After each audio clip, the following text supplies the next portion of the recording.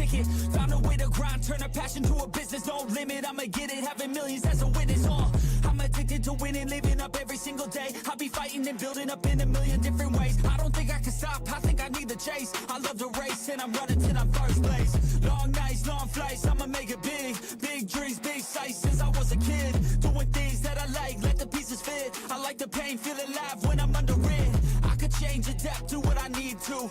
All these obstacles, they look and see through. Don't let the anger out, just let it feed you. I'll see you at the top, just let me teach you. Yeah, I'ma be a high roller. Move forward in the battle like soldier. In the game like closer. I'll be at the top of the chain, straight owner. Yeah, I got a different motor. I don't need any help, I'm a loner. You'll be seeing my name on posters. You could call me POTUS, I got all the voters. They be like, really, you got a milli from doing something silly? I'm like, chilly, I've been killing for decades now, Billy. Well, maybe like several years, but who's counting really? I just know how to turn something silly into a milli.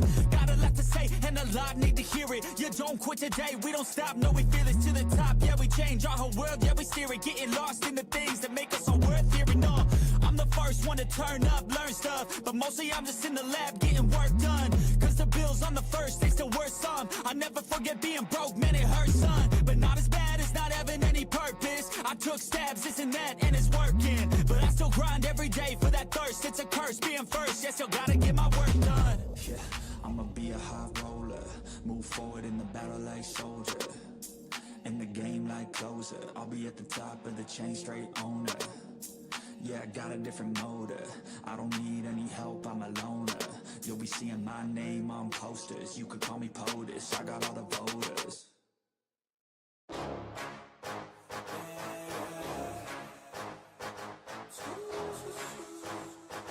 Yeah, let's go. New year, new me, turn it up a new degree. I'm gonna make it to the top if it's the last thing I see. Work hard every day, work hard, then we play. I'll be doing everything in my own damn way. Ain't nobody tell me shit, I'm on top of it. Writing hits that make other people feel like writing hits. We gon' get every little goal that we wanna get. Never quit, we don't even know what it means to quit. Write it down, what you want, what you need, what you see. Everything that you wanna be. Put it out in the world, that's your destiny. In your mind, what you need is to have believe. I'm gonna make it to the top. Cause I never stop, my own switch doesn't have enough. I think it's broken, I think it's lost. I guess that's why I never take a loss. New year, new me, no fear, just be everything you wanna be. Write it down, what you see, don't give up, just believe. And you will succeed, put the hours in, and you're bound to win. New year, new me, no fear, just be everything you wanna be. Write it down, what you see, don't give up, just believe. And you will succeed, put the hours in, and you're bound to win. Make a deal with yourself that you'll get after it. Find something that you love, call it passionate. Or find some passion and leaving behind adequate. Your journey starts now, time to make it happen then. You could be great, have it your way. Served up like some room service on a nice plate. The high life is only hours a day away from making a change to the life that you chase. New year, new you, new day. Go prove to yourself you could do anything you wanna do. When you set your mind to something big that you choose, break it down to the root, chip away, gotta move. Push past all your limitations. Right now consider this an invitation. Make your worth go up like inflation. And start chasing your dreams, stop waiting. New year, new me, no fear, just be everything you wanna be. Write it down, what you see, don't give up, just believe. And you will succeed, put the hours in, and you're bound to win.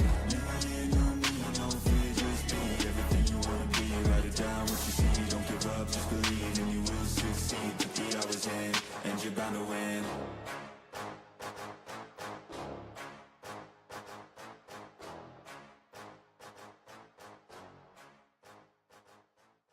Even when you feel low, you can still go.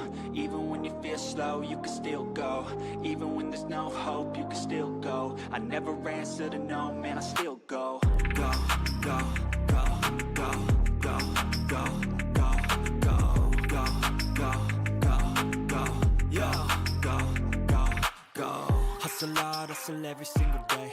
I'll be making moves till I'm buried in my grave. To the system, I don't wanna be a slave. I've been doing shit my way, or the highway. And in the driveway is a nice range. Cause I grind through the climb, I invite pain. You'll never hear me, bitch, nah, I don't complain. Just gotta flip the switch and you can go and obtain anything you want, anything you need. Your mind's got the key ingredient, it's belief. right by that energy. Even when you feel low, you can still go. Even when you feel slow, you can still go. Even when there's no hope, you can still go. I never answer to no, man, I still go. Go, go, go, go, go, go, go, go, go, go, go, go, go, go,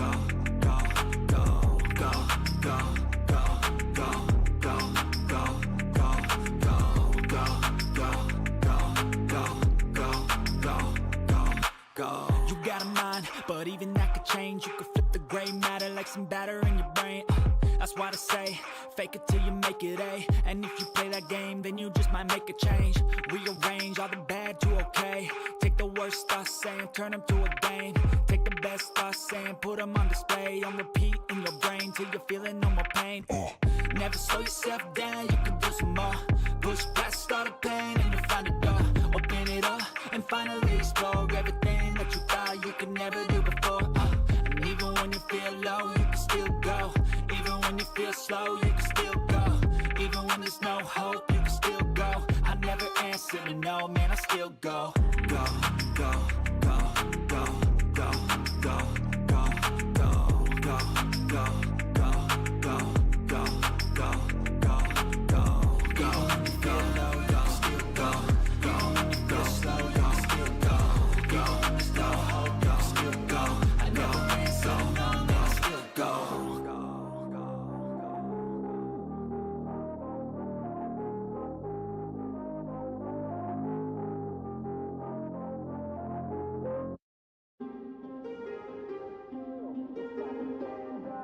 still go.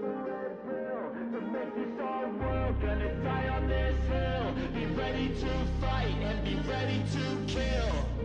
You cannot stop me, I'ma make it to the top spicy. Call a covenant, not cocky. You cannot break me, this world's mine for the taking. Got an itch, man, I'm making. Oh, I'll keep my head down and grind and be patient. I'll take a stab at the top and the sailing. They can all try, but you cannot contain it. Cause I see the things that I want and I take on my goals. Push myself to the brink, no limit. Do what it takes to be free, committed. I'm a little obsessed with things, I'll admit it. But that's what it takes to get a freedom ticket. Got a killer instinct and it's just the beginning. Breaking down walls and the hurt start thinning. And the more you push it, the fast start tripping. Till you're the only one standing up straight, winning all. No, we never sit still. It's time to stand up, time to take the red pill. To make this our world, gonna die on this hill. Be ready to fight and be ready to kill. We never give up, no, we never sit still. It's time to stand up, time to take the red pill. To make this our world, gonna die on this hill. Be ready to fight and be ready to kill.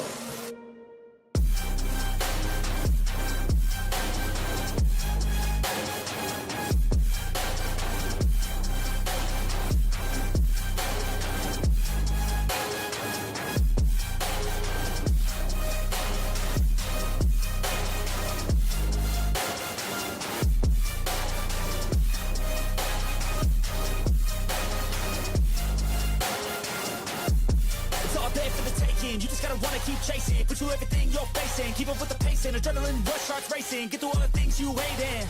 Don't let the others in charge of your dreams. They just don't know what it takes to be seen. You see the ship take control of your team. And if you're alone, then a one-man army. So you better be starving, and you better be carving. Through the hate, keep marching. And every day keep charging ahead till you get what you want, what you dream. Regret is a thing of the past, and you'll see that you always had it inside. It's the key to make the most of this life. Believe. No, we never sit still. It's time to stand up, time to take the red pill. To make this our world, gonna die on this hill. Be ready to fight and be ready to kill. We never give up, no, we never sit still. It's time to stand up, time to take the red pill. To make this our world, gonna die on this hill. Be ready to fight and be ready to kill.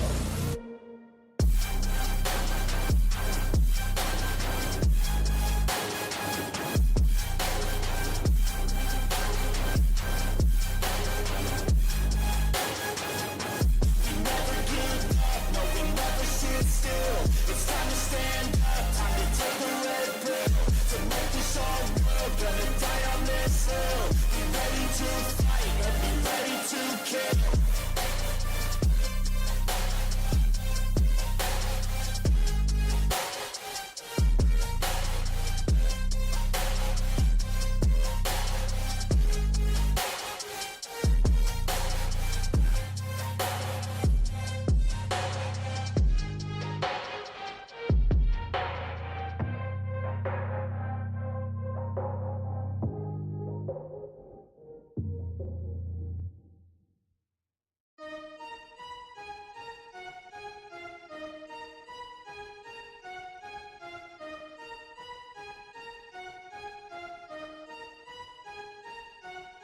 You realize deep way under the surface, and like a fire needs coal in the furnace, this is your goal that makes it all worth it. This is your why that gives you your purpose. Let's go. Thoughts can keep you down, pushing deep until you drown, or they can keep you up strong, focused on the now.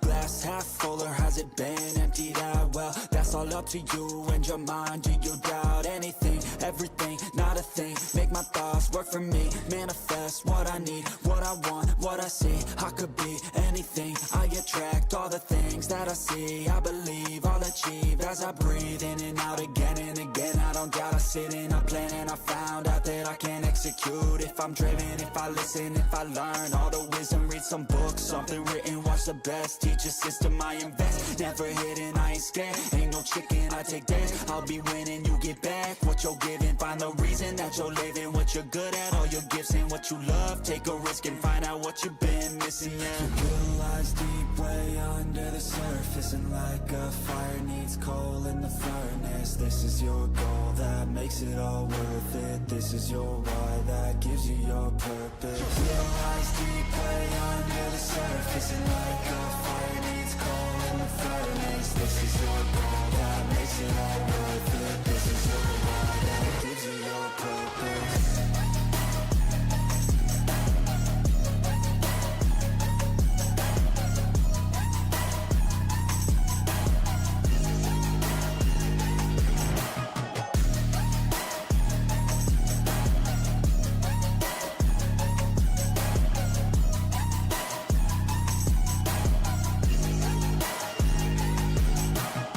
Purpose is better than any drug you could ever think.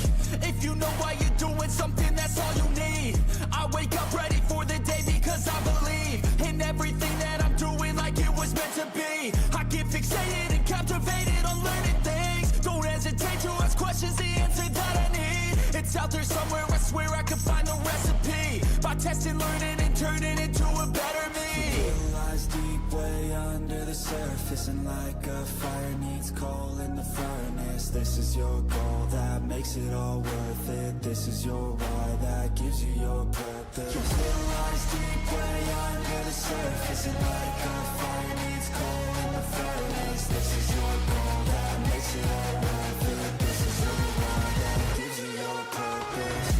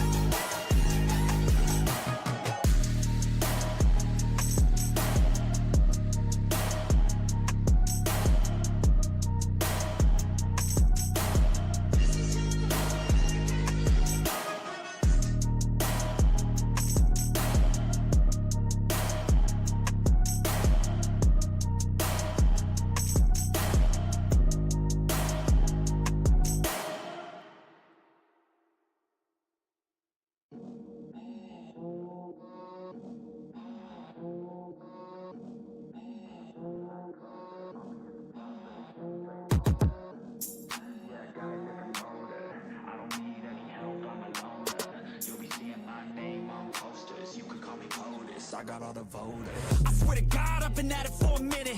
Climbing to the top, and this music was my ticket. Found a way to grind, turn a passion to a business. No limit, I'ma get it, having millions as a witness. I'm addicted to winning, living up every single day. I'll be fighting and building up in a million different ways. I don't think I can stop, I think I need the chase. I love the race, and I'm running till I'm first place. Long nights, long flights, I'ma make it big. Big dreams, big sights since I was a kid. Doing things that I like, let the pieces fit. I like the pain, feel alive when I'm under it. I could change, adapt, do what I need to. All these obstacles, they looking see-through. Don't let the anger out, just let it feed you. I'll see you at the top, just let me teach you. Yeah, I'ma be a high roller, move forward in the battle like soldier, in the game like closer. I'll be at the top of the chain, straight owner. Yeah, I got a different motor, I don't need any help, I'm a loner. You'll be seeing my name on posters, you could call me POTUS, I got all the voters. They be like, really, you got a milli from doing something silly? I'm like, chilly, I've been killing for decades now, Billy. Well, maybe like several years, but who's counting really? I just know how to turn something silly into a milli. lot need to hear it. You don't quit today, we don't stop, no, we feel it to the top. Yeah, we change our whole world, yeah, we steer it. Getting lost in the things that make us so worth hearing. I'm the first one to turn up, learn stuff, but mostly I'm just in the lab getting work done. Cause the bills on the first, it's the worst song. I never forget being broke, man, it hurts, son. But not as bad as not having any purpose. I took stabs, this and that, and it's working. But I still grind every day for that thirst. It's a curse being first, yeah, still gotta get my work done. Yeah, I'ma be a high roller, move forward in the battle like soldier, in the game like closer. I'll be at the top of the chain, straight owner. Yeah, I got a different motive. I don't need any help, I'm a loner. You'll be seeing my name on posters. You could call me POTUS, I got all the voters.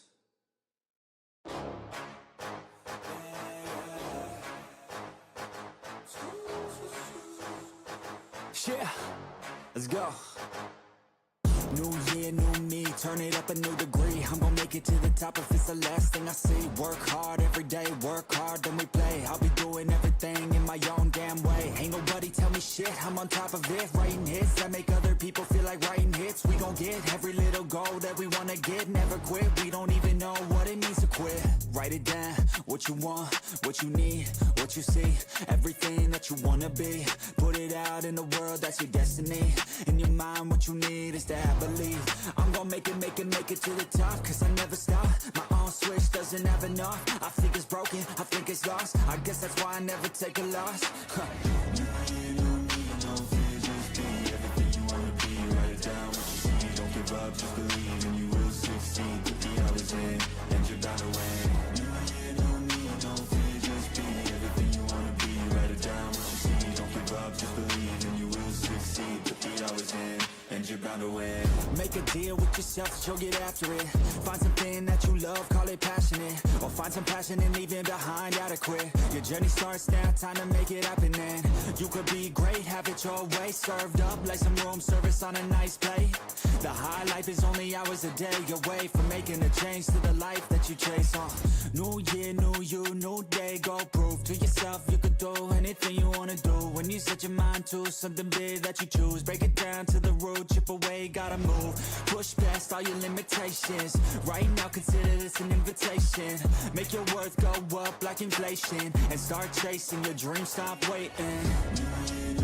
No fear, just be everything you wanna be. Write it down, what you see. Don't give up, just believe and you will succeed. Put the hours in, and you're bound to win. No fear, just be everything you wanna be. Write it down, what you see. Don't give up, just believe and you will succeed. Put the hours in, and you're bound to win.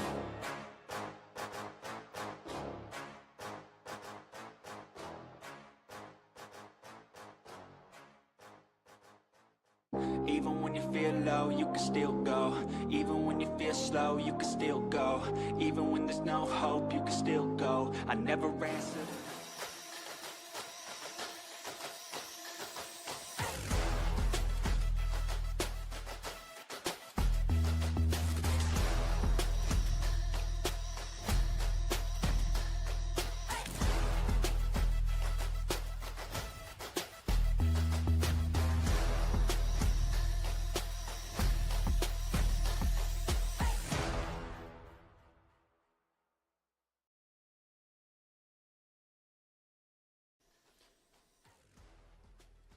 Welcome back to the Plausible Gaming community once more, and today we're gonna have ourselves once more a championship. It's gonna be the CS2 Championship Series Season number 8. It's back on myself with the mic, and Edu on my right or left, whatever point you're looking at. How are we doing? I'm doing pretty good. It's here for me, so let's get on into some gameplay. Obviously, the Championship Series here at Plausible Gaming always been developing to be better. I know last time I was having was an absolute bang here. I heard it was quite a few overtimes, quite a long match for you guys. So very, very excited to see if something like that's going to be happening again as we are pulling into yet again another championship. This time, pool has been upgraded to $500. to up things up. But yeah, we have ourselves 2 best of 3s, aka 2 semifinals today, followed by a grand final tomorrow. So that's going to be a real weekend of excitement, and anyone who wants to get along it, we are also hosting a giveaway for a stat track knife. So keep your eye out on it. Those are going to be coached throughout the entirety of this stream and tomorrow's stream. So yeah, you want to get yourself entered. In the meanwhile, we have 2 matchups here. So I say we take a quick glance over at the first one once that possibility arises, because again, 2 best of 3s, and we're going to be seeing a lot of maps. We are definitely in for a long day. Of course, last time we have some semifinals. We're going to see if this is going to be a good game for us. But let's take a look at some of these graphics. Let's take a look at some of these teams as we're going to find out what the matchup is looking like over the weekend, as we're starting us off with GameSport versus PTS Esports. All right. That's what we love about it, right? Every time we go into these tournaments, into these community matches, and overall towards the semifinals, there are always new faces. Today, like you said, GameSport versus PTS Esports. To me personally, names that I haven't heard of, and that's what I'm so excited about here, where they're going to be showing why they deserve to be in the semifinals and proving that they maybe even deserve a spot in the grand. Let's see it. Let's see if 2 teams are going to be one of the 2 teams for a massively impressive finals. Obviously, what we have is now a little bit of some new names here, but sometimes rosters are actually what is the standard here, and the names change and the logos update. But GameSport here looking like they want to blast off. Well, I'm hoping that PTS has the aim to back up a really solid semifinals. But of course, we can't talk about what is going on in the grands until we find out what happens in the semis. We still have to talk about where these players are going to be heading here, as the maps kind of determine what happens. And for what I've noticed, every single time that we have pick and ban, the team that bans a map is and the team that picks a map is the team that loses that map. Am I crazy? Or every time has that happen? It's like, oh, I'll pick Inferno, and then the enemy team puts them, and then they'll be like on the opposite map, and then it's a just full 180. It's insane. Yeah, it really has become a tradition inside, not even Plausible. It's just, I think everywhere in competition alone, people just love winning each other's maps. I don't know if it's a free pass, whatever it might be. You know, we can expect it here today, or maybe we're going to be breaking the curse. But, you know, for now, I'm still interested about those maps, Edo, because we have 3 for the first matchup, meaning there's going to be second chances, there's going to be lifelines as well. And, you know what, Edo, I'll ask you this right to always. What map would you like? I would like to see where you're gonna have a lot of rushing around very gameplay. So I really do like it's where you're kind of exploding out mid often. So maybe a Mirage, maybe even maybe some maps where you have those long angles, see some oppers kind of pop off. I used to be an opper back when I played, and now for other games. So it's like I like being those the 1 in 5 that just brings up the big gun and completely changes the game, and then you have an option between 2 teams. So that would be Inferno, or map for that without. Very excited to see. You know, I want to see Inferno, Nuke, and Mirage personally, just for the day. All right, it seems like to the roots. Replace Inferno, or rather Nuke, with when you have your old trio for Unks to watch. But in general, yeah, you have those lovely maps. Personally, I couldn't agree more. I think as long as maybe Mirage and Ancient, I want to see some Ancient today. You talk about those, you talk about that midsection. Ancient is the go, but we're gonna have to see what these 2 teams find comfortable. We do have GameSport versus PTS. I imagine some around the community might be able to have a peek. Maybe you've even faced them. And again, this is a community-based tournament. If you want to get yourself involved, join on over the Discord. Follow our social to support, build the best community organization and all around the board, so you can have fun and so have fun. It doesn't sound like a bad thing. Oh, absolutely. If you guys are participating in the Plausible Gaming community, do join the Discord, and if you want of it beyond other, Nuke 2 can also win a knife today. Again, stat track ready for your inventory and ready to start racking up those kills. And with the current market, it's going to be very exciting where everything goes here. But of course, you guys know where to go. We have a Gleam.io giveaway that's going to be happening throughout the day, and the #1 way that you is if you listen to the stream, we're going to be giving out giveaway codes to increase your chance at getting that knife. The teams here, they got a chance at a $500 prize pool. This is very exciting to see if they are going to be competing very hot and ready to get this game going. Oh yeah, up the prize pool, meaning this is going to be a whole lot more hectic on the line. And of course, we're also kind of closing in towards the end of the year, so there's not going to be a lot of plausible gaming tournaments in 2025 any longer. So again, you get yourself involved while you still can in the big 2025, as they do say nowadays. But in general, today's going to be CS. We also have PUBG, where I think, Edu, you're also around every now and then. Yeah, I do a little bit of PUBG action. I do a little bit of games across the board, and looking at some of these teams, looking at honestly, there's some overlap because Plausible Gaming is a community-run Discord. Some of the people who are competing in the PUBG tournaments also kind of trick Counter-Strike ones and vice versa. It's very interesting to see, where the translation is. A battle royale versus a tactical shooter. Apparently, if you're a good gamer at Plausible, you can be winning here. So, as we do have, I believe, one more tournament throughout the rest of the year, make sure that you guys are in the Discord to try to get the next one as soon as you can, as once this one's over, we're getting ready to start the next. So it's going to be very exciting. I know it's been a long time here at Plausible. It's been a little bit of a while here when they first started Counter-Strike, and now we're in season 8, season 9. I mean, we're absolutely gaming through with all of these wonderful ups here, and with season 8 now coming in, season 9 coming in next, it's going to be very exciting to see how much play to continue to grow. And hopefully you guys at home are going to be joining in on that growth train.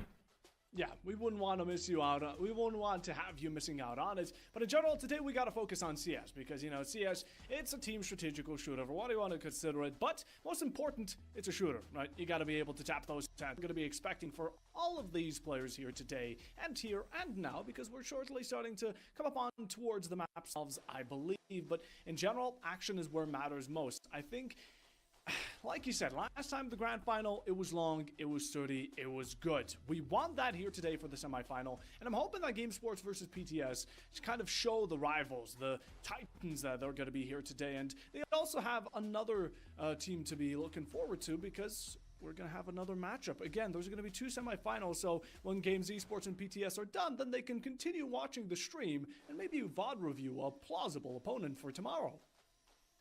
Yeah, honestly, VOD review is definitely going to be fun. If you are a semifinal players, you can come back onto the stream and actually just take a look at the game. See, okay, what's the enemy team doing?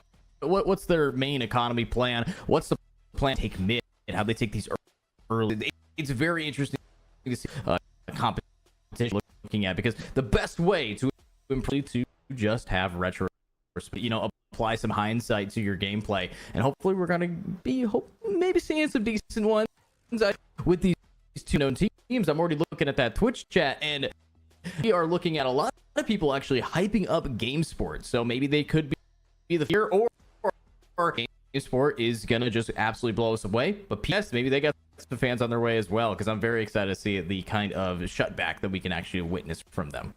All right, so we have a bit of it's more supported by community. Game Sport coming in with a large fan base, and then PTS Esports kind of the unquote dogs. But again, we haven't seen too much of the stream of this entire series, and the only one that started here. Again, we normally start off in the summer. Us as broadcasters, you as the people, don't really get to watch a lot of these, so we're all coming in here new, but whatever way you want to put it. But Gaming Esports, they have a bit of a backing here, and for PTS Esports, that might just be adding fuel to the fire themselves, that maybe they are better. As for Games Esports, they have a back themselves off of, and both these teams have a fuel. Well, let's just see who in the tank. Again, they're both fighting for the grand final tomorrow, and I imagine have the same amount of ambition to get there. Yeah, lots of ambition here in Plausible Gaming, and lots of reason to want to keep on fighting. But let's hope that we find out where we're going to be fighting, as the map vote is going to be coming through hopefully soon to see where these teams are going to be landing. But as we kind of talk about the maps and what we think we want. I want to know, if you guys are watching from home, what do you want to see on the map? I see we have some PTS fans as well. If you guys are looking forward to some gameplay, it looks like we might be having a little bit of a back and forth between these teams, so it's going to be very interesting to see what actually pops out here. And of course, with that being said, I'm very excited to ask, where do you guys want to watch? What do you think? If you're a PTS fan, if you're a GameSport fan, let us know. Is GameSport a team that really likes to play on Mirage? What's their map pool? What do you want to see them play on? You know, everybody's got a friend or a family member or even just a buddy who plays here at Plausible, and you guys are doing a great job supporting them. So let us know what your expected gameplay is going to be looking like. Yeah, and make sure if you know any of these players personally, like as if you are a friend, to clip the moments where they're nuts and use them anytime they have a good argument, okay? Just keep that in mind. This is your moment to strike back to you, okay? So any missed shots, they're not going to go unnoticed. But in general, yeah, I don't see much of those. I got quite the stage here over at Plausible Gaming, especially in finals. So we can expect a lot of high level.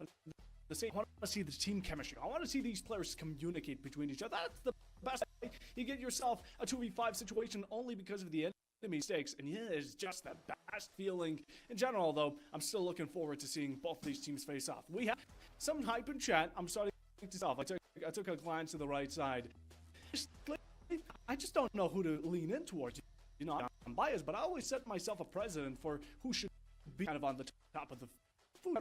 Let's take a look at these maps. I believe they now, so you know, we're gonna slowly start zooming into Veto here. So it looks like it was a little bit bugged, but we're getting it fixed for you guys. It's going to be pretty clean. So we actually have the picks and bans not on screen, but I'll let you know. So Puffo, after the Inferno ban, it looks like PTS picked Mirage. Of course, Mirage go wrong with Mirage, but hey, going on after Mirage seems like games ended up going with Ancient. But we have ourselves two maps now. Out of the following, one remains either. Well, right now you still have a potential ban on Nuke, Dust 2, and a decider being Overpass. So I think it's going to be very interesting to see, you know, the ban from Nuke, the ban on Dust 2. Like, these are very favorable maps in the current gameplay. So it's going to be very interesting to see favorable map picks not being what they lock in. Instead, honestly, Mirage, Ancient, and Overpass, that's a very old school CS2. Like, I think day one, like final days of CSGO into the first day of Counter-Strike 2, this was the main pick, actually. This is what people wanted to be playing. I remember casting back then, and we saw across almost all tournaments, everyone wanted Overpass, everyone wanted Ancient, and I haven't seen that in a couple years. Yeah, 100%. A while, but hey, we're starting to go new meta, this new transition of CS2 with competitive being more the place, and yep, I guess we're gonna have ourselves a mixture of the old and the new, and that makes it that much more exciting because it shows that these two teams have differences, which could also result of today, which meaning Gaming Esports PTS should be exciting. We should definitely be for it. So we go no further with wasting some of our lovely faces and right into map number 1 underway. All right, Mirage, an oldie but a goodie. Technically the most played map in ranked. So this is where a lot of these community-driven players are actually going to be playing with their friends and looking for teams. And now here at the wonderful Plausible Gaming Season 8, it's time to see if PTS is going to be able to beat GameSport, or is GameSport going to come out on top here as it's map 1. And remember, this best of 3, we're going to be here a little bit. So let's hope these players are in for the long haul and their endurance is ready for about 5 hours of Counter-Strike. But if you're a CS player, you easily put in 6 a day. Oh yeah, 100%. This is just run of the mill here. It's tomorrow to get a bit more prepped up for. Now, CS Sports, GameSport, once more, they're way into the grand final for a total $100 to win it out tomorrow. So a lot on starting off here. It's going to be PTS side, Games, Esports, CT side, having a bit of a better half, but with CS you can predict. Yeah, with CS, it's going to be very interesting to see, but the pistol round has officially begun. Looks like we do have Game Sports starting us off on the CT, and PTS Esports going to be giving us a solid game plan on the T side. And of course, looking at this, lots of utility and a little bit of a split towards that B site, and ready to get these smokes tossed up. All right. Curtage. Ooh. And pistols are always really quiet here. You know, you take some time. Once that flip is switched, all good to go. All right, decent taps away, but it's actually going to be Vova Triceps being the first one to get one here in Palace, and it is an explosive push-up onto the A side here. Lots of shots fired, but it's the flank watch that we're seeing. 1, 2, lots of shots being missed. Hit the head. Oh my, oh my God. But they finally go down. It's now 3v4. The retake's not going to be easy, but it looks easy with Jager and getting another clean pick down and maybe being able to clean up and defuse that bomb.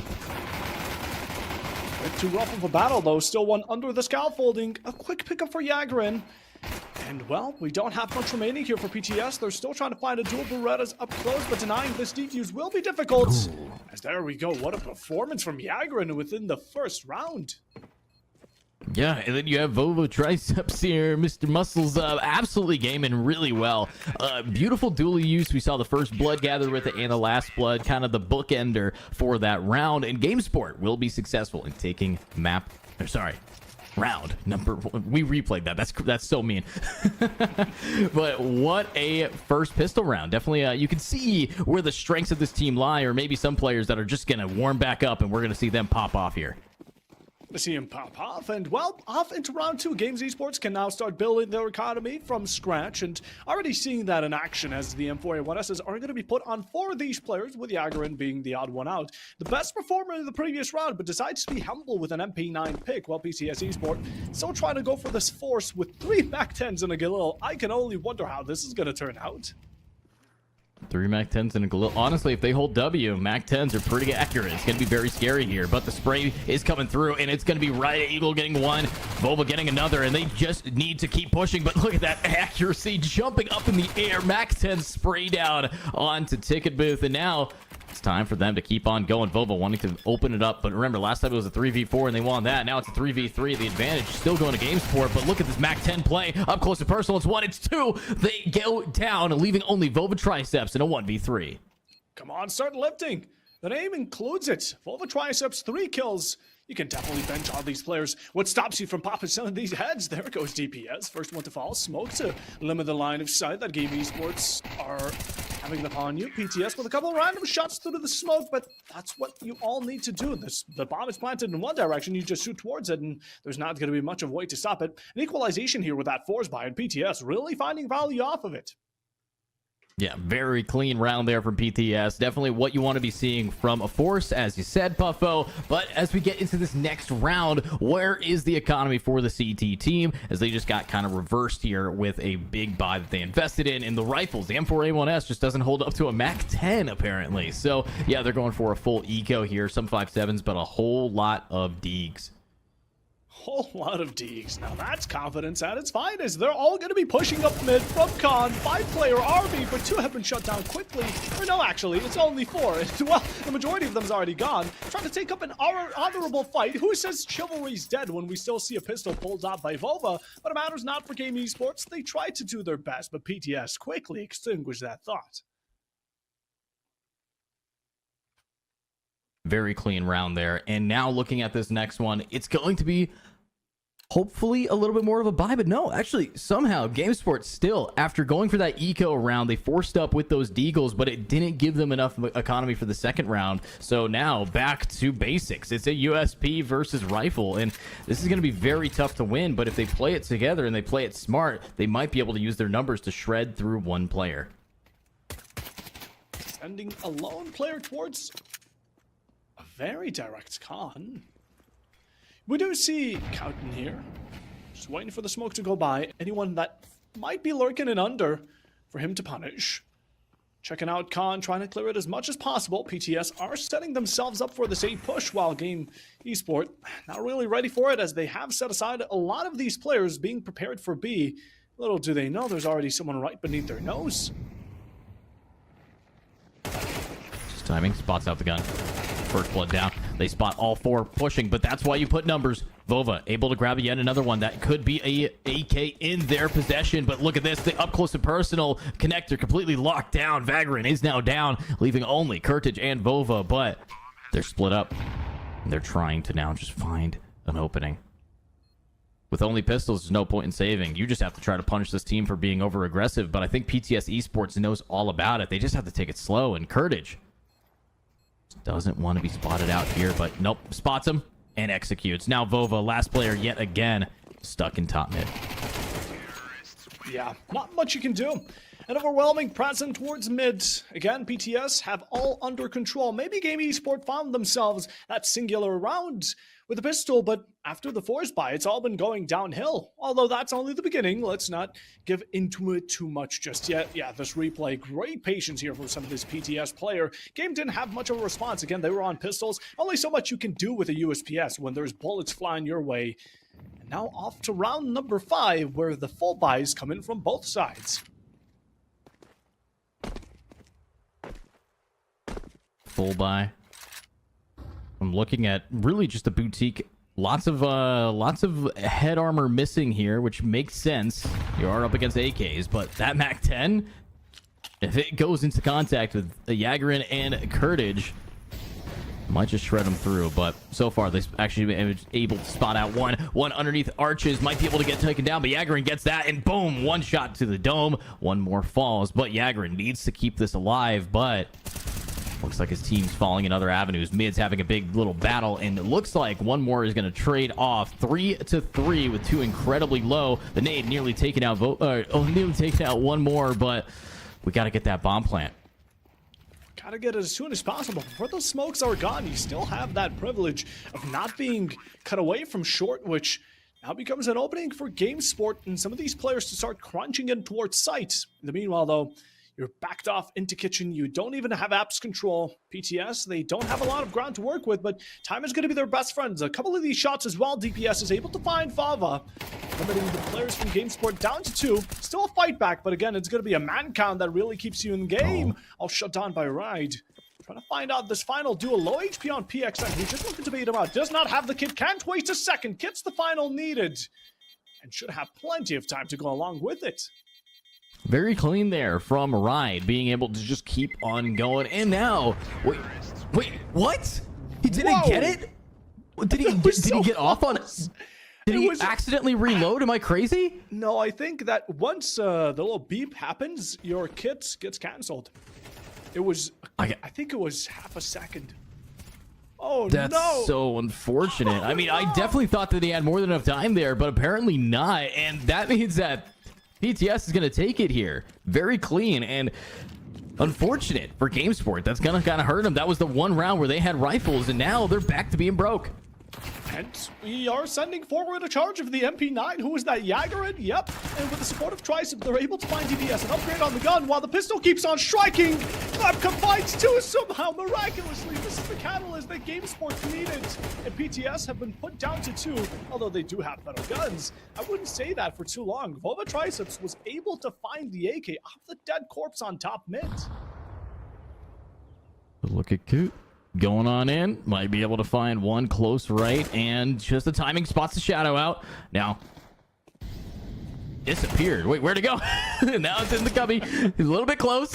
One done, and there you go. Finally shutting it down, but unfortunately into 2v4, you are trapped. The bomb carrier lost, and where are you going trying to flash out? You get pushed. The timing not exactly ideal. Now Wobie 28 needs to get 3 kills.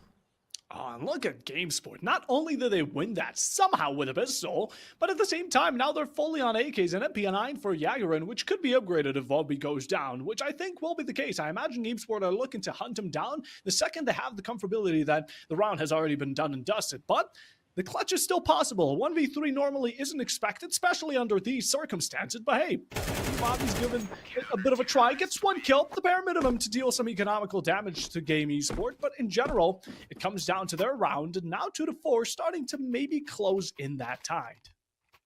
Yeah, 2-4 here, and pretty clean of a eco for this team GameSport. I mean, I think they were a little bit upset about losing the round to the bomb timer, but now they're kind of locked in. They're getting a lot more shots. They're getting the timings right to punish this team, and GameSport wants to just keep locking down PTS Esports, but PTS ain't done. They still have enough economy to buy, but look at how much is left. Relying on this op to try to really cut the bases here and keep them in the lead. It's a big push up the mid, and that's going to be the first blood, second blood, but Wobie gets the trade, but unfortunately, trades are returned, and that is 3 for the price of 1.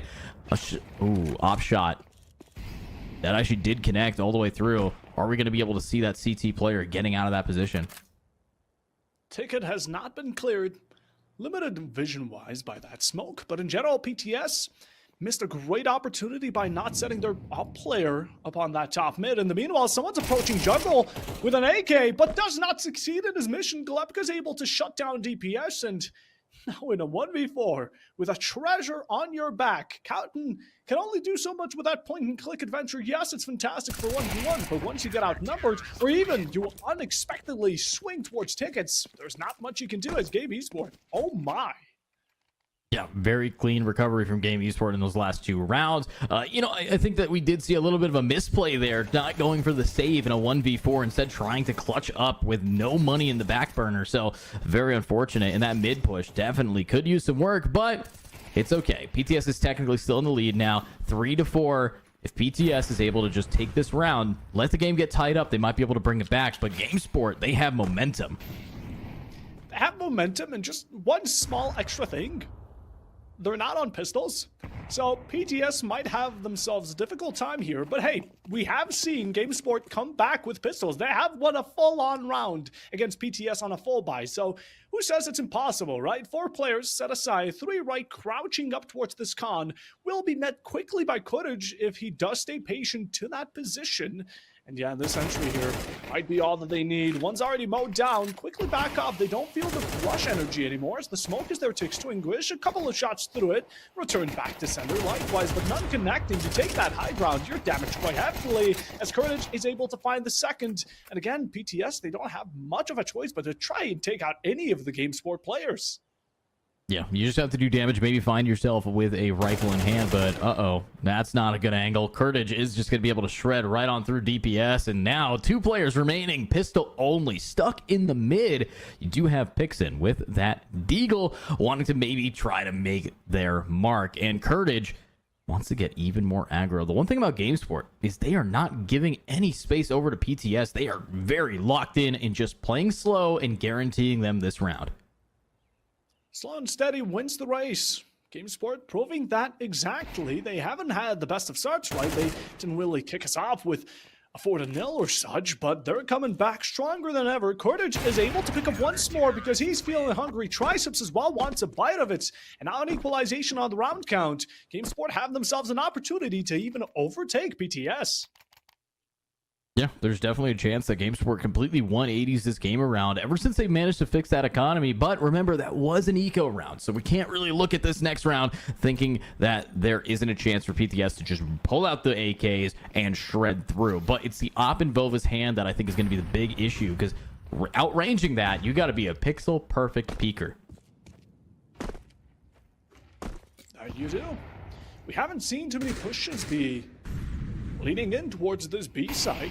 Maybe PTS are looking to change things up, but in the meanwhile, still extremely focused on overtaking mid. With the amount of connections you can establish from mid alone, definitely seems worth it, but the battle and entry can be quite rough.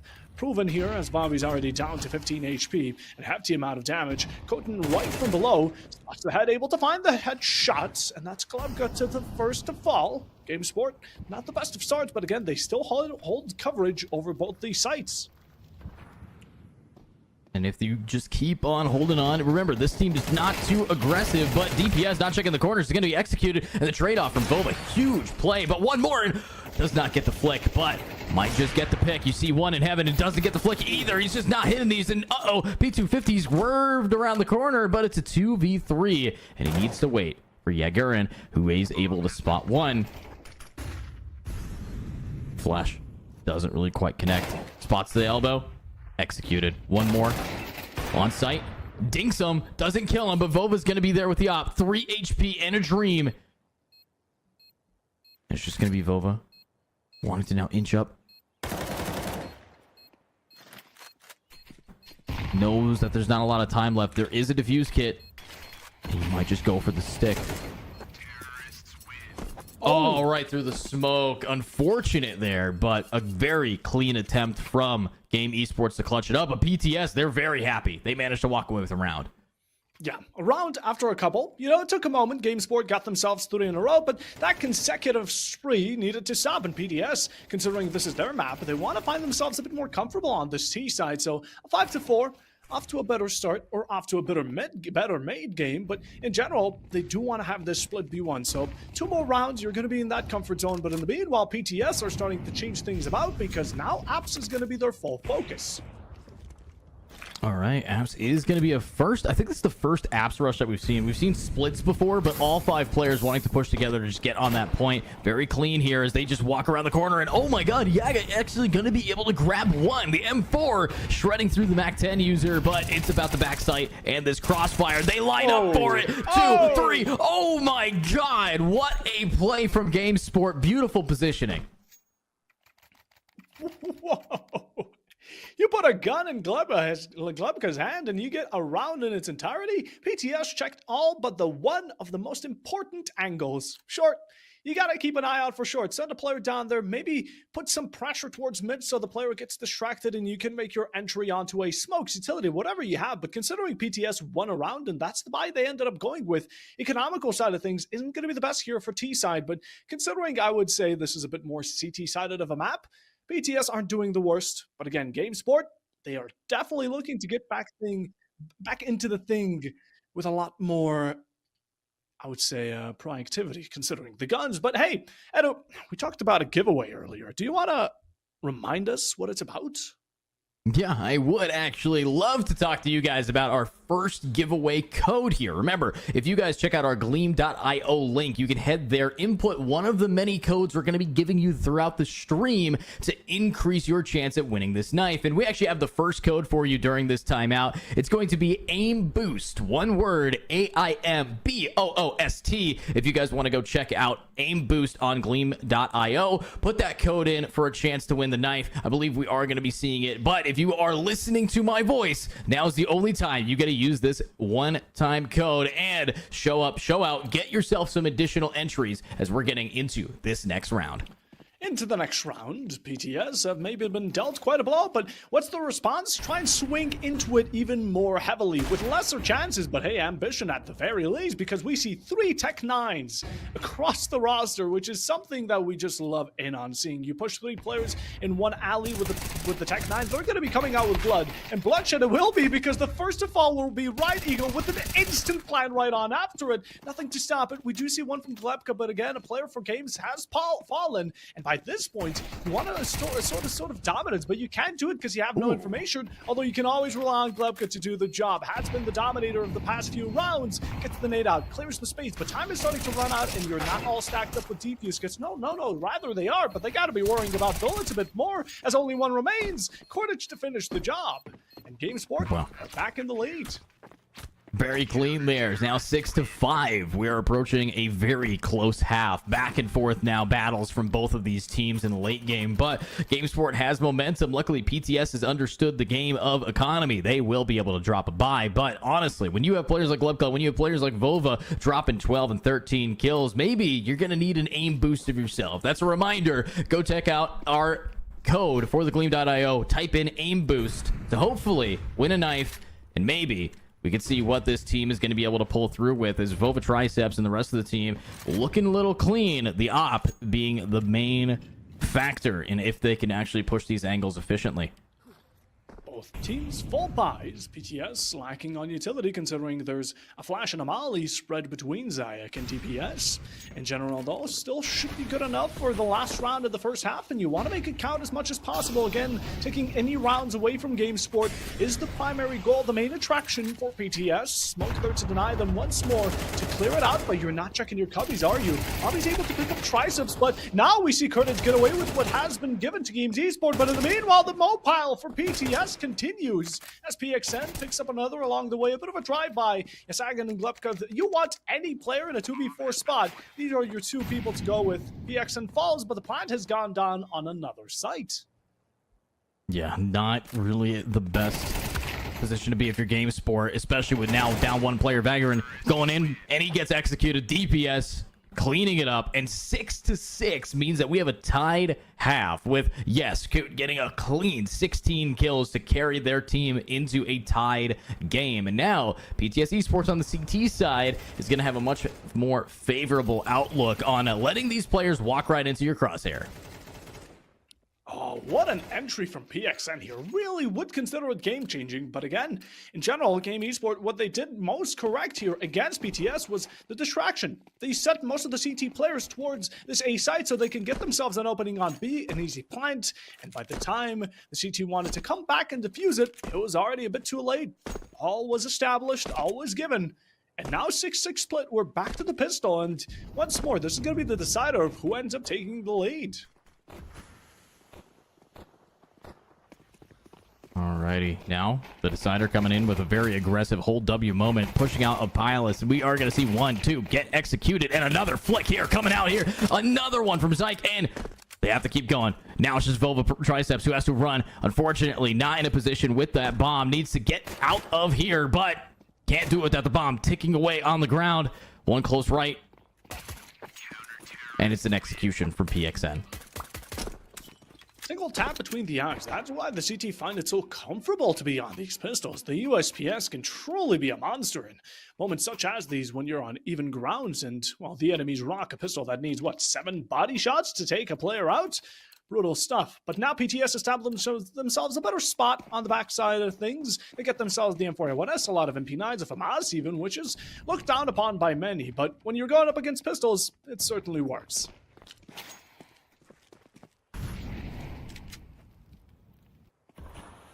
All right, where are these T's gonna be blasting out of right now? I'm looking at Palace here, and they're just gonna hold W. MP9-1 and done. Only one, as we see Courage getting another one, but DPS is on, and look at this. They're just out and doing enough damage to try to get this plant.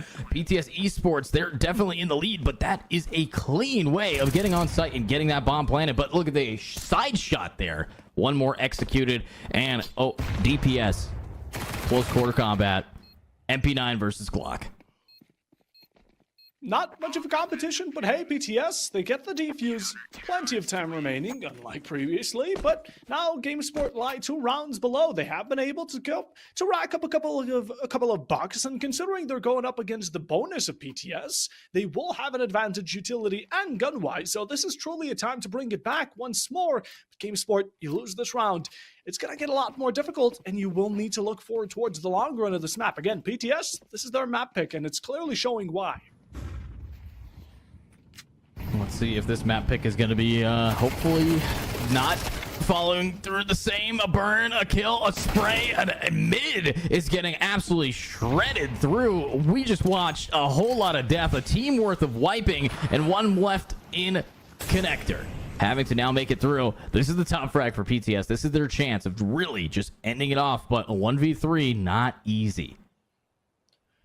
3 players spread out, and they decide to go for the safer route. And in the meanwhile, Glepka, a bit curious if anyone's on top mid, spotting out, ironically, the final player of PTS, finding the last kill needed to win out round number 6, or rather 15, the 7th for GameSport, as now they've been able to get themselves on a better spot. PTS, on the other hand, are going to be in a dire need of do or die. They get themselves this round, or their economy crashes. Their economy might just crash here. 8-7, but the op Just one to... Ooh, I wish that we saw the timing shot, but no, DPS, instead of giving up the fact that they have an op, would rather just take it slow, play away from that smoke, and wait around the corner. Mid, again, another very hyper-aggressive play style here from GameSport, trying to just immediately take all of this space, and it's working well for them, but... Are we seeing the point blank? They spot one, and oh my god, he gets it, but that's it. One up in market heaven.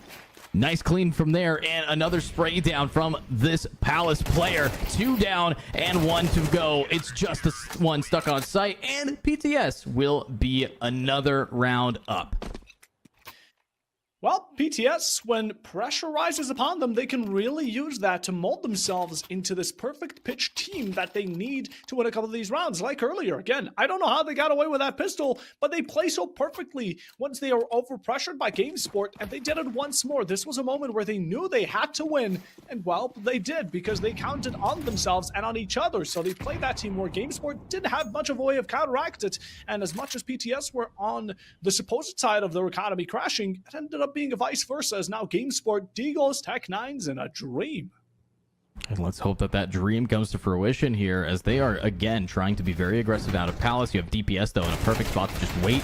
And one, and two. DPS clean with it, spots out another, and will not be shut down. 3 for him. But wait a minute, it's all a fake. You got to get the bomb plant, and you just commit. You stick it, and it's planted. But how long can you hold it? Will you be executed? Yeah. You're done. Quick answer.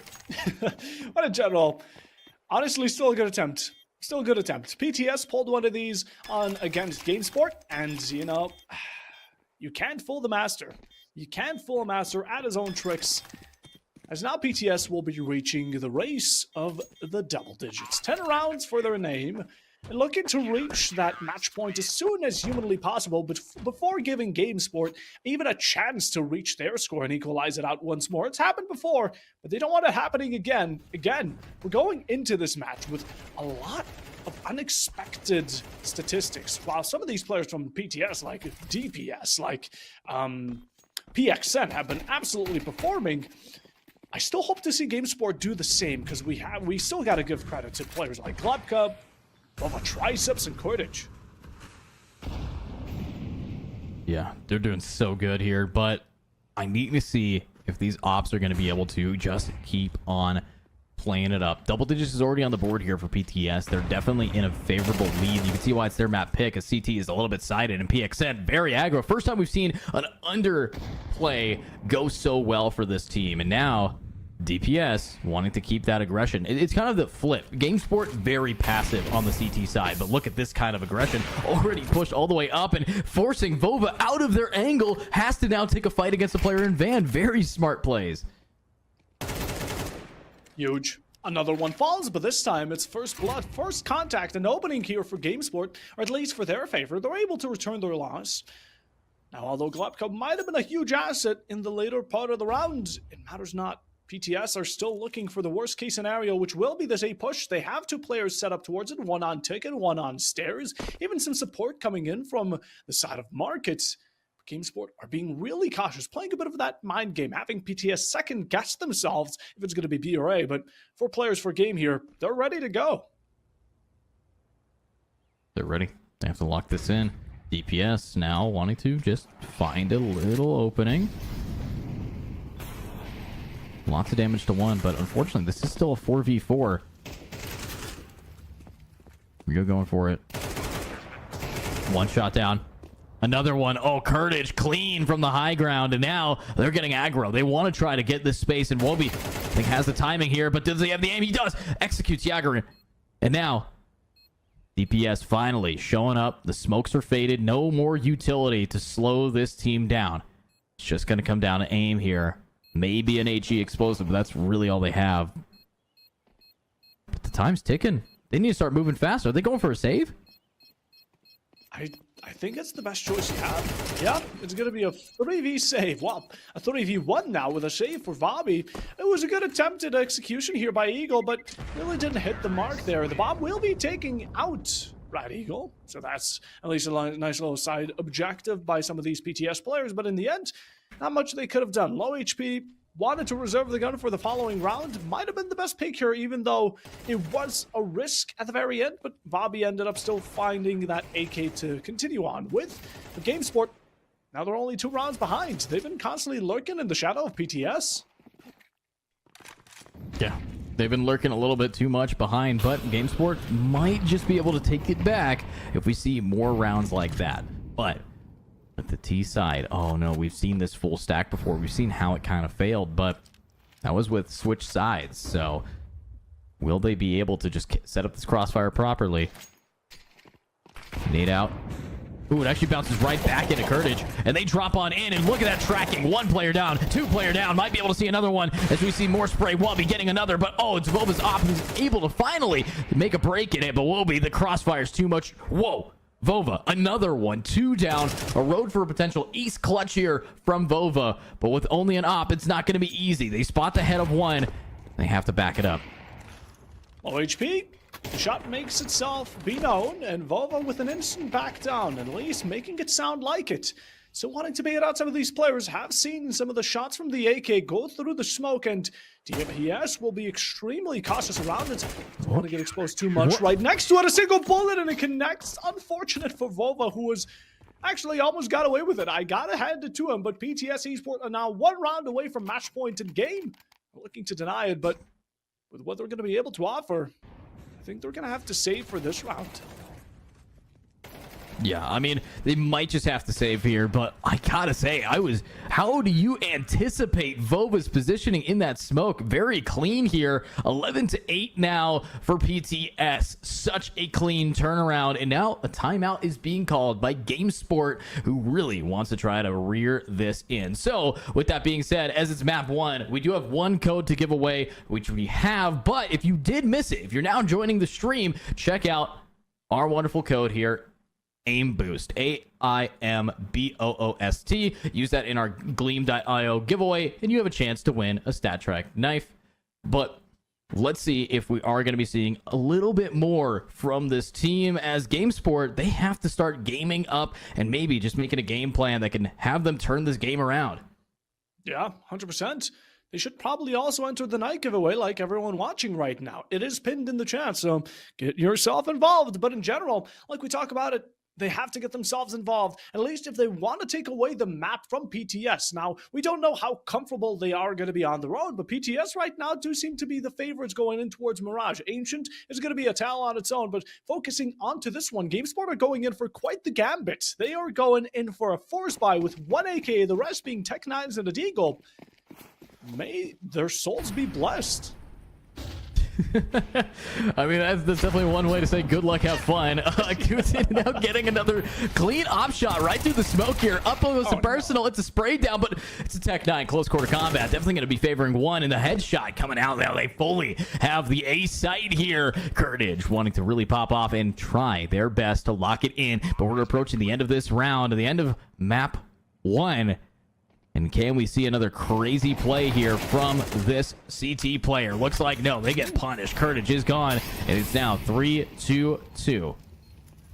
All right. GameSport truly feeling blessed. They got themselves upgrades, and all 3 players walking through the fire and the flames, taking a tick of damage, while in the meanwhile, all love down to Coden and Bobby. One of them peeking out, ticket exposed. That's going to be a fall, leaving it to the final remnants, who's trying to fight it, but mid-jump into Khan, a questionable decision that does go punished by GameSport, who are now starting to once more crawl up to the scoreline of PTS, who I get to wonder, you know, their economy's kind of similar as Games was in the previous round. Or at least in this round, are they going to go for the same gamble? Are we going to see another Tech 9 army that actually succeeds?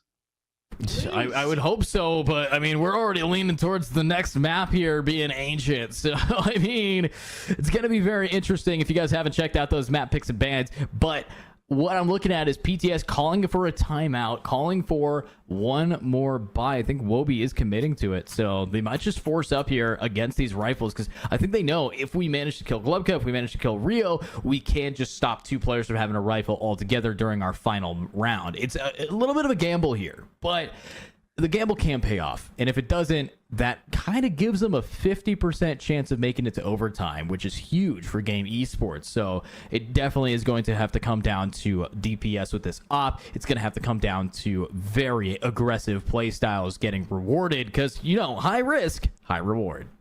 High risk, high reward, but at the same time, you have to consider it. GameSport still have the opportunity of taking this without even needing to go into overtime. Regulation is still within their grasp. They need, what, 4 rounds right now? If PTS do not win this one out, that's going to be 2 already gone, so it's not too far stretched. But hey, we're going to have to let time do its thing. While in the meanwhile, PTS prepping up for an A defense with 3 other players, 4 players headed in that direction, and Gabe perfectly reading into it, as this has been quite an uncommon occurrence, but it seems Apps is going to be the major direction here for the T side.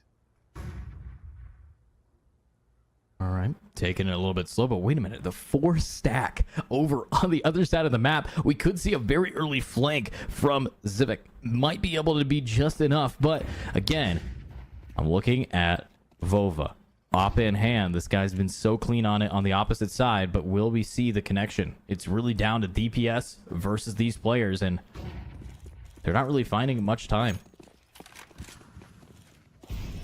Right through mid, have had a great opportunity. Game didn't catch a glimpse of it, but now PTS still don't have a clue as to what could be happening. And you talk about Vova, you talk about those triceps, but most importantly, you talk about these kills, as Game have already put 3 of the PTS players down into their grave.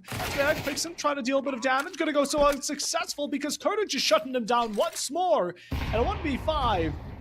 Yeah, Zayek definitely has this, right? A 1v5 post plants. Who doesn't clutch these out?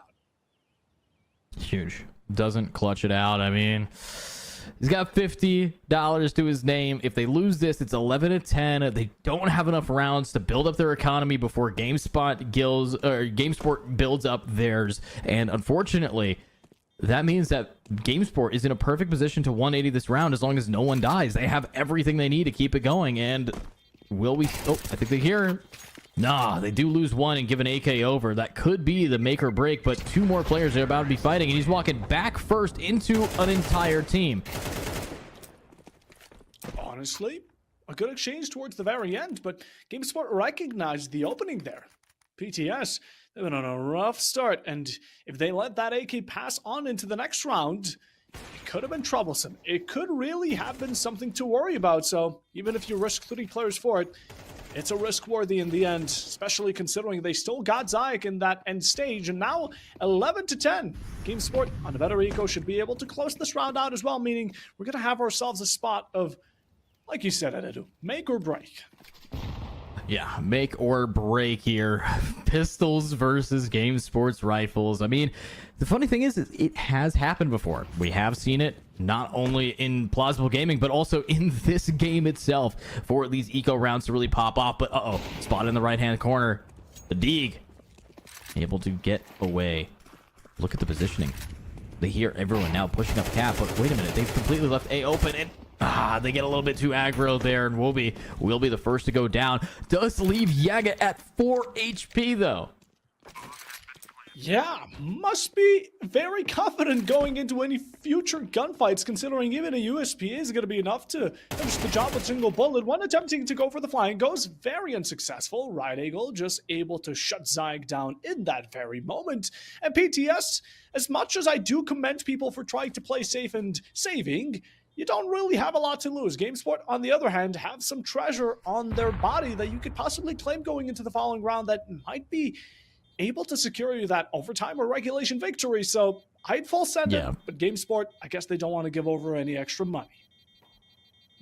It seems odd that they don't. They should read that the enemy team is loaded. They've lost 3 in a row now. And they also should know that they don't have armor. They're not really worth anything saving. So getting into this next round, that save economy is going to be all that they got, and they need to win it if they want to be able to stay in this game. If GameSport takes map point, they are completely broke again, and GameSport will have to just win out another rifle versus eco. So I don't know. I think PTS in the late game is a little bit staggered in their buys. I have to see this all come down to it. as PTS, for the players able to comfortably afford some of these rivals, and PXN, the sore thumb, being out with a Deagle who might even come to surprise us. But GameSport, again, like you said, they've been loaded from rags to riches, even though they've had a rough beginning.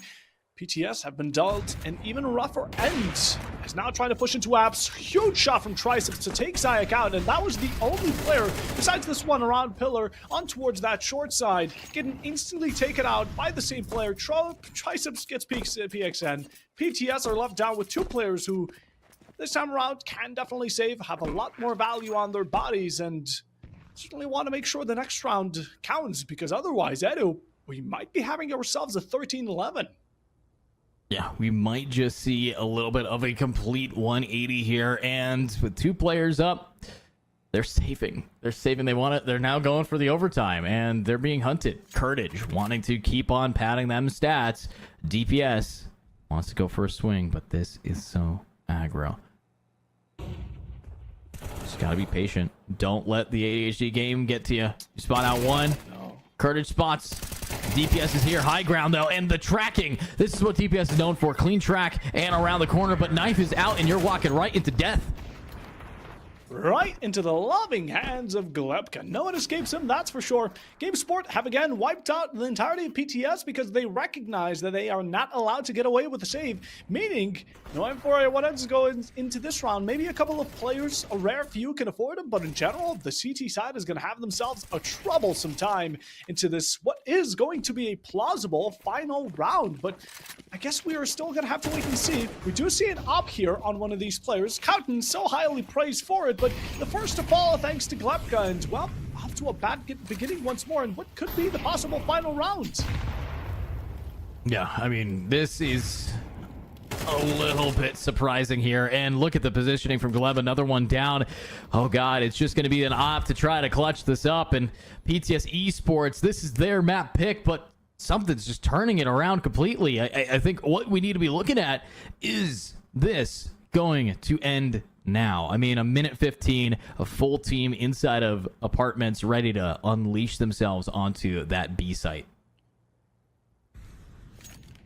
PTS, 3 players to rely if you want to keep Mirage your own map within that dragon's grip. But on the other hand, you have GameSport, clear advantage, chances heightening up with each move they make, and even mid being cleared by Courage, as 2 players to rely on, DBS and Pixon, both approaching market.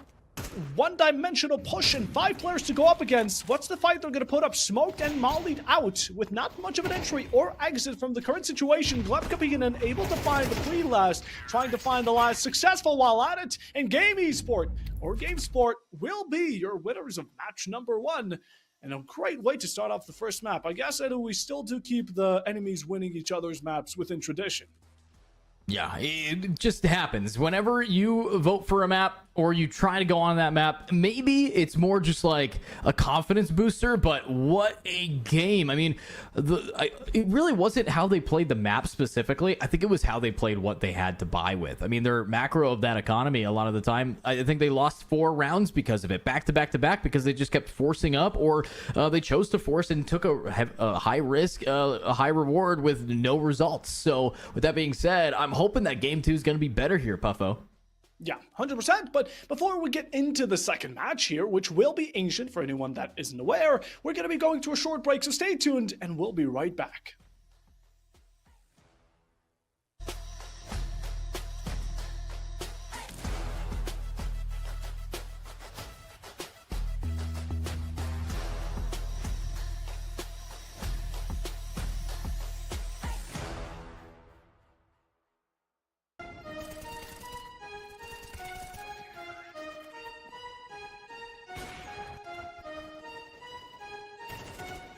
Your will lies deep way under the surface, and like a fire needs coal in the furnace. This is your goal that makes it all worth it. This is your why that gives you your truth. Let's go. Thoughts can keep you down, pushing deep until you drown, or they can keep you up strong, focused on the now.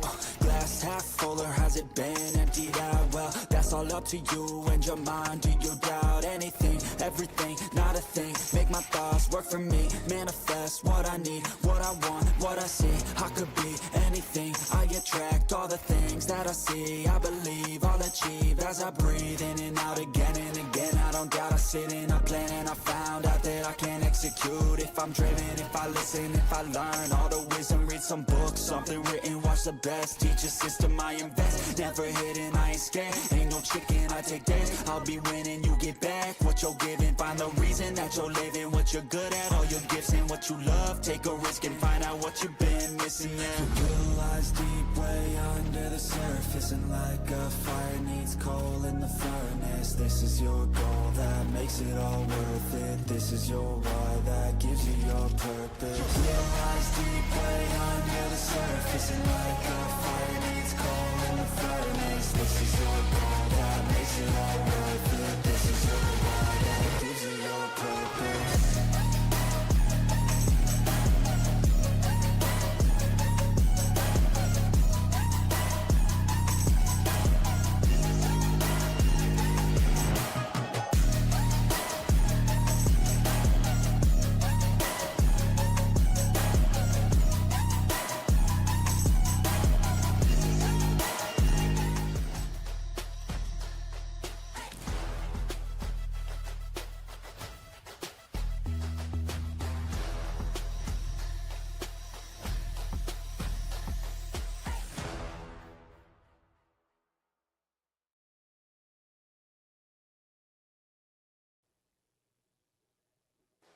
And welcome back. I hope you didn't miss us too much, because we're going into map number 2 after a 13-11 loss, which was won by PTS Esport, or no, actually, it was GameSport that ended up winning it. I just got my terms mixed up there, but in general, we're going to be now heading onto the GameSport map. So GameSport ended up winning PTS map, and now by tradition, PTS should win theirs, and we get ourselves the decider. But it's still me, Puffa Bob, on the microphone alongside Edu. And Edu, what do you think? Do you think we're going to keep it within tradition?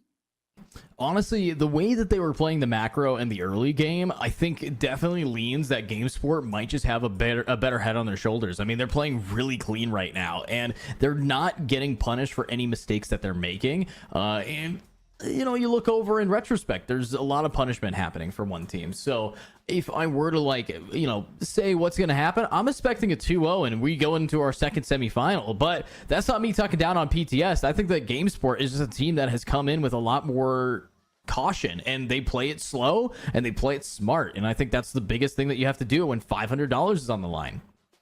100%. We have $500 for the grand final winner tomorrow, or in general. But when it comes down to it, we also have a giveaway ongoing right now. It is pinned in the chat as of the moment. The link, you can access it too. And of course, we're still going to be dropping a couple of secret codes within each map from today onto tomorrow. So keep your ears peeled out, because, you know, you don't want to be missing extra chances of getting yourself that beautiful Star Trek knife. But we're going into the second map. It's going to be Ancient, right from Mirage. Different territories, but similar build when it comes down to the importance of mid.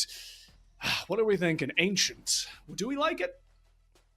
Well, Ancient is definitely one of those maps where you can find a lot of value in those early fights, but I think if you're a cautious team and if you just hold those angles like we saw GameSport playing, you do have an advantage in that mid spot because of how aggressive that usually you need to be on the CT side. But if you're on T, GameSport very happy, or sorry, GameSport very happy in the angle that they have here. So I would say, with Ancient specifically, it actually is going to come up with the lurks that we're going to be seeing, and it's going to come down to how good your utility is. One clean flashbang can completely cripple a site for a lot of these maps, and Ancient is probably the most susceptible to good utility usage. You have a lot of these cubbies and corridors that you burn off, smoke off, and flashes can absolutely just change the game. You look at Mirage, for example. That is a map where a site is massive. All right, you have a lot of places to hide and a lot of util that you need to use to cover it. But in Ancient, the sites are tiny. You just have one smoke and you're pretty much set up for getting yourself a bomb plant. So I think that the T side is going to be very happy, and the CT side is going to need to be very aggressive here if they don't want to give up too much space too early. 100%. You want to be especially extremely cautious of some of these angles like ramp where the T side makes an easy entry, and of course that going in towards main on A as well. But in general, Ancient is definitely going to be a fun map, I imagine, for both these teams, but it is going to be picked out by GameSport. So yeah, statistically they should be having an easier time. But with how Mirage went, I wouldn't be too short. I still think that PTS have themselves an opportunity. They kind of have used the previous map as a learning curve. We have seen them evolve throughout the match. It was just GameSport that gave away too many rounds at the very beginning that ended up being the largest cripple to their strategy. But going into this next map, I don't think we're going to be seeing that again. I think GameSport are going to be a bit more prepared in the early phases. Speaking of which, let's head into map number 2 of the best semifinal. Yeah, let's see it. Obviously, game 1 here did go a little long. Let's see if PTS Esports is about a 180 this around. Remember, I mean, this could be a map pick mentality, and that shutdown will definitely be pretty clean. So, Kurtage wanting to now just move on up, spots themselves a little chance here. Pistols initiated once more. Smokes out, flashes like you mentioned. Oh, DPS he just juked him. Yeah. He went right through the smoke. But GameSport have themselves a plan, so TPS here could definitely be a potential wounder, but as of the current, PTS don't really seem to be having too much of a move on. Oh no, because the CT side is actually pushing right on into Yaga, DPS is going to be kind of red here. They know that this guy's stuck, and look at that, Yaga on the flank gets one. The execution from the crossfire. Now it's just Wabi wanting to push up while his teammate doing as much damage as possible. And a one-tap here. Uh-oh. The bomb. It's ticking. They don't have a lot of time. They have to run on the site. Knife out. What are we doing? We're trying to knife a guy. What? What? God, not like this. You're supposed to cooperate with your teammate to get the kill with your pistol in hand, go for the reload, and maybe they recognized it was a bit too late. But still finding that kill at the very end would have been a bit influential going into the following round. But hey, you know, at least attempting to go for a bit of fashion never hurts. Although GameSport are going to be starting off with round number 1, a plant and a successful explosion, with your last player surviving up until it as well. So kind of is going to be quite good. We see 3 Galillas as well with a swag 7 on Counting. Oh, but MP9 in a good angle, but this is why the util is so good. That Molly just completely stopped anything that they were wanting to do. So much of this utility is going to be funneled into very tight corridors, and now Kurtage wants to try to push on in with his team. They can assume PTS is a little bit stacked here for the entrance, and Kurtage joined here with Glebka wants to just rush on out. The smokes are in. They have everything they need, and they still have so much utility to work with. This is why this map is just so clean, and that's a clean kill, and another one down. It's a clean up. Everyone's getting executed. We do see PXN getting one, but will the 5-7 be enough? Will we see DPS doing what they can? I don't think so. I really think not. Count is coming up on the T-spawn. Even attempting to cut some of these players off. Gets caught, but the gun you're currently rocking is the best on the range you're working with. And, you know, Triceps might be in recognition of it. Just tries to take the long-range gunfight. In the meanwhile, Counting going to be stepping up towards mid. But in general, GameSport have the plan. PTS are not looking to contest it, nor do they expect a victory or round out of it. So they're just going to have to let it go while savoring their own lives for now. Some of these GameSport players are still very caught up with Counting's position, but in the meanwhile, he's really close to Kurtage and is going to be able to find him. What a brutal shot. An upgrade should be considered, but no, we're going to stick to that swag 7 for now. Yeah, why would we need to swap guns? Swag 7's everything you need on a map like Ancient. But jokes aside, I think that it might be all you need for places like Donut. It could be a really solid angle for you guys to play in. But at the end of the day, the lost bonus is what they're kind of relying on early in this round, as they have a decent buy with some swag 7s and some digs, but they have more than enough money where next round they're actually going to be able to walk in here with a very solid economy. And again, I think PTS is gambling a lot on the risk reward of buying out full rifles here, as Rio just reads and executes. The largest gun in the game for the CTs is on the ground. It's on the ground, and oh, a single tap by Bobby, having Yagerin's head rolling off his shoulders. Unfortunate return here. PTS do manage to establish a bit of ground when it comes down to the man count. But as of the moment, their set initiation will be towards A. Not a single contestant. They do not recognize that, though, how open this site is, as PTS are setting up for a fully standing backstab. 2 players in the spawn of GameSport. Mollies are out. There's no contestant. GameSport just let it rip. Let it rip. And let the bullets fly. 2 are down now. Rio, very clean. And now PXN is going to be walking up, and trying to get 2 picks down. But I'm looking at that player Rio, who's still just kind of toying with their food right now. And unfortunately, I think the main goal is just go down to the bomb or try to get a 1-tap like that. Now, definitely doable. We'll see the flick. We saw the body. Another one down. Hold up. They can actually turn this game. That's only halfway, but Bova is finally able to execute another.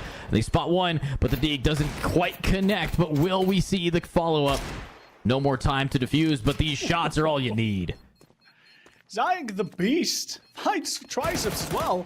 And Courage is just seeking him out. Do we have another hand tap? No, we're not going to be seeing it. Courage able to stop it then and there. GameSport still come out with a player alive.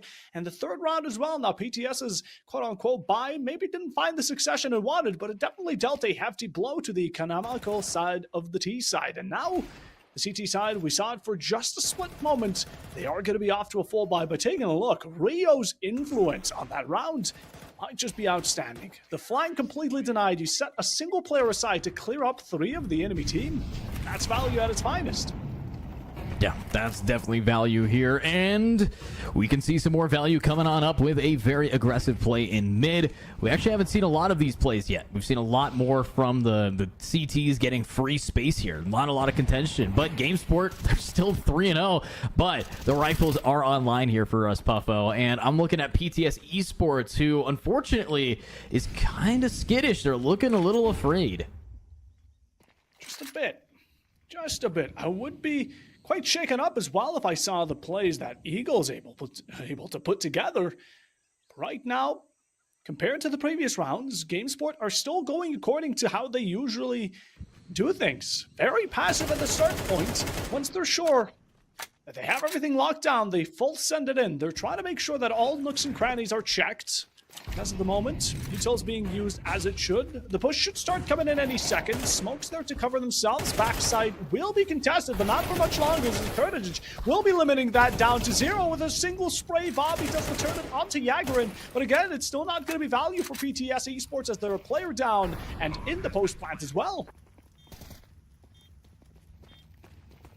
Here we are. Swing out. Double kill down here, and they're all falling. Beautiful execution here from GameSport, and you look over at PTS Esports, who luckily with their loss bonus can still buy. They can still afford to lock this down, and I'm hoping that that's all that they need. I'm hoping that they have what it takes, but overall, I'm a little bit concerned for them. You definitely could say that. I think we're all concerned here. PTS are not off to the greatest of starts, but it's similar to how the previous map went, so we can't speak too soonly. Although, again, they're going to need to kick things off sooner or later because GameSport are taking a lot of these rounds and even heading towards already a drawn-out half. With 2 more rounds, they're going to have themselves that 6, and by that point, they're already set good for the following half. Here we go.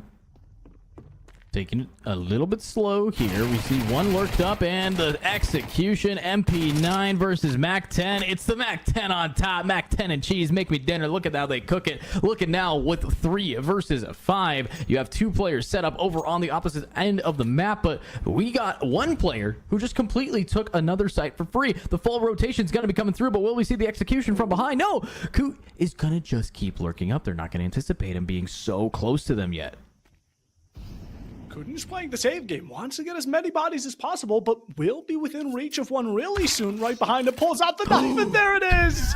A beautiful backstab onto Glepka, finds the AK as well. Great upgrade, and here starts some extra damage upon GameSport, who have already ascended their way towards a rather B. Have only 2 players to clear off, able to find that flick onto the left. That's going to be Pixon to fall for first. Have 1 more to take care of on that backline, while Kutin is going to fall in the far on distance in the round for GameSport once more.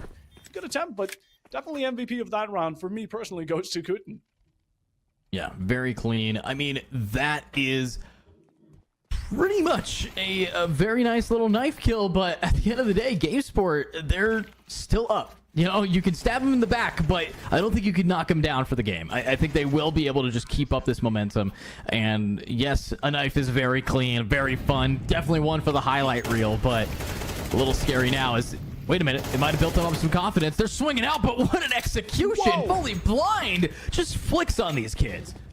They did not find the jackpot they were looking for. 3 players towards mid tried to contest that ground very early on, but with the smokes, you're going in blindly. And GameSport, on the other hand, have full vision, and they're able to execute it as Bomb on towards A. Plant should be going down in any second, attempting to go in through Temple, but you're being held. One of your players does have the op, but is quickly looking to gamble that away for the enemy team to capture upon it. I doubt they will, since, you know, 2 ops at once does seem quite ridiculous at times. Picks it up on close, try to swing on by, find any kills, but again, PTS went in with this round being a full buy, and they're going to lose it in a single moment. Yeah, they might just absolutely get pushed back here, and that's not what you want to be seeing. You want to be seeing the best of the best play. You want to see the best of the best locking this in, but it's not going to be easy. Spray's now coming through. Molly gets a pick, and it's a save. A 1v5 in a 0-5, now 0-6 scoreline. Detonation is off. The round is over, and GameSport have successfully done the unthinkable. 6 rounds in a row. With PTS, not much of a fight back. The bonus is slowly starting to show itself, as now they're going to be able, from this point on, secure themselves a decent amount of guns each round. But again, unless they're able to find results, GameSport are going to continuously pick up these rounds, and thankfully we get to see a tactical timeout. You have 3 of those. Might as well use one at an early point where you're at such a steep downfall.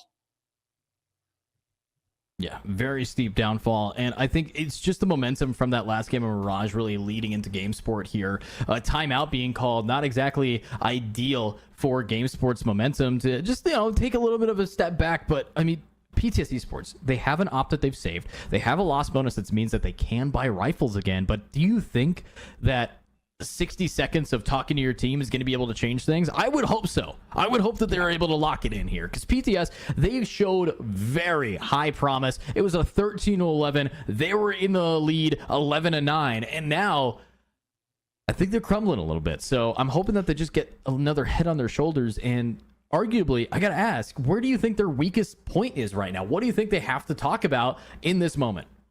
It's their plans, it's their chemistry, it's their synergy. We're talking about that mid play, right? One player came out of the smoke.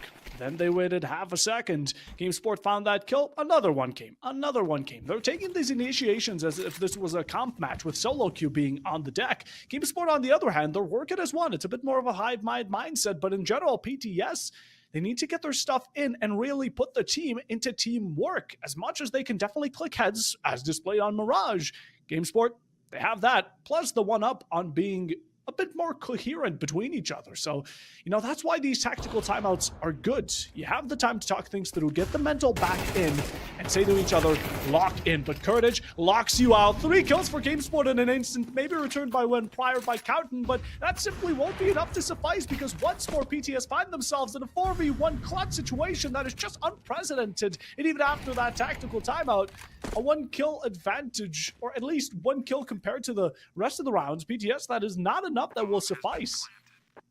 Yeah, it's not enough. And 0-6, I mean, about to be 0-7. Obviously, we saw that op being saved, but never mind. Wait a minute. Give them more 5-7s. That's all they. Oh no. Oh, he lives. Okay, that's all they need. Looking a little clean here, but Glebka going for a swing and death. Good attempt there from PTS Esports at the very end from DPS, but again, GameSport, they're just in the lead for such solid reasons. Okay, if I was DPS in that situation, the second I pick up the kill onto the Opper, call me Usain Bolt the way I'm sprinting down that midline. I'm picking it up in an instant. Even if I know there's probably someone going to be holding me from Donut, you are not winning a 1v3. But good pickup anyways, although again, it's these small tad results that PTS seem to be working off of, while GameSport are on a far larger margin by just getting 0-7 already and continuing like they're going to be going down that line in similar fashion. No sights there to shut it down, and the refract won't be coming through. Flash of security, but it doesn't prolast. Glebka gets away with your kill, although still a good way to shut GameSport once and for all. Yeah, once and for all, it's going to be very interesting to see if we can actually have one round for once and an execution. You tell me an op was in that player's hand. I couldn't tell you that, but now it's scary. This is a very scary game for PTS Esports. The momentum gone, and GameSport showing up and showing out with style. Hopefully, we're going to be able to see them lock this in as the spray. Oh, spots him out. Woby 28 waits for his teammate to get together. And Donut, DPS wants to try to push in, and what a flick! It was instant! No, Jaggerin. That is nasty work. But PTS, it's still not impossible. A couple of taps headed towards game side, but in general, it's going to be very unplausible. Couple of shots to connect. Bobby finds the headshot. Wallbang in combination for Glepka to fall. Great asset here, but again, you got yourself that one kill. Now PTS are left wondering to themselves, is that all we really need? Can we back off, go for the save, and hope that the next round will be a bit better now that we've taken a couple of kills? Although the economy for GameSport, I doubt it's going to be lacking for quite a couple of rounds, or maybe even arguably towards the end of the first half. We have players like Boba Triceps, who is reaching over the 11k mark like Jaggerin. The detonation takes out Bobby. Truly unfortunate, but what's even worse to come is GameSport. They might be reaching double digits within this first half. Yeah, I mean, looking at this economy from GameSport, I mean, they're looking pretty dang clean. And of course, they have enough money to get any item they need. And you guys might want to try to get on in for this giveaway we have for you at the halfway mark coming up soon. But of course, looking at GameSport, they have so much to work with here, and PTS is back again with a, I would call this a Frankenstein buy, a little bit of a mismatch from across the entire graveyard. Yeah, really down in the dumps of desperation. In the meanwhile, though, we talk about that giveaway, right? There's going to be another code, so it will be clear call. CLEARCALL. Vova Tribesep finds Voby, so that's going to be a good opening contact. There's a full-on rush by PTS that isn't expected, but responded to accordingly as Jaggerin shuts 2 down in return of himself before going out. But it matters not. PTS are left once more in a situation they would rather not be, with 2 players below what GameSport have to offer. And again, for anyone that missed it, giveaway code secret will be clear call, CLEARCALL, full caps and together.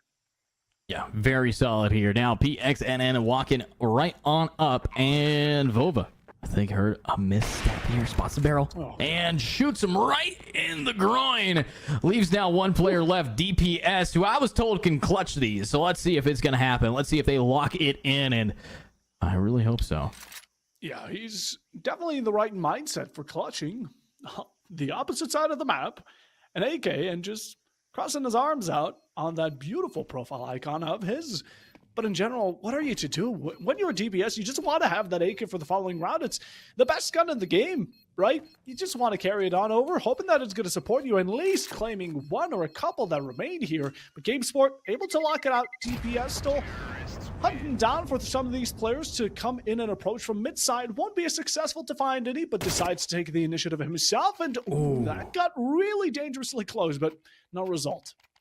Yeah, very close here of a chance to get another pickup. But again, we're just seeing so much value. I mean, look at that spray. The fact that it took down 2 players here for the price of 1. We're seeing those trades just not favoring PTS whatsoever. And now we have a new gun back. We got the Swag 7 ready and rearing its ugly head for us, wanting to now pop off and do some real lock-ins. Let's see it. Hey, don't you dare call my right-hand mag, my right-hand swag, ugly once more. I take that personally, okay? That is a beautiful gun. It has definitely shown a lot of value in this match, okay? But we're hoping that it shows just a bit more going into this one. Because in general, PTS need anything. They need anything. I mean that literally. As much as I'd love to sugarcoat it, and PTS, as much as they have that 13-11 on Mirage, it will not be mirrored onto the second map. Jaggerin shuts quickly 1 down, distracted by his use of utility as PXN is able to get the refrag, but in the meanwhile, GameSport will not be stopping, or rather, will be stopped forcibly by PTS players, as now they're starting to put their foot down, have themselves an advantage for the rare time in a while. Glepka and Ryo Eagle to start approaching spawn. they are able to take out the contender. Couldn't their falls, one close on ramp. They have had the communication come on through by Isagra that one's close and plays aggressive, but to take on the peak, he gets taken out quite quickly. Rio able to find two in an instant, and just like that, PTS, they had leverage for a moment, but just that moment has quickly been found out. Here we go. DPS wanting to now lock this in right up close and personal. We do see a little bit of a swing coming in, and they spot him. DPS, unfortunately, not as skinny as he thought, but that's double digits in the first half, and we still got 2 rounds to go here, Puffo. 10-0. PTS Esports just wants to get 1 round, but I think that this scoreline, you look up at that, and it just kills your mental wanting to give you any chance at trying to bring this game back. Yeah, the mental here definitely will be a struggle, considering that you're already down in such a rough spot, right? You're down a map at series point against you, and 3 rounds away, while you haven't, 3 rounds away from the enemy team winning, while you haven't even been able to claim out 1, you're going to need a real mind. You're going to need the iron will going into this one, especially into the second half, especially into the following 2 rounds, because when I say they need anything, I am very down to the point with it. PTS Esports taking a tactical timeout to talk things through, get themselves asserted into this match once more, and hopefully, really hopefully, find a round. Yeah, hopefully they find one. I mean, a second timeout being used here is a little bit bold because now they have no more for the rest of the game, I believe. So it's going to be very interesting to see, okay, they've locked it in. They have buys. Again, though, I'm looking at the same stagger. A Swag 7, 3 M4s, and a FAMAS. This is the same buy they've used to lose so many games. But wait, that's different. DPS is pulling out the op with the swag on the back end. This is going to be very, very interesting to see if it connects. And nobody's on sites. They're just rushing through mid. They're getting aggressive. They're trying to take the fight to GameSport. Trying to take it to them. And, well, right into the smoke. Hasn't been spotted out yet, but it's only a matter of time until that utility's gone. Takes a step out and has been waited for a long time. Kurtage alongside Rio Eagle. Find him out. That's 1 kill already against PTS. They have been on the losing side of these openings for quite a while now. And it might continue down that line unless Robbie has a saying about it. It is transferred back to the leverage of the T side, however. But again, PTS are taking this step by step.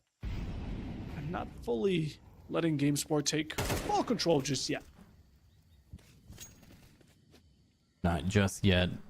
Hold up, PTS. This is the best that they've looked so far, but they've, again, still given up a sight here. They still have 3 players inching towards that A, and unfortunately, might be a little bit tough for them to actually get on in. Do have 1 player that can loop around Donut, but the lurk I'm looking at from Yaga, he's been very consistent in just finding these players on the rotate. Dude is 13-5, might be able to spot out DPS again. DPS and his op, certainly terrifying aspects. But Yaga in so much so more because he's been on his 14 kill streak within this match. While in the meanwhile, GameSport are able to find themselves that plant. It's PTS's 2 players to put up an effort of a fight. You spot out a player, you're able to find the kill. PXN still delivering a couple of casualties against the T side, but again, these small feats will not be enough to save it to you. No, Klepka, that is dirty. He just goes around in amidst that flash going off to also block out the sound behind his back and stabbing him cold in the shoulder. 11-0, GameSport unrelenting. Oh no.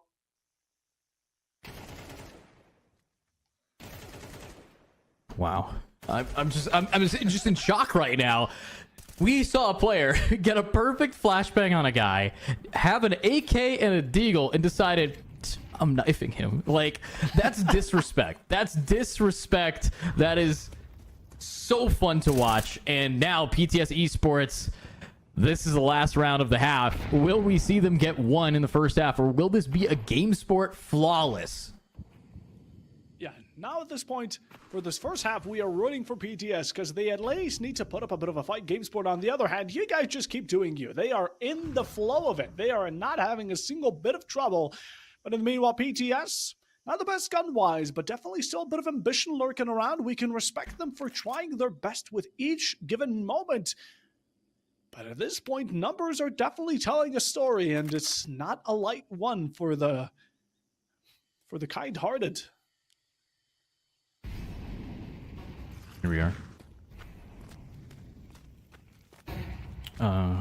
Let's see here. Just making some space. I am really curious. You see the mini-map? What's going on over there on A? What's going on in that little corridor? Yeah, that is the pillaring tower of doom and despair from PTS, and even though they haven't read too well into this 8 push, which isn't going to be happening, GameSport have located themselves onto B. They are pushing back on towards this main. A bit of dinks here towards the side of Ova Triceps, who is holding all 3 of these players back. And even another one approaching from mid. PGS have started targeting some of the GameSport players, but it has gone against them. DPS finds Rio amidst all this chaos, but 2 players have gone against you. Now attempting to locate any extra value. Damage has not been given besides GameSport, who have already dealt enough by this point. No. I think they got this. It's a 2v4. Very winnable. PXN, let's see what you can do. Hold that W key. Lock it in for us. Give us some clear comms. Let's see if they have what it takes. They are going right on in with the spray. Wubby able to grab Glebka down. Courage wanting to just keep it holding. And that is one down from Vova. And you can't save this time. It's last round. Where are you going? There you go. It happens to the best of us. We all get lost in smoke at certain moments. But GameSport, they are not lost. They are far from it. 12-0. PTS on a 0 and going into the second half with a really crushed score. But hey, the comeback is still possible. Extremely low on chances, although just quick heads up on the scoreline. GameSport and PTS should be swapped. So anyone checking in right now, there it is. Now it's down to the pistol. PTS get themselves this round. You know, they get themselves the next, and then they only have 10 rounds more to catch up. Yeah, I mean, honestly, if GameSport could 12-0 them, PTS can bring the same energy, and you guys can bring the same energy. So listen to my clear call about our current giveaway code. Type into the Gleam.io chat, clear call, if you want to get your knife Stat Track Edition as the giveaway reward. But $500 on the line, 1 round to end it off. GameSport starts off with a very... Oh, no. Oh, this flank. Not again. The Zeus! The disrespect of the Zeus! We've seen a knife. We've seen a Thule. We've seen a Zeus. We've seen everything. And hold up. PTS Esports wants the first round, starting it off in style. Oh, 1 bullet. That's all that Glebka needs. But hey, he's still got a Zeus murderer right around the corner. Couldn't Pexon able to do a load for 2. And all that's left will be Agarin, who will not be able to remain. So PTS get themselves, what I would say, at least, according to what we've seen up until now, a dominant first round. This pistol has really gone their way, but again, it's a really, really long road ahead, and I imagine their mental isn't getting any better, knowing that one of their players fell to a Zeus. Well, it was PTS whose mental needs to be the one to get better, and they're the one who got the Zeus. So, they could turn this around now. All you have to do is just get more knife kills, meme around a little bit more, and you have a chance. I mean, it's going to be very interesting to see, but PXNM looking a little lost in the sauce. You do have one player trying to push up, and look at this spray down. 1-2. Whoa, the spray transfer not quite there to get 3, but you're still on. Kobe, that's a nade kill. And there goes Courage all the way down. A second one. Everyone's going down to the oddest of things. I think we've seen everything except for a flashbang kill today. As now it's just 1 player remaining. And Yaga should expect... Why is there a Nova? Oh, no. No, why? Where are you going, Yaga? You're missing the point. You gotta turn around. Do you have no headphones? Oh, this is a horror movie. Isn't this how it feels to be a serial killer?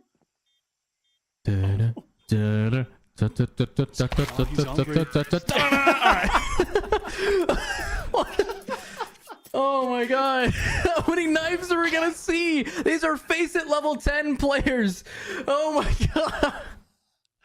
PTS, I don't think I've met more of a legendary team. At this point, you'd imagine them to be crumbled after being on series points and 12 rounds down, but no, they pick up a Zeus and a knife and they say, let's roll with it. Wow. Just wow. I mean, Game Sport really wanting to lock this in. Kurtage. Let's see what Game Sport can do to finish it off. I mean, 10 rounds to go. Rifles are bought, and Vova Triceps just rejects the player from shooting through smoke whatsoever. Just completely shuts it down. Oh God, get Coot off that Nova, for the love of God. He's found himself another victim. The ancient Butcher strikes again while Jägerin is able to finally put a stop to the massacre. But GameSport have claimed side. Smokes are out. It could be a finish, and Jägerin is looking to pick up the legacy from him once more. That Nova has really gotten into the mind of these heads, while Volby with a beautiful headshot to cross out Jägerin, and the CT side might not have the time. They definitely have a couple of these shots locked on down. The man count is their favor. Volby just killed his Go for the defuse. But oh no, Volby, you're looking in the wrong direction. Pixon finishes it out, and PTS get themselves the third round. Oh my God. I'm so lost. I don't understand. I think GameSport, all the knives are getting to their heads. I think it's completely diced up their frontal lobes. They just want to like have fun now. They're killing each other more than they're killing the enemies. What did Triceps do to deserve this? Oh my God. Not again. Oh, nice shot there from Glebka. All right, rifle diff. All you need is the deagle. Perfect nade.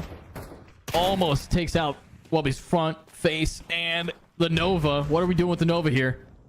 Wait, this guy has $6,000 and he buys a Nova and runs mid.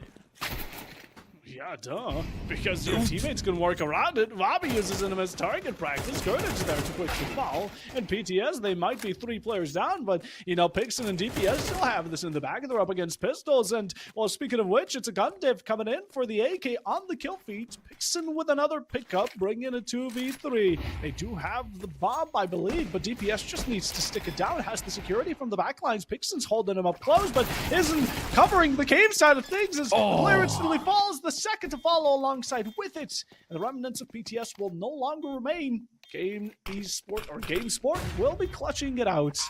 Yeah, I mean, clutching it out with a 13-3 scoreline, 3 rounds lost to honestly just the weirdest methods I've seen. That has to be the strangest Counter-Strike game I've ever had the honor of commentating over. But Puffo, we still got one more semifinals, if I'm not mistaken, so we're gonna be here for a little bit longer. But what a play! GameSport locks in their position as the first finalist for tomorrow's grand final. $500 on the line. Look, I'm crossing my fingers to see as many knife kills and moments as we did in this match, because it was phenomenal. Even though PTS did get dominated within this first half, it was still a blast to watch. In the second semifinal, like you said, it's going to be just about as much of a blast, so stay tuned, and we'll be right back.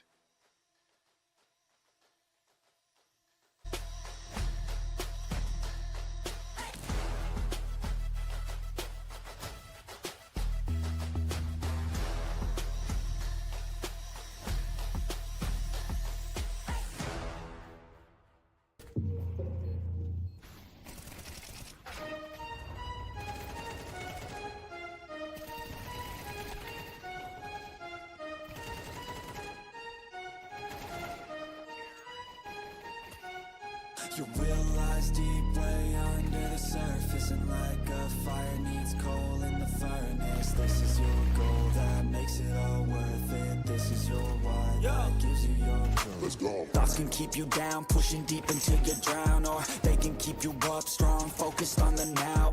Glass half full, or has it been emptied out? Well, that's all up to you and your mind. Do you doubt anything, everything, not a thing? Make my thoughts work for me, manifest what I need, what I want, what I see. I could be anything, I attract all the things that I see. I believe I'll achieve as I breathe in and out again and again. I don't doubt, I sit in a plan and I found out that I can execute. If I'm driven, if I listen, if I learn all the wisdom, read some books, something written, watch the best. Teach a system I invest, never hidden, I ain't scared. Ain't no chicken, I take dares. I'll be winning, you get back what you're giving. Find the reason that you're living, what you're good at, all your gifts and what you love. Take a risk and find out what you've been missing. Yeah. You realize deep way under the the surface, and like a fire needs coal in the furnace. This is your goal that makes it all worth it. This is your why that gives you your purpose. Realize deep way under the surface, and like a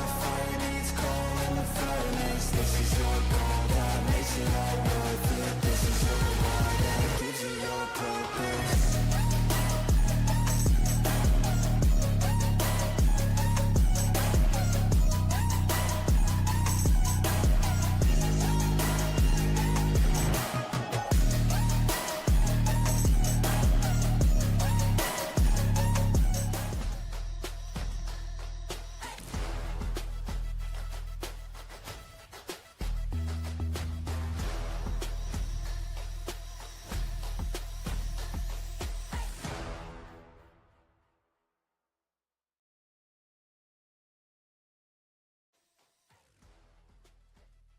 And welcome back, everybody, to Plausible Gaming. As here in PGCS, it's time for Season 8's second semifinal. As, of course, we have some more teams for us today. We have Oxen Game Esports versus a reoccurring face here at Plausible Gaming, Enosis. So, with that being said, my name is Edu, and I'm joined on the mic with Puffo Bob, as we see, I believe, a Hungarian team versus an Iranian team, or Iranian team.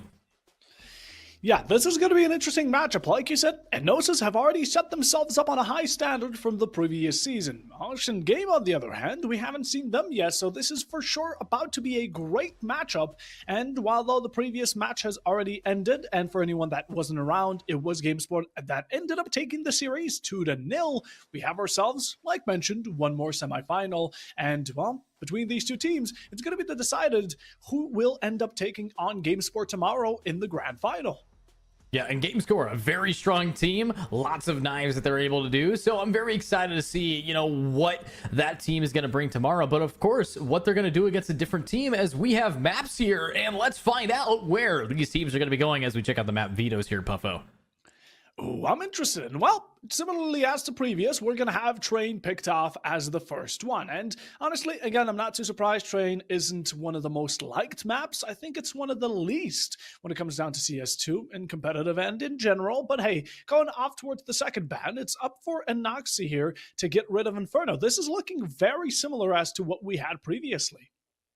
Yeah, very similar here, and looks like we will be seeing a first pick of Ancient, which means our second pick is what really does matter to maybe spice things up, and it is going to be a little spicier, with Dust 2 being the wonderful lock-in here of this team, as Oxen wants to bring us to one of the most memorable maps in the game, and we know the Decider cannot be overpassed anymore with Enosis banning it, which means I think this is guaranteed to be a different map form, unless we're going back to Mirage. So map number 3, we have 2 of the same maps, one new being Dust 2, but we might not even get to see Mirage again if we have a nice clean 2-0.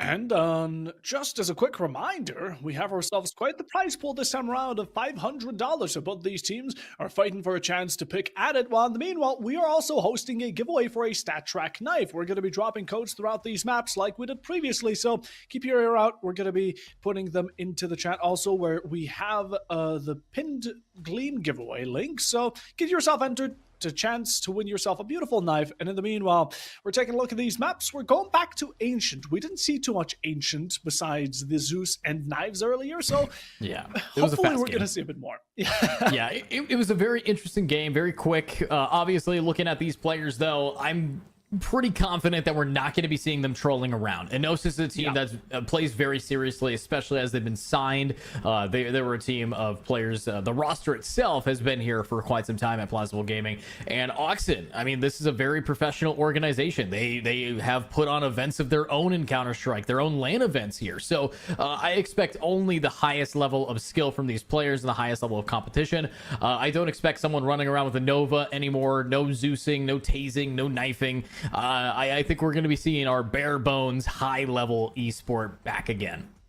Yeah, 100%. And starting off with a map like Ancient will surely be quite exciting because, again, on a map like this, you expect a lot of util to carry more weight than guns do at times. And with such high sky-leveled teams, you know, we could expect util to really be popped off to its maximum of potential. Going on to Dust 2, we haven't seen that today just yet. And, you know, I'm interested in getting brought a bit back into those CSGO days where Dust 2 is probably one of the most commonly picked maps and still remains to be as of today. And then the Decider. Mirage, if we even end up getting to it. But let's talk about these two teams, right? We have Enosis, Oxen Game. Enosis have already put even our expectations quite high going into this match.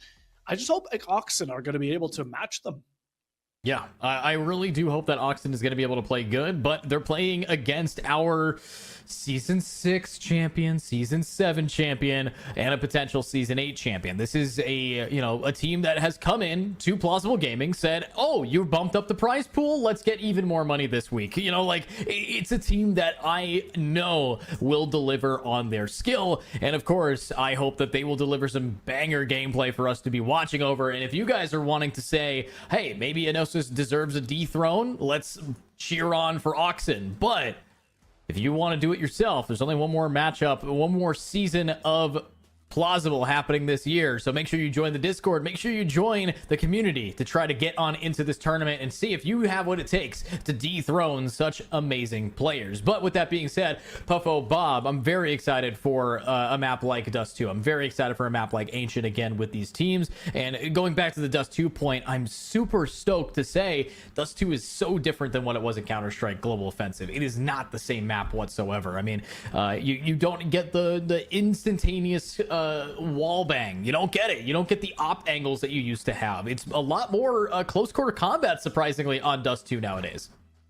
Yeah, 100%. But what Dust 2 offers is going to be that push-up, right? The CT side can get really up and close and personal about things even on the start of the match, especially when it goes down to long, especially when it goes down to tunnels. The CT side has a lot of openings to engage the T side in their own territory, if you were to call it that. But in general, Dust 2 will for sure be exciting, but right now we still have Ancient upcoming, and that's going to be our map 1. Like we said, we didn't get to see a lot of it previously. This time around, we're hoping for a bit more of an even matchup, and I think that's what we're going to be getting. Ancient offers a lot of comeback. I think even though it is a bit more CT-sided, teams can make those sides swapped. We've seen even in the previous matchup, the T side was having a lot better of a time, and well, I'm hoping that it will be a bit more evened out. I'm hoping that Enosis and Oxen go toe-to-toe again. You are securing your spot for the grand finals here for tomorrow. And in the meanwhile, well, these teams are doing their very best, or will be doing their very best, to give us a grand display. While in the meanwhile, again, anyone who hasn't been here over at Plausible, we have a giveaway. Make sure to enter it, pinned in chat. And in the meanwhile, we're going to waste no time further, and let's start going into this match. Let's see what they got. Game live, ladies and gentlemen, those in between. It's time for these guys to show us what they mean. With 1 taps only, it's time to hopefully see Enosis dethroned or Oxen Game just be treated the way Enosis treats every team in their way. 100%. And as you start CS, you're always welcomed in with this beautiful pistol round. Oxen Game on the USP CT side will be the one they start on. Enosis quite aggressive towards this donut push, getting ground with middle. Smoke's already out. You don't get to see utility quite early on, but Jack London able to find Ione and a second kill MUV, but is returned likewise from Oxen Game, who decide to push back, try to play the save game, but Enosis don't have that bomb down, and left down to a 2v2. Here we are. Oh, what a pixel perfect peek. Another one going to be traded out. Everyone here. This is what we're looking for. Equalizer versus Jack London. And Jack London takes a bullet to the brain. The Equalizer living up to the name, making sure that the 1 point goes to their team. And that was a very explosive round with some very clean aim. So I'm kind of giddy right now. It looks like we're going to be seeing a much closer match than before. 100%, and that's what we're looking for when it comes down to these semifinals. Real good start for Oxen, but what we saw was equality. What we saw was balance. Both these teams kept on fragging back and forward until we got ourselves to that 2v2, a 1v1, and eventually the result, meaning, again, this is setting up to be a real good matchup.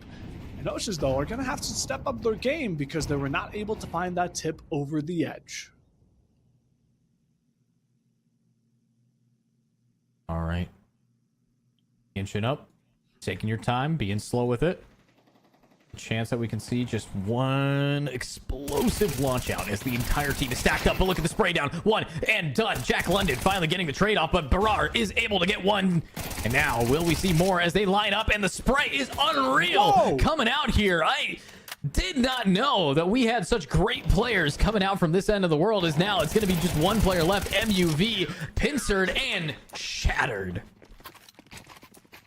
Get yourself someone like Barar in your stack. This man just mowed down the majority of Inosis's roster with a single spray. Didn't need more than a magazine. And the entire enemy's team was shut down, smoked out 3 in an instant. Barar, no mercy, and even that final touch that was needed for the second round to be won.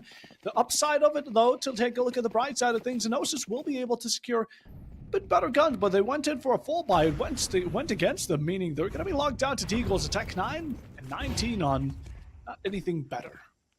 Yeah, and honestly, thinking about it, with this team now being able to lock on in, you got to know, I mean, what's the ping got to be like for these teams playing from all the way across the Europe region all the way into the Middle East, as we see just a whole W. But oh my goodness, we're not actually seeing any value trades. A double kill down, but god, that is gonna have to be the plant. But they're already getting flanked from Dona, and what a tap. One down and done and dusted. Inosis Esports, our reigning champions, are getting their parade rained on right now.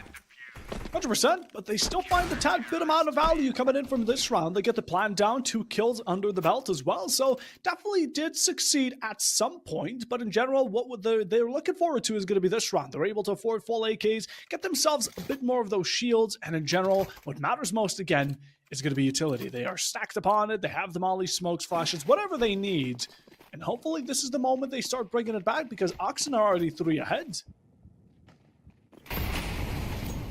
Here we are.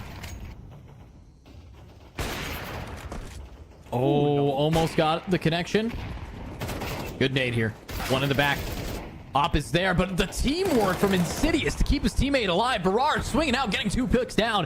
Very clean, and 1 spray, 1 shot. Flea gets it again, but again, the equalizer with the pixel. Perfect picks. 1 more with the spray down, but this time, he's not as accurate, but the Deagle's his backup, and unfortunately, his team is going to continue their spree here.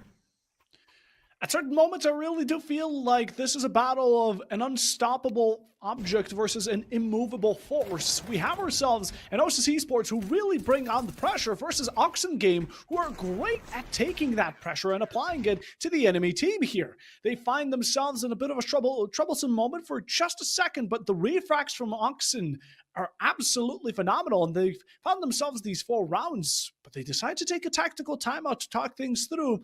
Off to a great start here, and Ancient being Inosis' pick, doesn't seem like that's the direction we're going to be heading towards. Wow.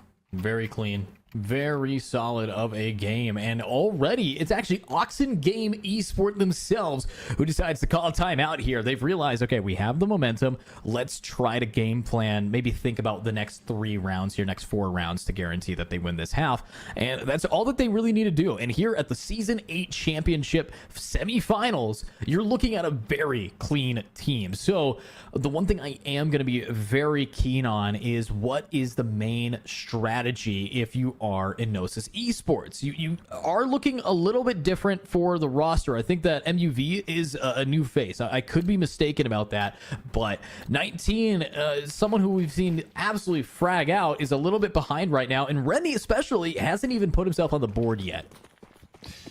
For the general strategy of Inosis in the long run, I'm not too sure, but the one thing I can say with confidence is that Inosis needs to stop bunching up together. Oxen can just spray them down, and that's how we've seen such large and major casualties in the past. They dodged, Molly escaped for now, but player Insidious here still looks to remain around, goes for a couple of wall bangs. Jack won't fall to them, but Inosis have been set a player back, and the Opera Mute here is on standby, ready for anyone to try and step into his line of sight, just peeking around, trying to bait out that shot. It has worked for Inosis in the past, but I feel like Mute might be a bit more ready for it, looks away, and I'm hoping bad timing doesn't get a catch of him. Alrighty. Let's hope that maybe we could try to retouch this point. Mid's very up there, but Mute just got one. And Barar Panic sprays, but gets it done. One player down. Jack London is gone. And it's the off timing. He whiffs the shot. He actually doesn't even click. One down, and there we go. 19 on the board with a double kill down. Alone on point, but the spray is unreal with 2 kills. And Oxen Game Esports absolutely shuts it down. I mean, we're seeing a lot of sprays, not a lot of headshots, but who needs them if we're winning? I mean, that was surely close there for Enosis, but they needed a man, they needed a hero. Maybe not one with a cape, but definitely a gun to handle the rest of the team. Although in general, having to rely on such factors doesn't tend to be the best way of going into these maps, especially like Ancient. But it's no doubt that Oxen Game here are dealing a hefty blow to Enosis, maybe even their mental, and I would consider taking a tactical timeout sooner than later from this point on. We're taking a look at some of this. Oxen Game have been doing really good up until now. There's no denying it. Enosis did need a bit of a kickoff with one of their players going in for a double, triple between the two. But again, it's these early points of the round that really sets Enosis back. Yeah, it's a lot of setbacks and a lot of shutdowns for this team. And Enosis Esports, I think, is maybe just warming up, but this was not what I was anticipating. The pistol round was such a close match, and this is our reigning champion. So to see them getting locked down here is definitely news to me. But now we're seeing one pick down, and a little bit rough there from MUV, but he's re-swinging an equalizer. What is this aim? Just execution style. One completely gone. Another one, Barar able to grab the pickup, and they might be able to keep it going. Spray, flash, all you need, and the shot from behind, it's his teammate. He kills this guy, but equalizer, I mean, I guess levels it out, getting the picks on them anyways. But that is now 19, Tech 9 in hand. Bomb on the ground. Might be able to do what he can to really clutch this up. 19, the last one you can rely on. Smokes out and takes out alone, but you're up against players such as Equalizer, such as Mute, who falls, but the stick is through, and even though it was shortly close to the op, still... No, it doesn't connect 19! It was so close, he could have found them all, but not only do you lose the round, you're not able to secure all of these kills, and Enosis do not secure not even a single. Oxen Game, they send 2 bodies forward to distract the final one, 19, from being able to get that kill, and enough time is given. The 6th round for Oxen, they have now found themselves a draw within the half. And as in the worst case scenario, this is not a bad spot. This is definitely not a bad moment of weakness for these players. 6-0. However, you know, we could talk bad about 19. He was the last player alive with the Tech 9. He walked away with an op. So with that being in mind, I think that we're looking pretty clean. And now the equalizer is gone. The main person that's been holding down these double kills is not going to be successful. But there goes the bomb. Playing it off and ready to keep going. Flea wants to now try to swing out and get some real DPS cooking up for us. Enosis, is this the time we were waiting for? Finally striking back at Oxen. Not even willing to take a chance of a 2v5 clutch. Does seem, well, at times even impossible. Mutant Barar don't want to hand that up to them, even though 19 carries it from the previous round. It's mostly the eco game that Oxen are looking to prevent from being further escalated upon from Enosis, as they already have found themselves a couple of kills, an extra bunch just to put in that, that extra step. MUV finds one, a single tap to the head, and Mute, the last one remaining, being approached from the backside more than anything, although won't be spotted in the first round for Enosis. Yeah, first round for Enosis, as this is a chance for them to really bring this back. Remember, Enosis is a very solid roster, a very solid team, and if this Hungarian Ori can really lock it in, we might be seeing a closer game, and that's one round down. But wait, again, what is with the swag 7s? This is the first odd gun that we've seen that kind of starts a trend here, so I'm really hoping it doesn't happen again. But Remy, mag up and ready to push. The Molly does get them the information that there was one player there, but they are flashing out. They're ready to try to explode themselves onto this point, and the op boost might just be enough to get one opening pick. Great nade there. Doesn't find the kills, but still damage nonetheless. Enosis have not found that aggressive step just yet, but they're looking to switch the flip in any moment. The op could have found a victim there. Did not. Coulda, woulda, shoulda. Oxen Game are still full and healthy, holding back Enosis at bay as 4 players towards this A site, or rather B site. The one off-standing from Enosis on towards mid to just deny any attempts of quick flanks. But in general, Oxen right now are sitting good. They're just prepping up for the worst to come. Yeah, they're sitting pretty right now, and that's all we got to be looking at now. With a hopeful chance at getting themselves onto this site, there are 3 players trying to stop them. This op hasn't quite connected yet. They're playing very slow, but I can tell the antsiness is here, and let's set up for that op peak yet again. Here's Alone. Trying to swing out. Good flashbang, good push with it. Alone gets 1, Alone gets 2, huge. Now, AK in hand with only 20 seconds remaining. You have to start moving around the corners here, and spots out up to the chest. One more, the molly, the nades, the flick of the wrist from Mute. Only 1 player left, and 19, op in hand, is about to get flanked. Oh no, not like this. Might have a clue about it. Yes, catches Insidious in the act, and even though maybe there's no upgrade to an op in a moment such as this, Oxen still get the round, but 19 keeps his gun, his life most importantly. A 7-1 scoreline. Oxen are able to finish out this half in winning fashion without whatever remains. But Enosis, they've gotten themselves a better eco game. Again, that bonus has really started working its wonders, and now full on AKs, they're going to be able to work off Alone on it, but Alone in the meanwhile, double spray on it, shut down Enosis in an instant. Their cave push was denied, and the rest of the tally followed along quite quickly. As now heading into round number 9, we're going to have ourselves another tactical timeout by Oxen. Yeah, another tactical timeout here, trying to make sure that they guarantee even more rounds here. But with Enosis Esports looking to just keep on playing well, it's really about how they're going to get on sites. And honestly, a good idea might just be to rush on through, try to break Barar. And if you guys want to try to get another code going, you're going to use the coupon RUSHBOSS on our wonderful pinned link for our channel. And again, that's our gleam.io link. If you put in the code RUSHBOSS, RUSHBOSS,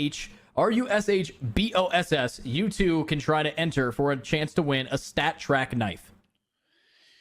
You want to be impressing your friends? You want to go into a CS lobby with a knife in hand? Now's the time to do so. Again, it's completely free. You just got to follow some steps on the Gleam giveaway. And in the meanwhile, enter the secret codes we're giving you again. RUSHBOSS will be the second code of today, or at least going into this match.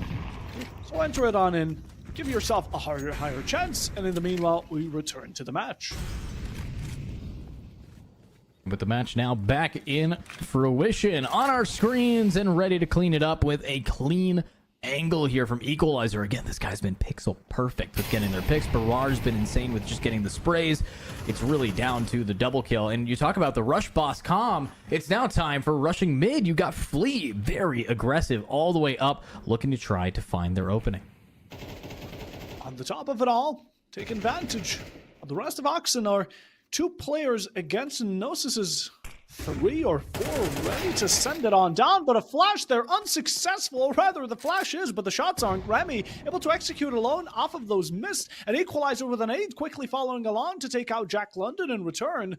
A nice little 1 for 1, eye for an eye, but Enosis, they have not been able to find the break for the door, nor will they be able to do so continuing thanks to Insidious' flank, able to pick up 1, just playing a whack-a-peek, 2 players having to back off and take him out, and even though then Insidious still finds a pickup before going out, Mute prior to it a wallbang onto Flea, leaving MUV as the last player standing. And the last player to fall as well, Oxen Game 8-1. I mean, come on. How do you have this much just skill developed and ready to send against Enosis? This is a team that's our reigning champions. I thought Enosis was easily going to be in the lead. This is their map pick, but unfortunately, they're not picking up the pace here. But smokes are out. It's time to lock it in. It's time to see, will we have an aggressive map again, or will this be even less close than our previous scoreline of 13-3?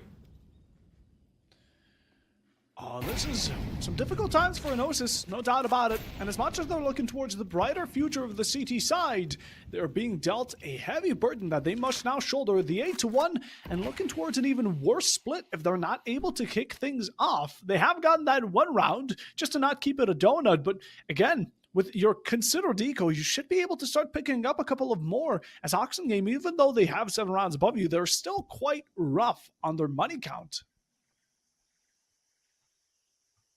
And is that rough money count going to impact them in this round? I would hope that, you know, we're looking at maybe enough util to get them on, but oh, Gnosis gets spotted out, and Flea able to get one, but look at the very aggressive play up from Flea, getting the trade. Unfortunately, it's Alone, who is just here the whole time, completely panicking a team. What are these shots? Oh my, 19 bullets missed, as now it's just gonna be Barar in a 1v2.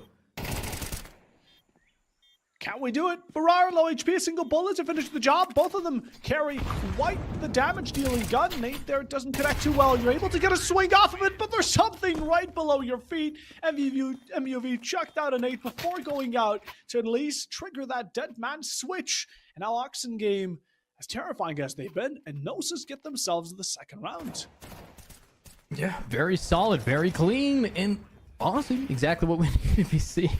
That play was a little painful here, but now with our next round, Gnosis 8-2 needs to get this to an 8-4 score line if they really want to have a good shot here. I know it is a CT-sided map, but we got to be seeing a little bit more from that score. But Alone, again, each one of these players on Oxen Gaming is good for 3.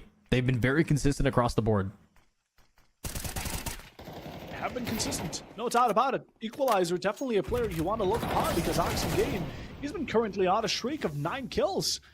Right behind Barar, who's on 13, and these are the 2 players you want to focus. Insidious will be the first to fall, however, Remy prior to it, there's an equalization, and same goes into the second battle, where Flea and Mute both pick up on 1. Oxengame, again, still shutting down Gnosis with whatever utility they currently have, but it does seem like they've switched spots, because Gnosis are on site, and Oxengame are not. Beautiful molly there to try to scare them back, but wait a minute, where is this bomb plant? There he goes. Finally, they've had the site for quite a while under their control, but they needed to get that bomb plant because now it's a full rotation already ready to execute back on. Look at that trade-off. Beautiful comms here to get them onto the point, but equalizer, on the flank, and I think 19 does know about it. And the crouch check, no one's gonna assume that. Equalizer gets it again with another swing and a miss, and that is a full retake. No one falls in that 3v3. 9-3 or 10-2, whatever the outcome, Oxengame will be a far-stretched lead up ahead of Gnosis going into the second half. And even then, going on towards that T side isn't as horrible as Gnosis makes it out to be seen. But maybe, again, it does really heavily depend on the teams. Although, I'm hoping that Gnosis are at least able to get this final round within this first half, as at this point they haven't even taken out a tactical timeout, which I'm hoping they're going to start utilizing those a bit more. Again, we are in a battle for the grand finals.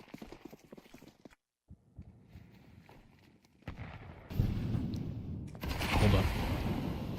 9-2.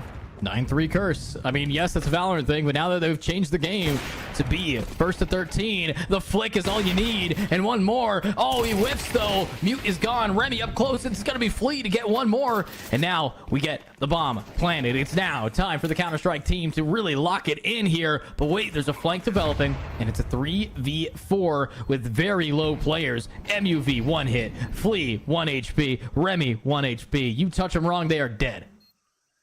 They are dead, they are done. But it's the number count that matters a bit more here in Osis. Well, speaking of which, we're able to make it drop by 1, by 2, 19 dealing the heftiest of blows, as now Oxengame only have 1 more to remain. It's going to be Alone in a 1v4 and a 4v0 MUV with a single tap between the eyes. Score crushing and a 9-3 split. Still great for Oxengame, but in Osis, at least they close it out in good fashion.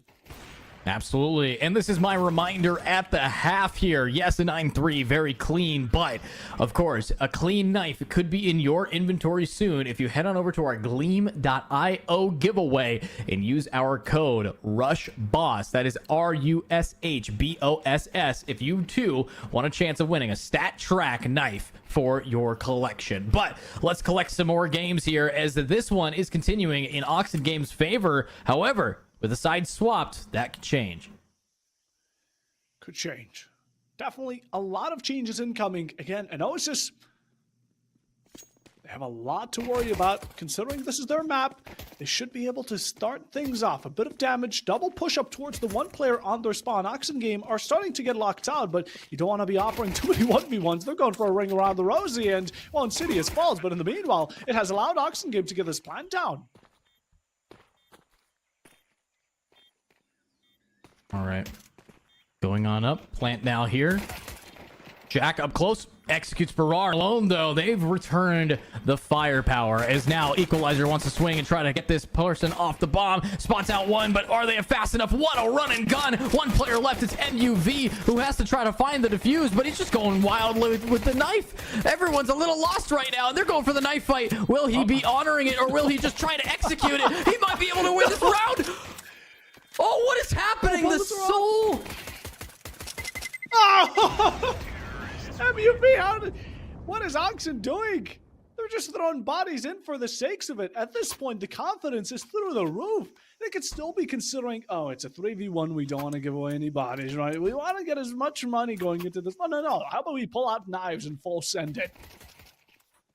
What is it with knives today? What is it with, is it just a full moon? I mean, I think what it is just people are out of ammo and out of options and out of care to give, I guess. But that moment, I think they expected someone to honor a knife fight, but it's an Osis. They're not going to give this game to you easy, even if you have been absolutely dogging on them. They will try to bring this back as best as possible, and that's why Insidious already grabbing Remy, but Jack London with the trade-off, that could be a Galil in their hands. Oh yeah, it definitely could be. Now, we do have a 1v1. You talk about the Galil, it's going to be Jack to pick it up now, and Gnosis are looking to try to go back. MUV gets a shot unlike any we've seen. Right onto Alone. Barrar to completely shut that out with a molly. And then meanwhile, Temple is contested both ways, but it's Barrar taking the most of connections. Jack London returns it. I'm talking about the refrag game between these two teams has been absolutely phenomenal. One on CT spawn side, will get shut out by Mute, put on mute, and now Oxengame 11-3.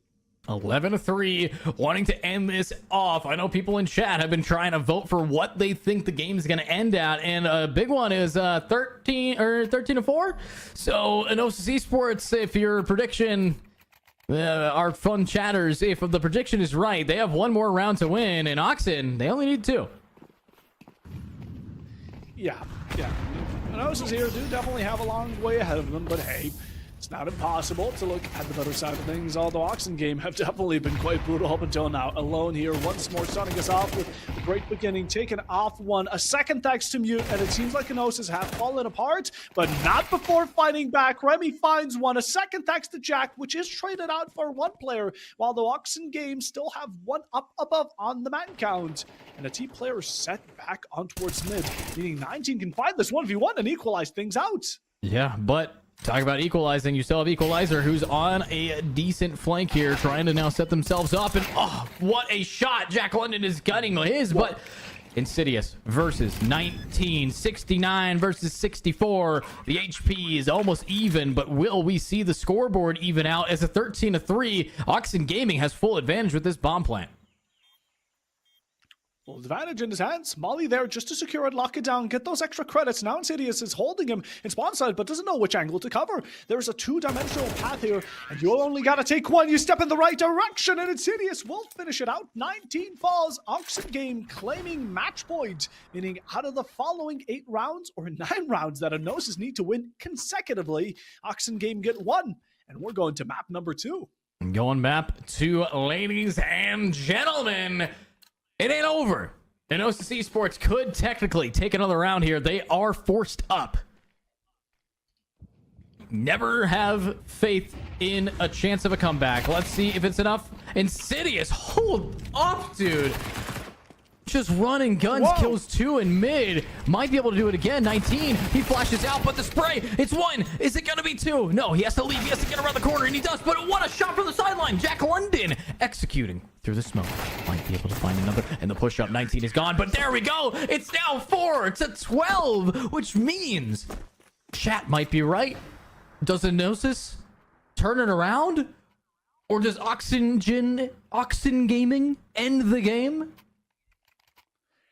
If we see such influential plays like 19 just did, yes, we saw 19 get a spray onto 2, back off to Donut, where Oxen were chasing him up, but 2 distracted to realize that it was all a trap as 3 players instantly caught hook, line, and sinker.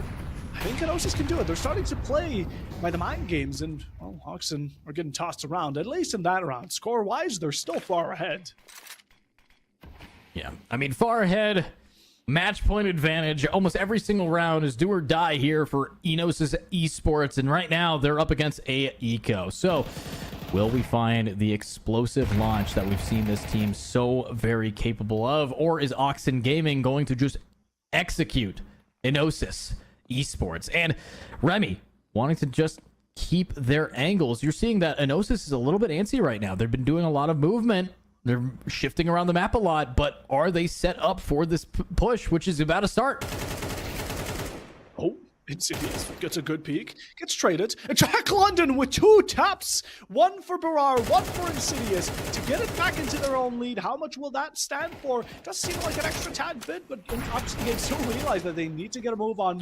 Remy gets to pick it up 1, but Remy just sprays them all down. That's the case as well. And Mute is now left in a 1v3. Cold, left centered alone and stranded up against for Flea to claim as the last. And Gnosis are starting to make this look a bit more possible. Enosis has momentum, and unfortunately, Oxen did go for a force. They don't have the loss bonus to buy, and now Enosis might be able to guarantee a 50% score line against the 12-round players. But will Oxen Game get one more round? That's all they need. They have to play it smart, and it looks like they are going for a full save. Okay, Mute. Does he not have a gun? Yeah, Mute's just better. He can probably punch these people to death. Heard. Let's see if he's going to be doing it. 1 spray, 2 dead, and Mute.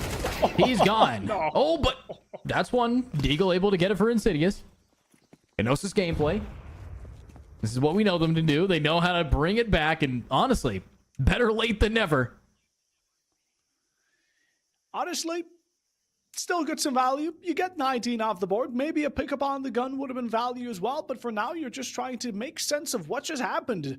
The entirety of Oxen Game lined themselves up, and a bowling ball came on through, striking them all, besides Insidious, who's left quite injured in a 1v4. Now, I know this is going to be crazy what I'm about to say, but I doubt Oxen Game get away with this round. Although, into the following, they will have a better economical standards. And Enosis should probably keep that in mind.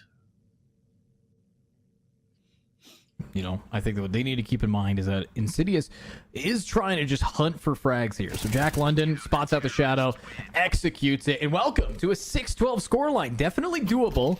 Very rare, but doable. I'm hoping that this team is going to be able to lock this in.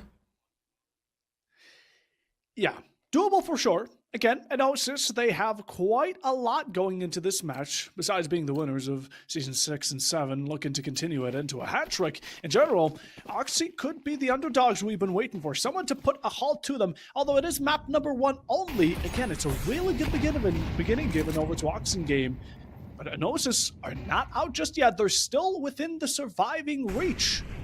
They might just persist on throughout this entirety of the match. The comeback possible, as we said, they've started seeding themselves a bit more into this match. I think they found their comfort spot.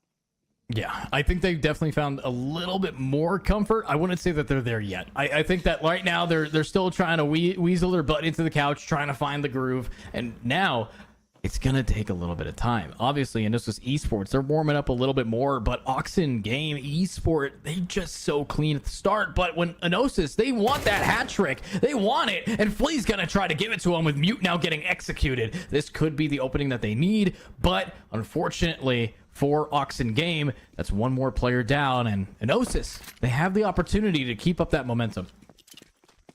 100%. It took a moment.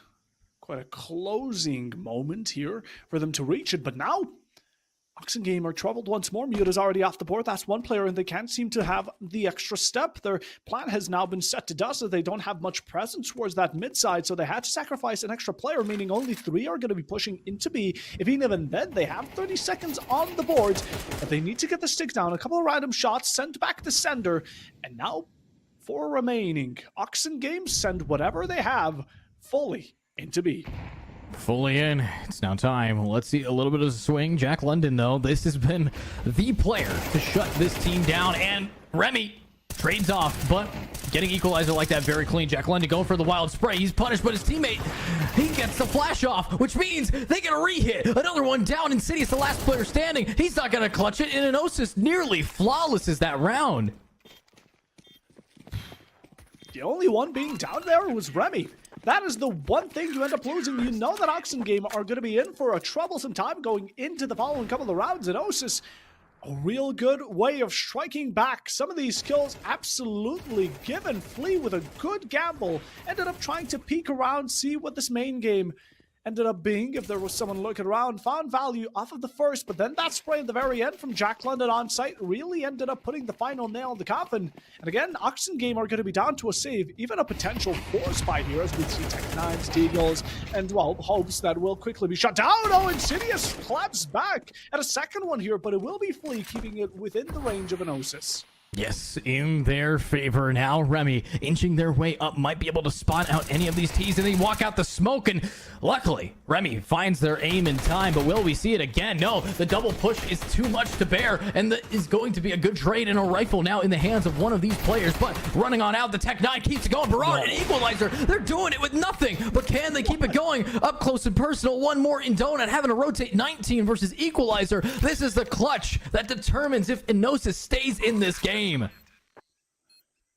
Didn't waste a moment, not a second. Instantly ran off, sprinting towards the side to get the plant down. Even if he ends up losing, it's still going to be extra cash. But keep in mind, 19 definitely has the HP advantage. It's who catches who, and it's going to be the wall back. Just the top of the head spotted out, and equalizer will fall. 19 gets the time, has plenty of it remaining, and the round back for Inosis. If Oxen Game got that kill, keep in mind, it would have been us going over to map number 2, but Inosis, they continue the struggle. The problem, though, is because Oxen Game is so far ahead at the start of this half. Right now, Inosis Esports is winning so many rounds in a row, but Oxen Game has an unlimited supply of funds. They are rocking it right now with every single round having the chance to buy, which means Inosis Esports has to just keep on keeping this game alive, and Remy's starting to run out of funds. Yeah, keep in mind, Inosis were so far behind Oxen previously, but now that distance has majorly, drastically changed, and it seems like it will be put down for a moment. Mute, that's your teammates!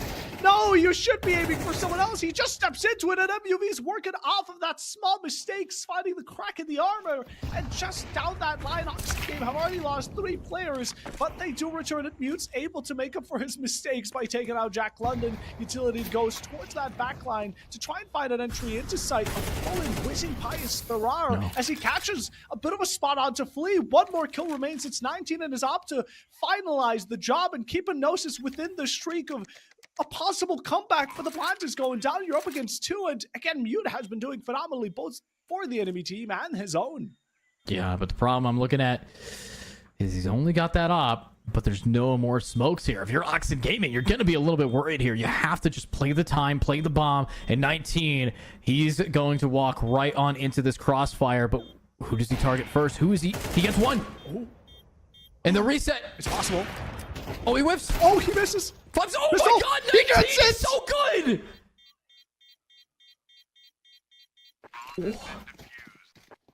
Don't be a loser. Buy a diffuser. 19 clutches it out. What we thought would be the end is quickly zipped up in an instant. How does he do it? Now you just got to be scratching your head. How did Mute get that team kill? But in general, that's what ended up being a partial decider. And 19's clutch out of bounds picks up the 1v1. The crossfire wasn't established good enough. Gets that op shot. A second one goes missed, but it isn't punished by the final player of Oxide. And now we are 9-12. What we thought was going to be a quick map has ended up being a marathon. a marathon indeed. Now you're going to be seeing a very scary team. Enosis Esports has momentum. They have a team comp that every time we have seen 19 clutch, you just picture this, an entire room full of gamers erupting with excitement. Like, this is a team that plays together, stays together, and wins this outright. Oxen Game a little bit scared, using another timeout here to try to get this game back. And unfortunately for them, they're running out of funds. Their loss bonus is great, but if they lose this, there's no more op in the hands of Mute, which might be a good thing. Maybe Mute won't shoot his teammate in the back of the head. Maybe. You know, we're just speculating. Who knows? Maybe we get to also see it again. Hopefully Mute won't make that mistake once more, but it definitely could have been the coster of a round, and now heading towards, I imagine, Oxen Game are starting to feel a bit nervous. It's definitely gotten into their mind that Enosis could be coming out with a comeback, and again, this is Enosis's map. Just that much more of a reason that they would want to win it out. Okay, and we're seeing Mute just unloading into the concrete. Might see a crazy spray just killed MUV, and Alone's gonna keep it going, and Alone, while blind, might get another, but Jack is finally on the board. He gets another down, but God, how did we see that enter? Another kill through the smoke, another spray down. Is this where it ends? No, it's up to Flea, 1v3. Can we see Flea clutch this up? Finds another gun, but is it enough? Spots out one, springs, gets it, but the op connects, and Oxen Game will be taking map 1 of our second semifinals. Wow, that was unexpected to say the least. I mean, Alone going in, finding a smoke head tap, just charging it onto site, being the spearhead of the initiation, and finding what Oxen Game needed to get themselves the round that they've been craving for so long. But in the meanwhile, it's gotta feel bad to be Enosis in this point, right? They exhausted themselves so much for so long, only for this map not to be the result they were hoping for. And over time, we're not going to be seeing it this time around, but hey, we're looking towards a hopeful, better second map. A very hopeful, better second map, but what we just witnessed is luck incarnate, ending out that set. That was very lucky from them, but as we do have our next map being Dust 2, a map where people have been playing on for longer than most gamers today have been alive. It's time to see if they are going to absolutely lock in and win this outright. There is no luck involved in Dust 2. You either know the map or you don't. It's been in the game for a long time. So with that being said, it's for us to take a short break, and then we will see what map number 2 truly brings to the table.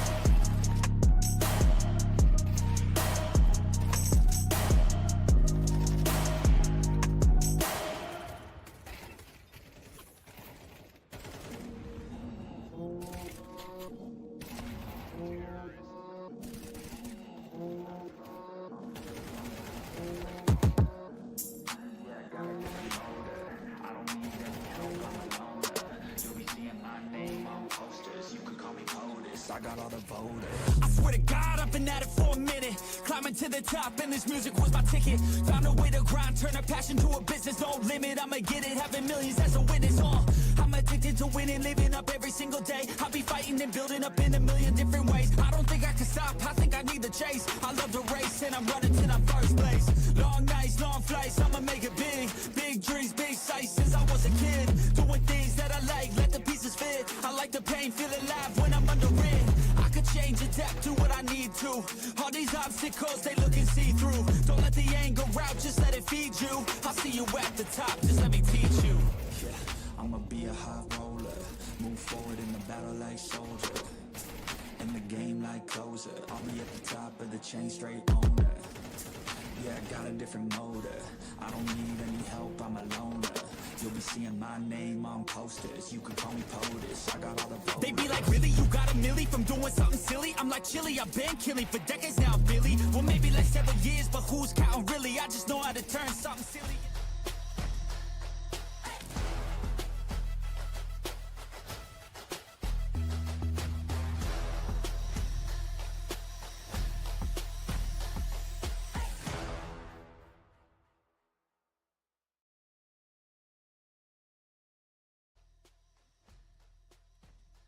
One more map right now going into the second one. Will it be the last, or will Enosis bring us to the decider? Dust here remains as an answer to that, while in the meanwhile, we just got finished with Ancient 13-9. A good attempted comeback from Enosis, but shut down by Oxen Game. It's still me, Puffabob, on the mic, joined by the lovely Edu. And Edu, we're going into Dust, and I think we can both say that we're valid enjoyers of it. Yeah, we're definitely excited to see Dust 2 as a map. I'm also a little bit scared of Enosis losing their hat trick. I've been rooting for these guys for a while. I mean, as commentators, when we've seen what they can do so many times in a row for a new team to show up and show out, that being the wonderful players on Oxen Gaming, it's very scary to see, a potential dethroned hat trick, the Mad Hatter getting his head cut off. I mean, this is going to be a little bit tricky. So getting into this next map of Dust 2, I think it will come down to pretty much the clutches. I think that a lot of the early game will lead over to Oxen's favor, but there's something about Enosis working under pressure that I think can really take the lead here. They just have to start that, what they were just doing, they had to start it earlier. I mean, it was a little bit too late for them to really start popping off. Yeah, I would really hope for Enosis to be given themselves a bit more wiggle room going into the second half, because again, what we just witnessed was, for a second, what we thought would be a flawless, but even then, a split of a 9-3 or something like it on Ancient in general wasn't the best of looks. You're given a really tough situation going into the following half, and in general, while the Enosis made it look plausible for a moment, with the result being 13-9, it was still Oxen making it their favor, and the map for Enosis being Oxen's to take. Now, again, we're bringing this back. Will Enosis win out their enemy's map, or will Oxen be able to finish it out 2-0, as for the first semifinal was just kind of similar along those lines? I guess we're going to have to find out, but I wouldn't complain about seeing Mirage once more. And again, that's the decider we want to see. But just as a heads up, both these teams are fighting for the grand final. We have a prize of $500 this time around, so we're upping it up with each event. Well, you know how it is. We have to make sure you as the community love these events, and that's what we're thriving to do in the meanwhile. And we have a giveaway. Would you refresh us on what that's about? Yeah, we do. If you guys have any idea about our Gleam.io link pinned in our Twitch channel, I believe it's also available on our Twitter streams. If you guys do want to take a look at our Gleam.io, you join it. You have multiple different ways to enter, and of course, we are giving away codes to increase your potential entries and really ramp up the odds of you getting a stat track knife. And of course, in Counter-Strike, knives are one of our favorite items, so make sure you guys join. Make sure that you deck out your collection, and of course, make sure that you are here at PGCS. If you're here for Plausible Gaming, join the Discord. And yeah, our giveaways, they always have a winner, and that could be you. Could be you. And you want to keep an ear out, because there's going to be secret codes me and Edu drop on with each map. We did one earlier. We're going to do one for this map as well. And the decider, if it comes down to it, same goes for the grand final. These codes will heighten up your chances of winning out that beautiful knife. So again, keep your ear out, stay tuned, and also be on the edge of your seat. It can come around in any round that we end up doing it. So yeah, want to make sure that you're paying attention for that. But again, we also want to know who you're rooting for right now. We have Enosis, we have Oxen Game. There was a lot of chatter saying one team or the other, so we want to see a final result right now. Who are you rooting for? Who do you think is going to be taking map 2 and the series? And mostly just curiosity. I want to see who's for who, because in general, both these teams, they've displayed a fantastic performance. Oxen here being what I would say a first for me, really coming out as a strong team, while Enosis with an amazing track record in Plausible Gaming. Yeah, Enosis is our reigning champions for Season 6 and Season 7, and you look on over at this team, I don't see them as a team that really wants to lose 2-0, so map 3 definitely on the board, but overall, I mean, I'm really blown away by those new guys, but I also really want my Hungarian team to have a hat trick. Okay, I gotta see it. I gotta see what we can do here. So if you guys want to give us your predictions in the chat yet again, we'll see where your predictions compare to where the gameplay comes through. And of course, root for your favorite team. When they do something cool, drop a clip. I know that we actually have a new clipping contest available now where you guys can win a Twitch badge in our Twitch channel as well. So make sure that you are dropping some clips. But with that being said, Dust 2, it's on its way, and I'm very excited to say that we are getting right on into it. Right on into it. Map number 2 of match number 2. Here we come. It will be Dust. A lot of importance on that midsection, but yet again, it's going to be the result that carries these teams either to the decider or to the end of today. Let's see how it starts off with pistols as per usual, but Oxen Game tried to take a lot of congestion early on. Yeah, taking a very aggro position here, but that's kind of what you have to do in Counter-Strike Dust 2 new version.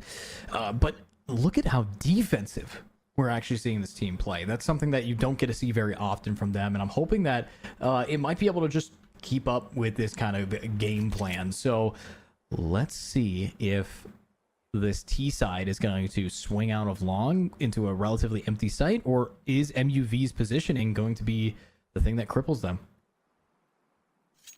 Gonna have to wait and see.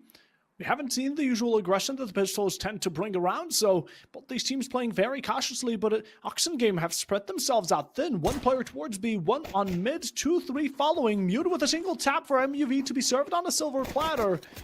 And now this could be what Oxen Game were looking for to finally push up, but one player standing still, and that's a great way for Jack London to pick things up for Ionosis Esports. And again, mid is going to be an absolute bloodbath as both these teams are just exchanging shots, not much connecting, but only for a matter of time because Alone gets one, a second as well to follow alongside with it. Do we get a third? Yes, that's the trio that Inoxus were looking for. Mute to finish it off in the first round for Oxen. Yeah, very clean, very much what you want to be looking at if you are this team. And now let's take another gander at an Oxen Game lead early. Inosis, you want that hat trick, you're going to have to earn it. And right now you're seeing, of course, Jack London very consistent in getting these picks, but it's looking a little bit worse for wear. Yeah, this is not looking the best at Oxen once more. They get themselves a good height over towards this pistol. Economy-wise as well, and look at Inosis trying to contest them in their own den, but they're all just wiped in an instant. Alone with 3 or 4, that is just ridiculous as Oxen Game, considering they had AKs and Inosis were bringing the equivalent of a knife to a gunfight. An expected result. Unexpected result is kind of upsetting, you know, when Inosis is so close to having that hat trick, and a 2-0 is already starting in the favor of Oxen Esport as another team or another game already won. But Dust 2 rifles, we've seen what this team can do. I need to see Flea and 19 start getting on that board, and we might see maybe just Alone getting shut down. This guy is 6-0 single-handedly, just winning them 2 rounds. Single-handedly, Alone has been a beast up until now, and, well, let's see what Inosis are going to be doing there to shut him down, put him on a leash. Because again, trying to swing God, we have players like Barar who have definitely dealt quite some damage in the past as well. Nade right beneath your feet doesn't seem to go off, or rather, it wasn't a nade, but it was 2 kills for Inosis here to claim. Oxen with 1 of their own, but still, the equalization hasn't shown itself. Yeah, hasn't shown up quite yet, but doesn't mean it won't, doesn't mean it can't. We do have the equalizer every time we use it. You know, he's still alive. Every time that a round needs to be equaled out, the equalizer is alive. But what will he do this time? Currently sitting up in top mid, waiting for someone to get aggressive. But Inosis Esports, they have the numbers advantage. They don't need to be aggro here. And with their util still burning down that timer, 40 seconds remaining, and they still have to wait for these mollies, and they still have to wait for these smokes before they can swing out wildly. That moment, that thought, being put to rest for now. Oxen Game are being tempted with this mid once more. We do have the players like Alone who dealt 3 kills with a pistol earlier, so why couldn't they do it with an AK? Being held unknown Info won't be there. Wallbangs go both ways, but on window alone finds one. The second as well. No, actually, it's Equalizer to almost equalize it out, but now in a 2v1. And Osis is a bit late to the party with our two remaining players who are both low on HP. 26 for MUV and 19. You give or take a bullet or two, and Equalizer could finish the job. Yeah, this could just be the end of the game here, end of the round here. But Equalizer spots one. Wallbang potential. 19 is low, and this time it goes to Equalizer. 19 will not do a traditional clutch, and Oxen Game somehow manages to return the favor. An insanely clean comeback in that round, considering they were down so much. They got the plant, and they got to shut down a big team here. That is a great continuation here going into this early part of the map. Again, we did need a moment like this for Oxen Game to keep their streak alive, but in general, Gnosis are going to be on the rougher part of it, and we've seen this throughout map number 1. Oxen Game, once they get some of these rounds right, they win 2, 3, 4, 5 rounds in a row, and once a round gets a bit too close for comfort, they take a tactical timeouts to regather their thoughts, and a tactical timeout is not something we've seen from Gnosis just yet. Yeah, we haven't seen many timeouts yet, and honestly what we have seen though are timeouts coming out from Oxen when they're in the lead, which is kind of confusing to me because they use so many of them that they don't have them once things turn around. But it also lets them just game plan. They're setting it up. They know exactly what they're going to be doing 3 rounds from now. That's the importance of this early game lead. We saw it last game. It's like at round 3 they called a timeout, they got to 7, they called a timeout. It's just anytime that they see these major moments in the game's economy and in the game's momentum, that's when they start game planning again. It's a very solid play, and I do enjoy seeing it. Yeah. I think the tactical timeouts, again, I think Oxen Game was just like, okay, too close of a round. Let's talk things through. Let's set up for the next round. We know that Gnosis are off against Series Point, and we're the ones that can finish it out here and now. So we lock it down. We're on the T side. We can play the aggression and kind of be the manipulators, the puppeteers, so-called, because the T side ends up deciding where the action will be. Because, you know, Gnosis, they're going to push into where the action is, since they need to deny the plant. But look at one of the push-ups here. Who's this confident little fella? Oh. No! MUE finds himself the upgrade, gets caught but not finished, meaning he gets a second chance to deal even more damage. Equalizer falls as well, and Oxen Game have been unexpectedly shut down. The aggression from Gnosis that was a bit of a gambit ended up working heavily. Even though the 2 kills are returned, it's still not an EQ single tab. Jack falls, but Remy there to pat him on the back as Bearer, now the last one standing. Long range gunfight does have the gaze, but still, oh, how does this go so wrong? I mean, honestly, when you're looking at a game like this, it definitely is any moment can change the entire direction, but Barar has just clutched 1 round, and even if rifles are in the hands of these players, 19 needs to really step it up. Remy spots it out, and the spray. That's a Gnosis on the board much earlier than what we saw last game, and that could be all that they need to start their spree like we saw at the end of last game back up again. And Gnosis weren't looking for a huge mistake by Oxen Game. They were looking for MUV to step things up. A great push again once. Unexpected, maybe will be a bit more from Oxen Game into the future rounds, but they got away with that round. And is this going to be the 3rd tactical timeout or 2nd by Oxen Game already? We're barely past the 4th round.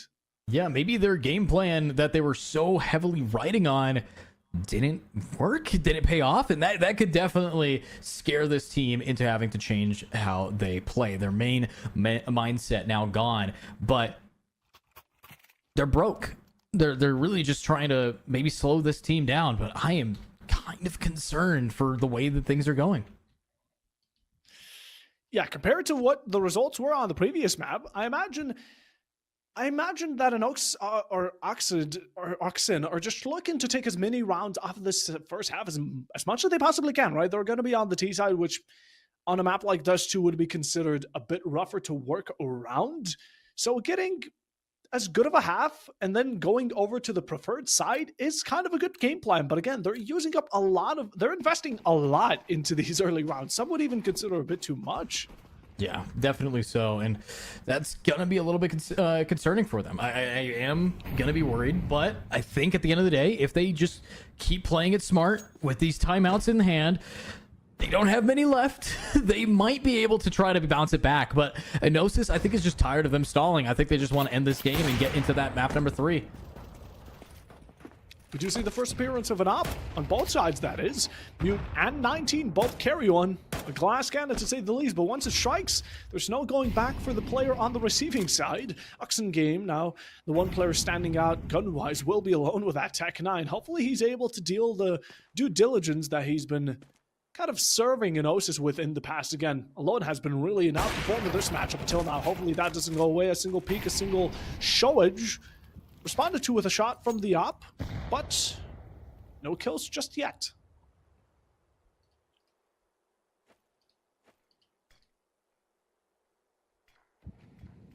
No kills.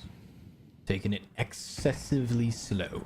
Very passive here. 40 seconds left and we haven't seen anybody die yet. And you do look at that midpoint. CT is smoked off, but it really comes down to the pincer maneuver here. Flea able to get 1, 2, 3 for Flea, and a shot to the back of the head. Now another one down, and there we go. Enosis Esports one away from tying up the game, and much better than what we saw on Ancient. Much better. A lot better. Enosis are starting to carry over that aggression, that fuel, that passion, whatever you want to consider it, from map number 1 and convert it into, I would say, fuel for their gameplay performance into map number 2 too. Yeah, we love working with numbers here. Oxengame, in the meanwhile, are going to need to start stepping things up once more, because currently they're on pistols. And, well, Enosis are definitely going to be taking advantage of that. Yeah, very much so. Very scary to see this kind of turnaround here for this team. But I am looking at the save coming out from Oxen, which means that unless they pull off a crazy exponential kill, it's not going to be easy for them to get any weapons that can actually slow this team back. Waiting for an arrival. Someone peeks out. Feeling a bit cheeky, but Remy doesn't step down from this fight that has left the field already. Oxengame with a 5-man push right onto B that only has 1 resident, who smokes out that entry and might be giving Oxengame a second thought in mind. Nice, good sprays from Remy. Able to grab 1 down, spot out another MUV. They're not expecting the high ground play. Another headshot down. It's pixel perfect, and another one will finally fall. A flawless round, and Oxen not able to get a bomb plant nor get a kill means that that was a complete failure of a save. Sure it was, but hey, now they're able to back themselves up a tad bit more going into the following round, although Remy's influence over that one catwalk angle has completely shut down the entirety of the enemy roster. 1 support, 3 kills in the meanwhile. Basically being the harbinger of death in that round is now Oxengame with a quick flash and an even faster push towards this long side that is long awaited by Enosis, but not responded to in their favor, as Insidious is able to pick up the first, spraying through the smoke. Heavy damage dealt, I think so, as Baron and Insidious lie very low and alone falls to a nade. Absolutely insane, and now it's pretty much time to shine here. These guys playing so beautifully might be able to keep up this momentum for this next fight, and they're up. But the T side all grouped up long, all of them trying to just be together. You have Equalizer now joining them as well. This could be the make or break, or just straight break them. That's the big concern that I see with this team, is there's a whole lot of pushback that you're witnessing, and Remy on this lurk has perfect timing to execute Equalizer, but Equalizer no.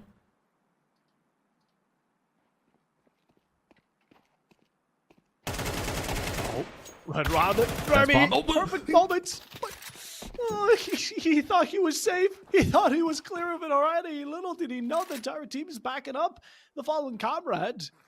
3-3. And Oxengame still have an opportunity to get back their lead.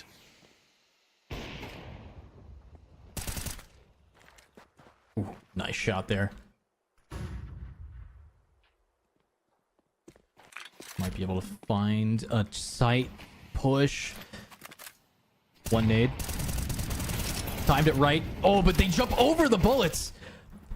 But unfortunately, 10 seconds remaining. They have to go for the plant, but they can't. Flea's going to be able to execute them. And now 4-3, and Enosis Esports is officially in the lead.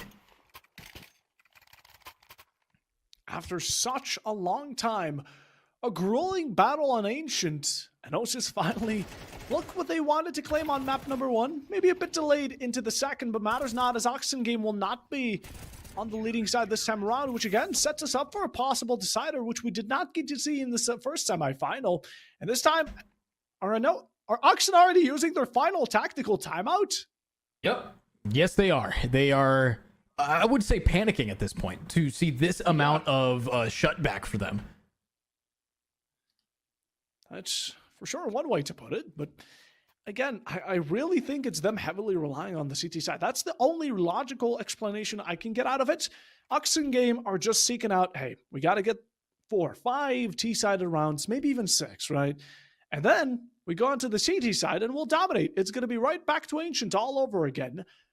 But it's not heading in that direction of plans.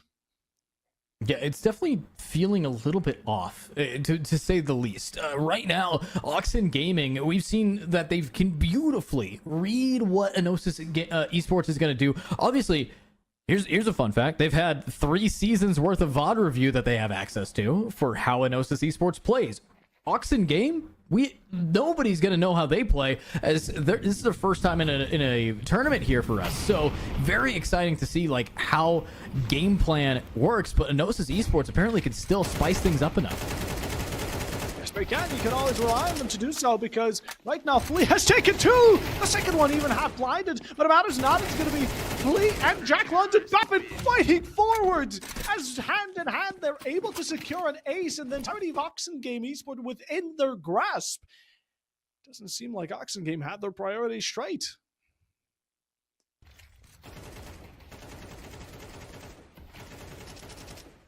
All right, here we go. Shots a little bit clean from this team. I will say this though. Enosis Esports looking at a 0-3 scoreline and saying, watch this, I'm gonna get 5, is hilarious to me. Like, these guys, they want to go to map 3, but map 3 is Mirage, and arguably that is very similar to the playstyle of Ancient, and they just lost a player. So what I honestly think game 3 is going to be the closest match we've seen to date, and I'm even including last season's finale. Could be. I'm still curious as to how Dust is going to turn out, because it has been around 4 rounds since we've seen Oxen Game start this off quite well, or something that at least pivots them, because this is going to be the first kill. The Op is going to peek away, but Nighty just re-peeks, uncrouches, and finds Insidious. Good way of fighting back. Again, Enosis are not going to stray away from their path of trying to keep this as flawless as they can into their own half, but Oxen Game very committed towards this catwalk, that's for sure. Very committed, but are we going to see the timing work out? I mean, that's the biggest thing about Dust 2 is don't burn down the clock. This is a massive map, so that's a good shot. Nice and clean to have fallen, but the double player in long could go for a very aggressive retake, but the molly misses. Unfortunately, that's actually going to cook their team into a bad position, and they have to walk right into the crosshair of 19, who does not get the second kill. And Barar is on the board, but the molly is a little bit too hot for them. Can't plant default, but where you looking, Remy just gets absolutely executed, and Jack London has to go for a save, and this is where their spree ends. I wonder what Remy was so scared about. Maybe some player on long, the ghost of Oxen Game's dead teammates. But whatever it was, it works out for Oxen Game, as the attention was turned away. And in the meanwhile, now Jack's setting himself up on the shore to be exposed and put down in an instant. You did almost take a bit of damage, but of course, when you're in a battle against an op, you're just hoping a single bullet doesn't land. And quite the opposite happened there, as Oxen Game are now 1 round behind. And I'm not used to saying that, especially with how Ancient went. Yeah, this is a very interesting turn of events for this team. And now, with Oxen Game being able to just be so consistent, again, Enosis Esports has to work on that timing, because Remy was worried about a flank behind them. They had 2 players down immediately, or 1 player down immediately in mid. It's just these little mistakes are getting punished now, and that's what Oxen Game's entire playstyle is. It's about finding the weaknesses and being able to punch through them. But Enosis Esports no longer is sending someone into tons. Instead, they're going for that double push up indoors, and that could be the opening that they need to just end off a start of a round. I'm hoping Oxen Game are going to expect it a bit more, because Gnosis have gotten away with this plenty of times in this entire map. I mean, we've seen them push up into their own spawn at certain times and get a couple of frags. So Oxen Game, to try and avoid that, they send the majority or all of their players towards this tunnels and to start setting up for a potential B push. Potential B push, but with nobody in mid, this is going to be a lot of utility being needed to get them through this doorway, and that's no guarantee. It's going to be very difficult. That it will. But they're still setting up. They're weighing out their options. Flash is out. No, that was a pre-placed smoke. Jack London being held, not necessarily. Just get the refrag, and 2 for Equalizer, and alone to claim, as now they have contested ground. They've claimed it as well. Window will be secured, held by 3, as it seems the Oxen Game are not letting a single player from Gnosis slip on by. 2 smokes here, 1 to fall. It does seem like they have had everything secured. 19 and Remy remaining, and unless Remy finds another quad or triple kill, this is a round for Oxen Game to claim.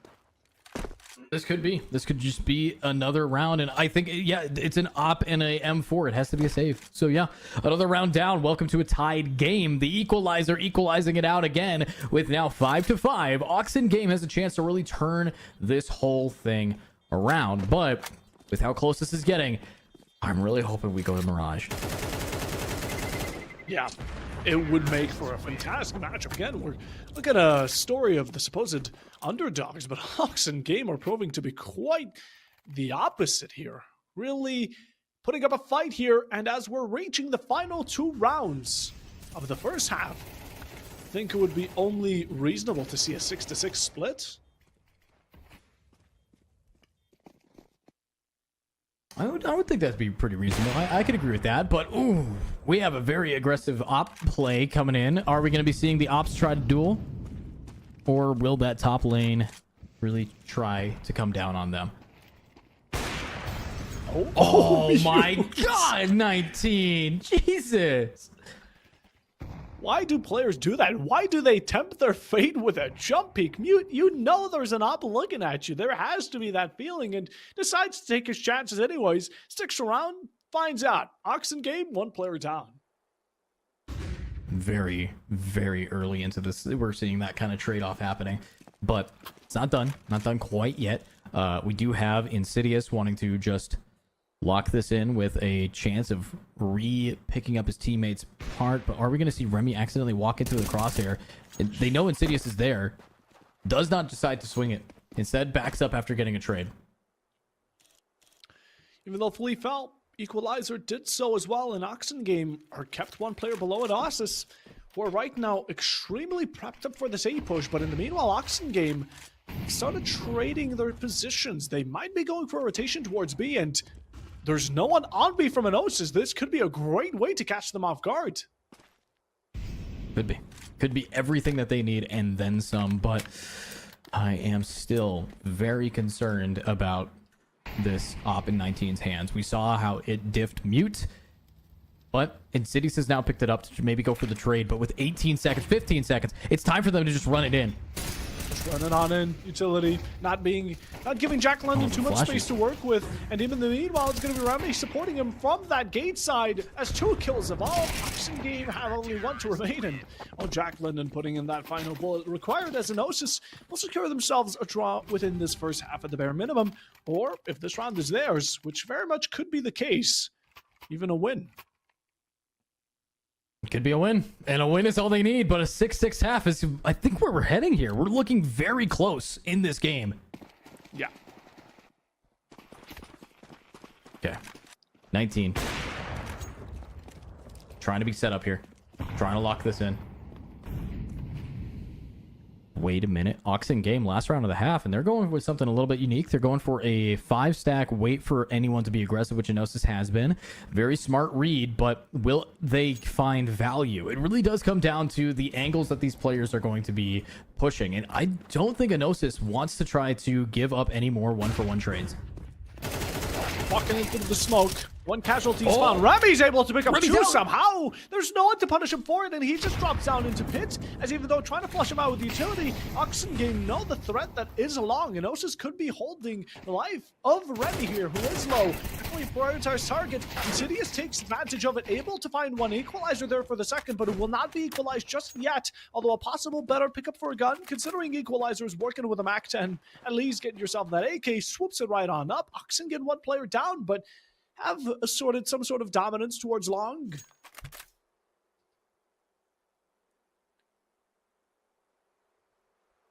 All right. Equalizer inching his way up, trying to find one little opening. It's all you need, and you can make it work. But smokes up, flashes out. We're not seeing the connection through the smoke. But we are. The second your head pokes out a ramp, we have one player by the car, gets a flick down. Jack London is gone. 23 seconds remaining. Again, it's all about timing. With the flank from 19, the timing of him ends off the half with Enosis winning 7-5. And another half to decide if we get to Mirage. Mirage or not, Enosis are now going to be on that CT or on that T side. For Oxengame, they're going to be on what they were looking forward to, I imagine.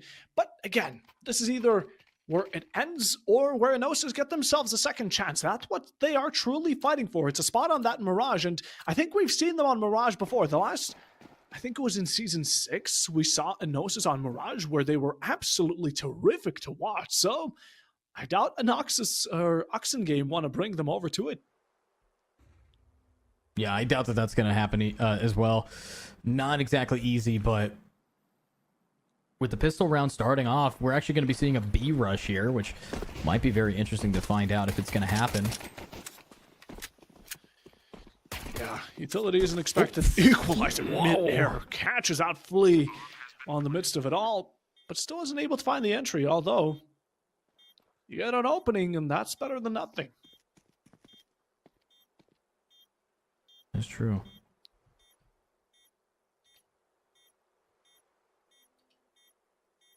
Ooh, alone. Here's the bomb ticking away. Wants to try to break on in. Gets a shot right in the head. Another spray. But how many times have we seen team kills? Another one down. And it's just...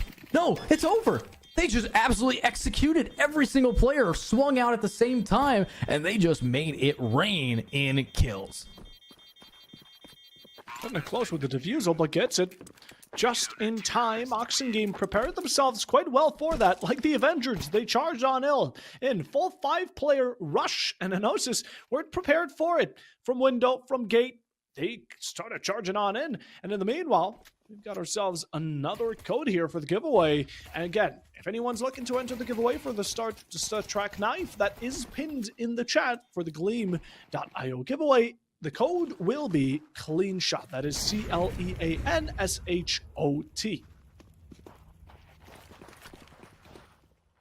Very clean shot on its way then. And now, what seems to be the main plan here? Do you have another catwalk push? This time Enosis Esports with some deagles on their reasonable eco buy. They do have enough money saved up for the next round to go pretty fun.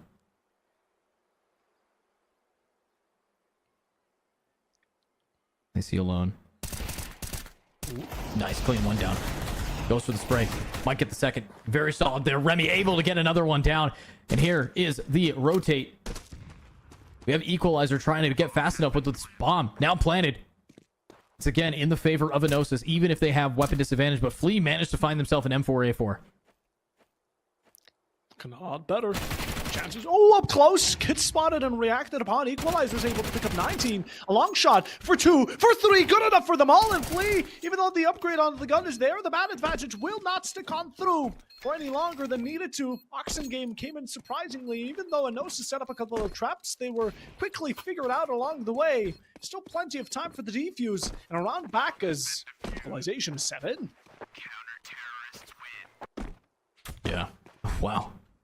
Already we're seeing them now set up and locked in to lock this down. 7-7. What a clutch here for Oxengaming. And now Enosis does get a buy round because of the bomb plant. But again, we need to see them locking this in. Oxengame They want to steal the hat trick. They want to knock the whole hat rack off the ground. They got this. And Oxen Game knows that Gnosis Esports needs this so much.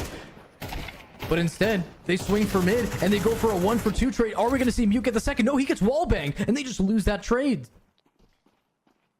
What could have been a trade ends up going against them. A risky play, but Oxen Game. They pay the price as Enosis now pushing in with flashes. Smokes. Do they check it all? Low HP and a spray through smoke alone is able to find 2 before going out. Just to equalize it out and leave Jack London and Remy in a tougher spot. Bear Equalizer left with a gift. A nice little opening. And they are able to finish it out as Oxen Game, after quite some time, are back in the lead. Wow. Back in the lead, Oxen Game. This second half definitely favoring them, the CT side. It's kind of where you want to be playing nowadays on Dust 2. And if they can keep this up, they'll be very, very excited. And obviously, though, a question for Enosis. When are we seeing their timeout? When are we seeing them being able to slow it down? Because right now, Oxen Game has momentum and they haven't even bothered. Because I think they've actually used up every single timeout that they had in the first half. Yeah, to be best put, their game playing has been quite wrong. Well, this is the best way to put it because they're just rushing 3, 4, 5 players down and 4 of them eliminated. Mute there to finish it out. And in an instant, Enosis went from bleeding to being bled. An Oxen Game get themselves that 2-round advantage. It was a very low end-up buy from Enosis, so I doubt they expected much. They were hoping that they could overwhelm some of these players with numbers alone, but the cross between Equalizers, Berrar alone, and then Mute for the final touch, just instant. Yeah, very clean. Very, honestly, kind of upsetting here if you're Enosis. That's definitely going to be one for the record books. And now, getting into this next round, I'm a little worried. You do have quite the team set up, and the synergy is what matters most. Hopefully, we can see a comeback here, but the T side is just inching for that mid fight. Again, they love fighting in mid. It's kind of all that this game gives you now. Sure is. It really is. Again, the importance of it clearly stands out, and Enosis will be able to capture upon it. In the meanwhile, try to rob away A from Oxen Game, who have set even a player aside towards long. That's something we've seen quite a lot of times from them, but now, as much as there isn't much contention from Oxen Game towards these mid-wall bangs, which have been quite prominent, Enosis feel like they're comfortable enough to step into sight, but little do they know there's a small surprise of 3 players waiting for them. Yeah. Up in Mute's hands has been a killer, an absolute executioner for this team.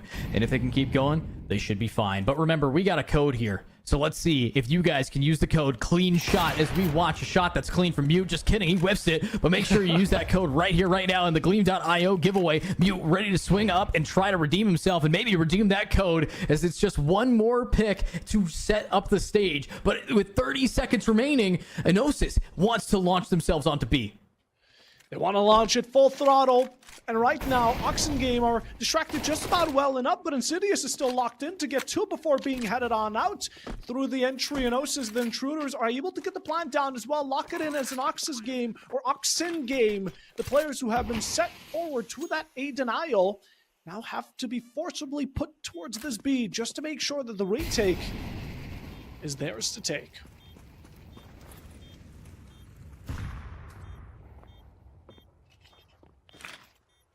Flashes are out. Got everything that they need. The swing, the run, Remy, double down, huge round. Now, not much time remaining. Mute has to go for the save. He's managed to get one. No, he's swinging out of the window, and Remy pops up like a watch hog and is going to be able to just execute that. 9-8. But do they get away from the bomb? They do as well. A victory's a victory. A win's a win, and you know it. Right now, Enosis, quite close towards that end stage. But again, I'm loving the players from Oxen still able to back up their fight in the most stressful of moments. Although again, Enosis used that teamwork, which is something that we haven't been lacking from them, besides on Ancient. But that's far past us. We're going to leave that in the past and not dwell on it too much, because this is a new map, and we're quite deep into it. Ooh, good nades, good flashes, good util. They know all about where the positioning is for this team, and awful things. He's almost dead. dead. He just keeps taking nade after nade after nade. But now the swing up, the 3 players, you know that they're all in heaven, but it's the close quarter combat that Insidious is going to be able to execute with. The nade counter, he is low. Can we see more of these picks as another player is swinging out of Catwalk? And we're not seeing the value, but 19 gets one.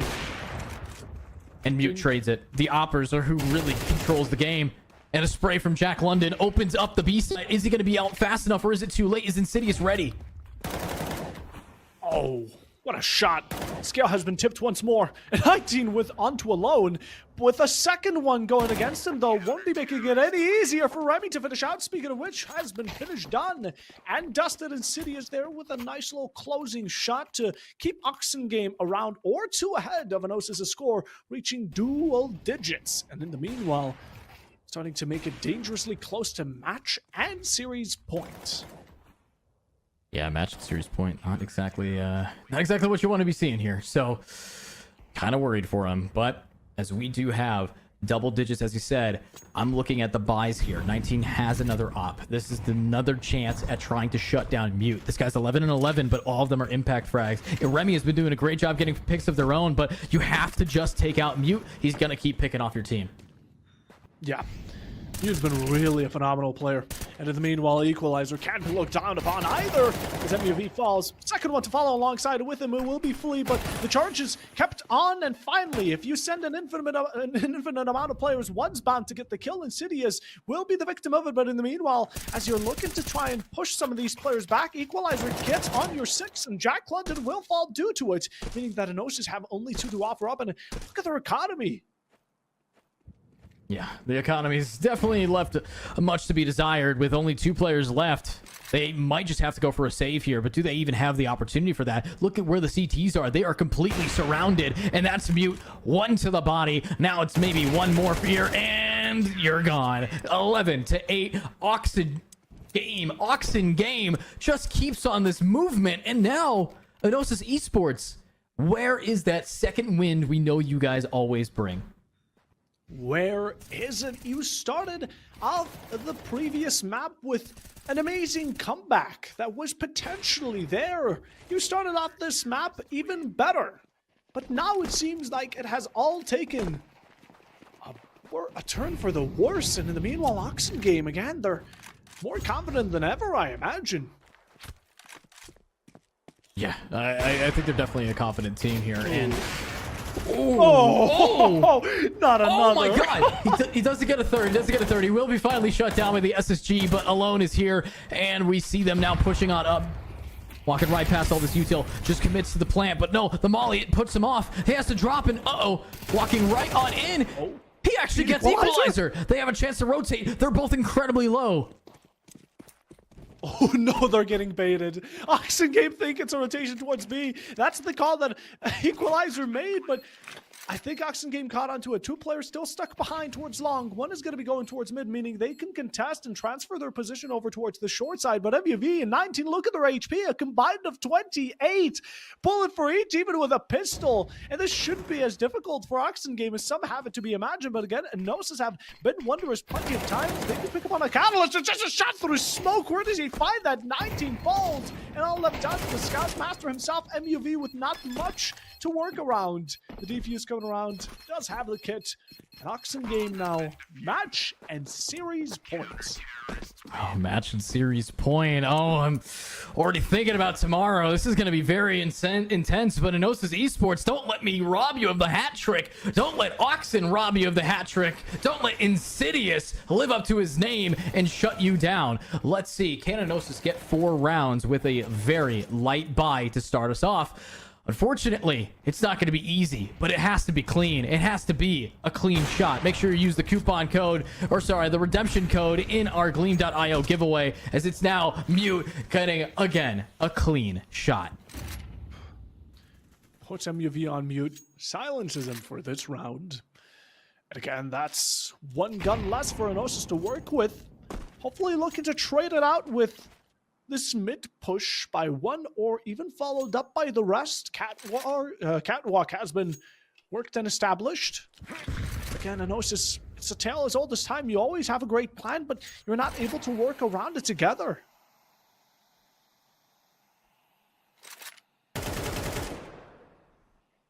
decent sprays. Will the plan be worked out together, or will this be just an execution? I hope not. I genuinely hope that they have what it takes to turn this game around, but Remy getting a pick like that could be what it needs.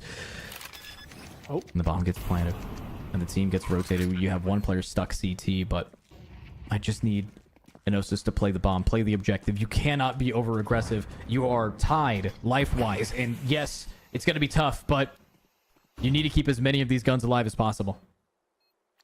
As many as alive. Even if Enosis win out this round, if Oxen are able to take these guns off of them, the following will be difficult. And Insidious shots sometimes might just be unholy. Jack London, though, can be taken out of the calculation as tour return for him. Now swinging out of the smoke, a quick little scope from 19 to bring it all up down to only one remaining. Equalizer doesn't look to challenge any remaining.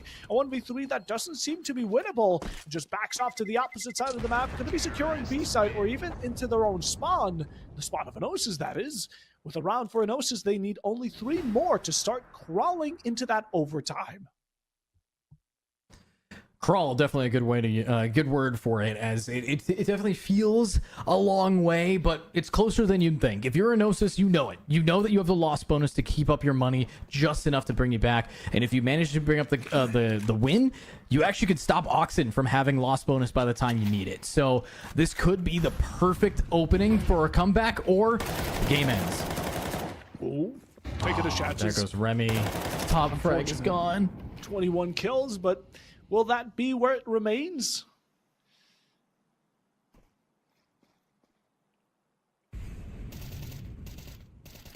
Oh, couple of shots. Enosis have been spotted around this midsection once more. They've been, again, really pushing towards it, but this time they're going to take a step further by engaging on Oxen Game's own ground in their own territory and spawn to possibly further go onto this B side. And an opening has been made, but there's only one Oxen player, or rather 2, to hold down this B. 1 round window. It's going to be Equalizer, who doesn't want to take that challenge just yet. The flash indicates it. A follow-up. They're all aligned, but Flea finds the kill onto Equalizer, and they have only 1 more to take care of on this B site, who is spotted, but not given up just yet. MUE finds him nonetheless. Ooh, here we are. Bomb planted yet again for Enosis Esports to turn this around.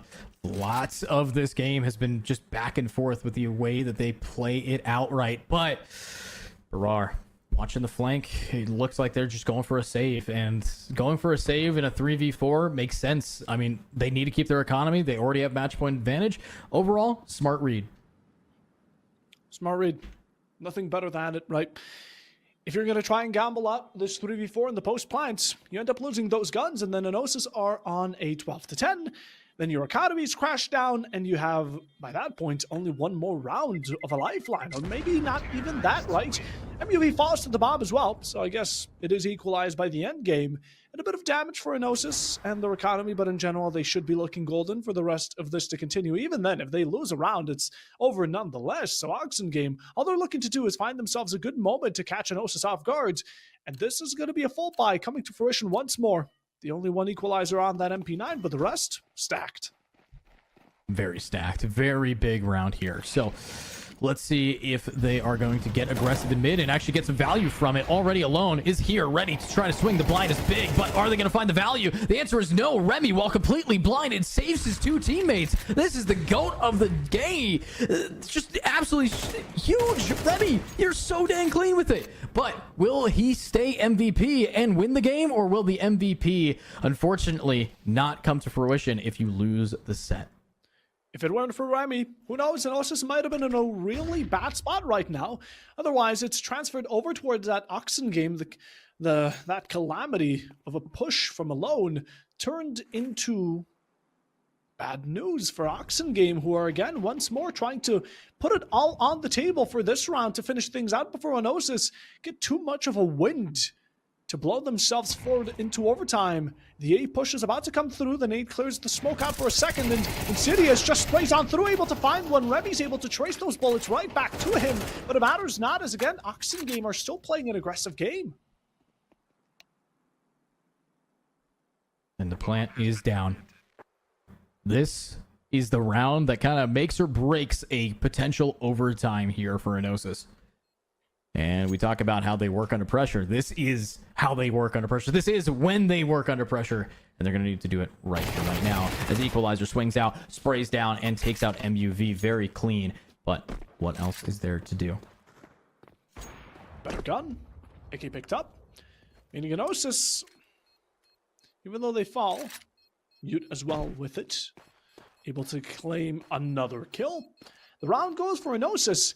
And this next round will be all or nothing. For Oxygame, it's going to be the regulation or overtime, while Enosis, overtime or loss. Not only the map, but the entire series. A lot lies on it. Economy-wise, Enosis are surely better, and even then, they've been claiming a lot of these rounds consecutively. Plays like these can tend to get close, but it's always lovely to see that Enosis have each other's backs. Oxygame, on the other hand, will surely need to make this round count if they don't want to risk that second part of that third half to come around. Yeah, second part of a third half.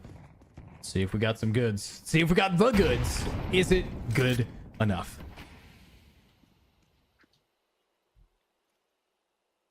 All right. Gnosis already splitting up here. This is one of the most split up I've seen them in a little bit here. They're just trying to find that opening pick, and if they can get Barar, they set themselves up for success. But do they have the timing?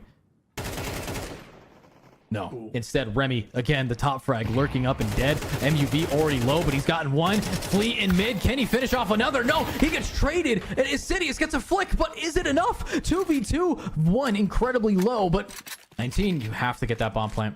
We have to see what they could do. MUV, good. Swap it to the low player. Be able to turn this around.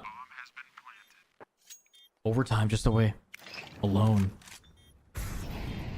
This guy's been so clean with getting these spray downs, and with someone being low, it might just be up to 19's clutching. That it might. It's either two players or time wasted. Enosis have themselves paths, while Oxygame need to send it forward within a reasonable time as well.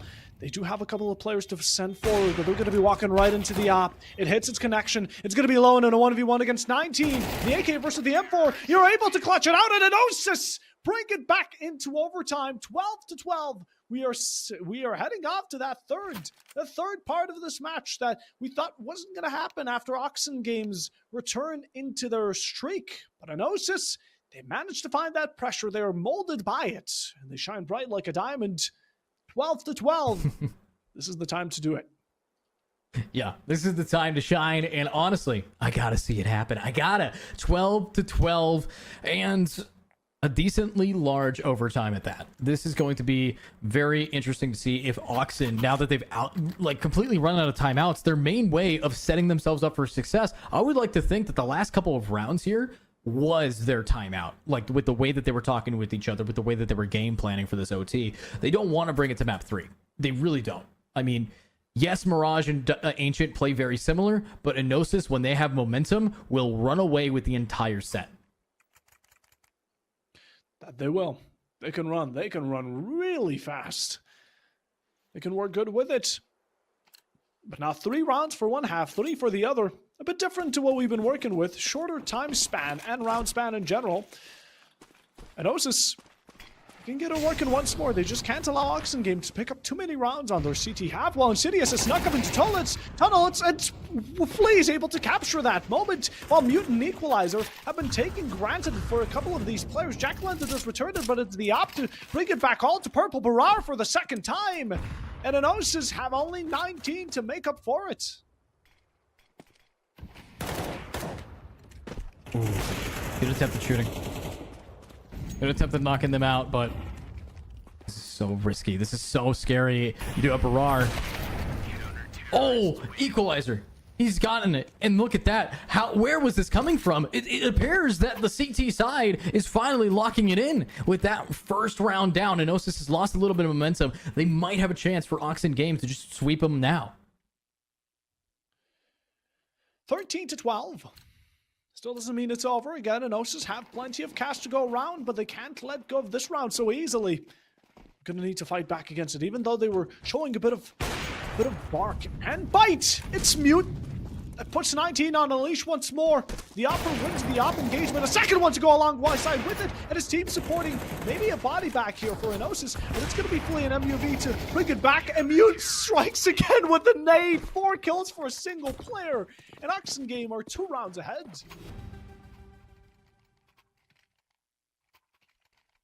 Two rounds ahead. I'm so worried. I'm so worried about this team. It looks a little bit scary, I'm not going to lie. You're looking at a chance for these players to just completely lock it in and lock it out. But at the end of the day, it does also come down to what plan we get to see from Enosis. There's a really solid chance that they end it. But we got to just look at the T side. Enosis Gaming, they're splitting up, but this time we're not leaving Remy alone. Remember, the last time that we had Remy sent off on a side quest, he just got absolutely obliterated by Barrage. So we need to have our team grouped enough, buddy systemed up. Gotta establish it. Enosis is here. They've been quite stressed out of this, but again, they recognize that they're on a thin lining and can't really work around it too much. As much as they desire in some of these rounds, we're going to need to put in the work and work themselves to the bone. Because again, they're working against Oxen Game, who have been displaying a real powerful performance up until now. And once more, the CT side has control of all but short. And Enosis keep on stepping into this trap.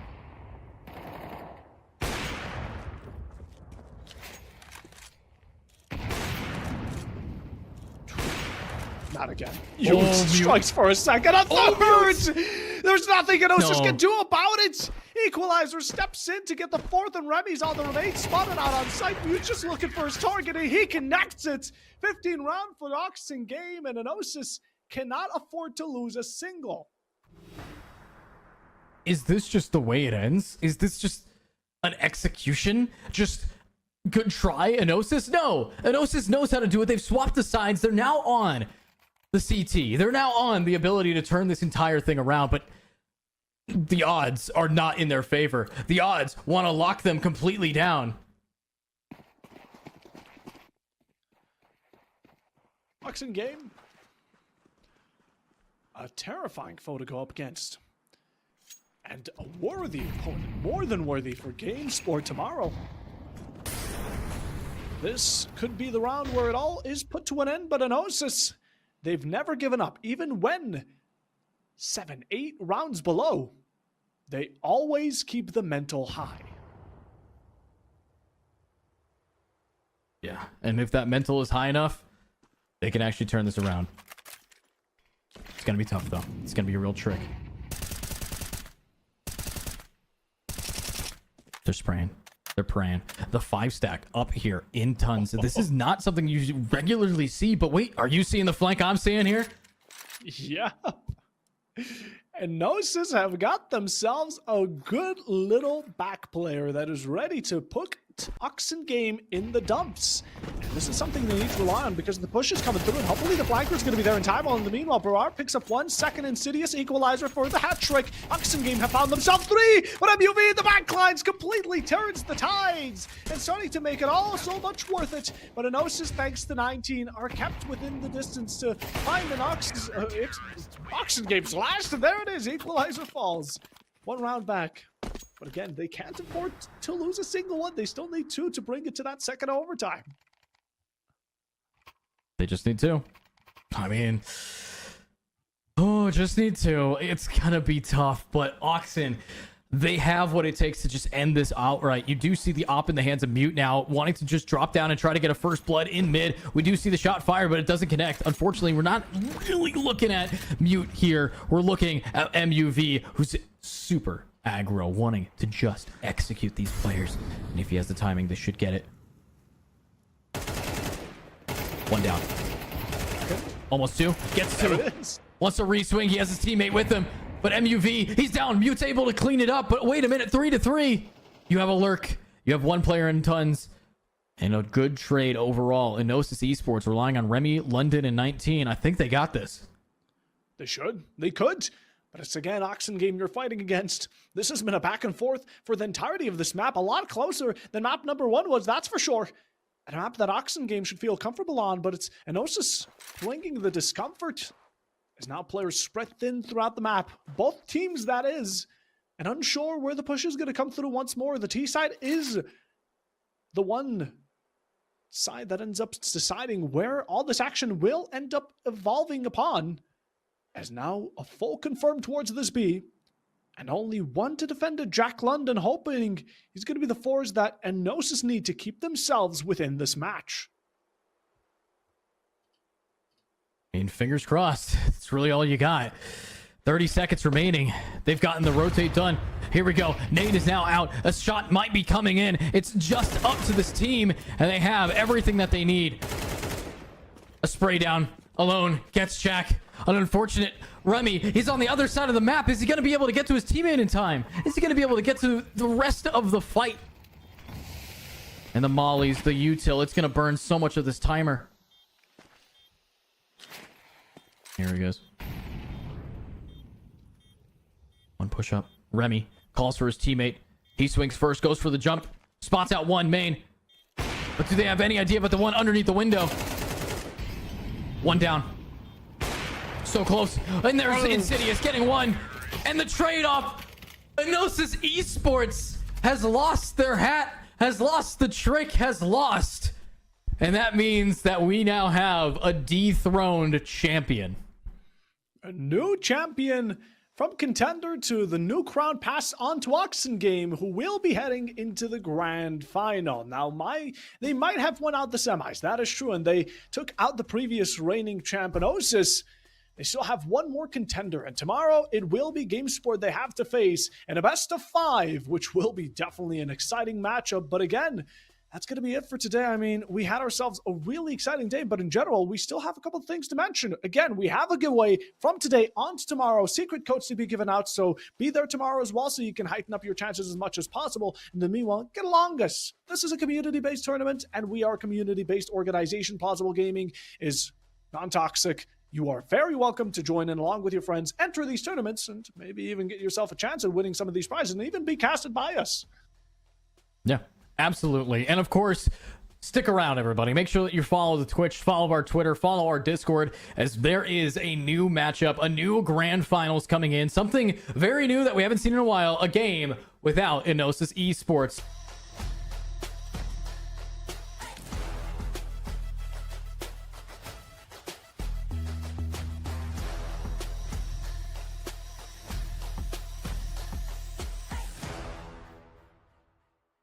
You wanna be, put it out in the world, that's your destiny.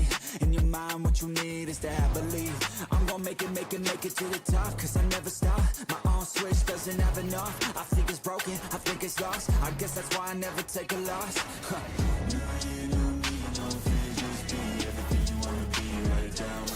Don't give up, just believe and you will succeed. Put the hours in, and you gotta win.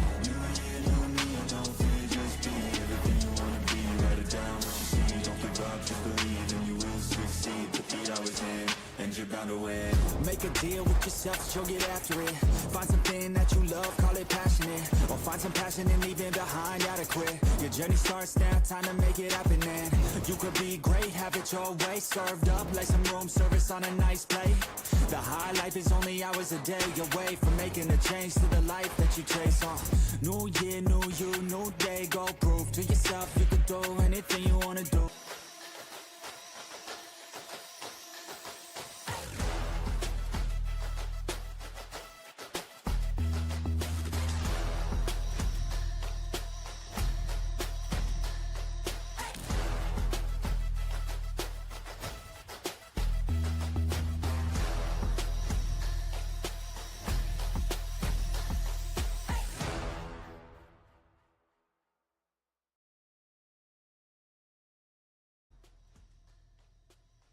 Ladies and gentlemen, welcome to the Plausible Gaming Championship Series. Today we're back at it with CS2, and we have ourselves the grand finale of Season 8 with a beautiful matchup between GameSport and Oxen Game. But before we step ahead of ourselves, today I'll be casting the matches alongside Volt, who replaces Edu from yesterday. And Volt, how are we doing?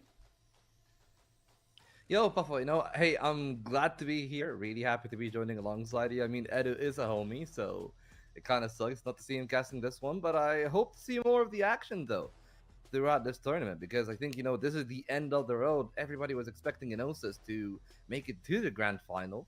They got dropped in the semis, and now it does feel like it's an open game, and there's really a two-horse race between the two teams now in what is a best of 5, something that we don't really see as much nowadays. That is true. And Otis was the expected, I would say, incomer into the grand final. But hey, we got surprised by Game Esport with a 2-0 flawless in the best of 3 yesterday. And, well, their challengers today will be GameSport, who did just about the same to their own opponent. So we're interested to see what matchup we're going to have today, or at least how these two teams are going to clash. Again, we're looking at quite the Titans going into this matchup. And speaking of which, let's take a look at the teams a bit more by close, a bit more by the logo and by the full name. GameSport versus Game Esport. Again, Game were the ones who first appeared yesterday in the entirety of Plausible Gaming's history, and then they decided to take out who was supposed to be the hat-trick winner today. Again, Enosis won Season 6 and 7 over here. They were looking for the third, but weren't able to secure it. So, that will be intriguing, of course, as you said. But, in everything that is going to happen, a lot of people could, I guess, dismiss GameSport because they were in the team that went up against Enosis. But that really doesn't up in the way that a lot of, because, and especially in the best of 5, when the format is going to put a lot of pressure on you, and the map veto itself actually lines up differently for some of those teams. That will make things interesting. And the big part about the best of 5 is that you get to see the majority of the teams. Not the teams, sorry, the majority of the maps actually being played. Like, each team only gets to ban one map. We will see the teams just ban their own permaban. So, kind of puts it in a pretty intriguing position where perhaps, some of the teams that wouldn't be comfortable in playing, like, let's say, an overpass, a train, ancient, that will have to be played today if it does go to this. 100%. We saw the map bans yesterday, and these teams really don't like their overpass, their train, and even their nuke. So I imagine we're going to be going back to the old CSGO days of our lovely Mirage, Dust, even the Ancient, and of course the Inferno. What the fifth one is going to be, I guess we're going to have to let time tell, but we're taking a look at the matchup yesterday. PTS Esport, they had themselves a good beginning towards that Mirage, but GameSport ended up taking it in the end game, and over towards Ancient, it didn't seem like much of a competition. GameSport here went almost flawless, and in general, this was a really strong performance, and that's why we're going into this best of 5 with a lot more expectations, right? GameSport, they didn't have a lot to show in the first place. We're going to be able to see them at their peak performance go up against Game, who, well, they showed a bit more since they had a bit more to offer up because it was Enosis they were facing, but hey, we haven't seen this matchup yet, and I'm all for it. Yeah, and I'm going to be really glad to see how it'll go. I'm going to be intrigued to see if it'll actually go the distance or not, because, we've seen basically everyone and their mother play Mirage. So that, of course, I think is going to get earlier on in the BO5 veto. But outside of that, like GameSport themselves, their map pool, I think is lining up pretty well. So maybe we can actually take a look at them.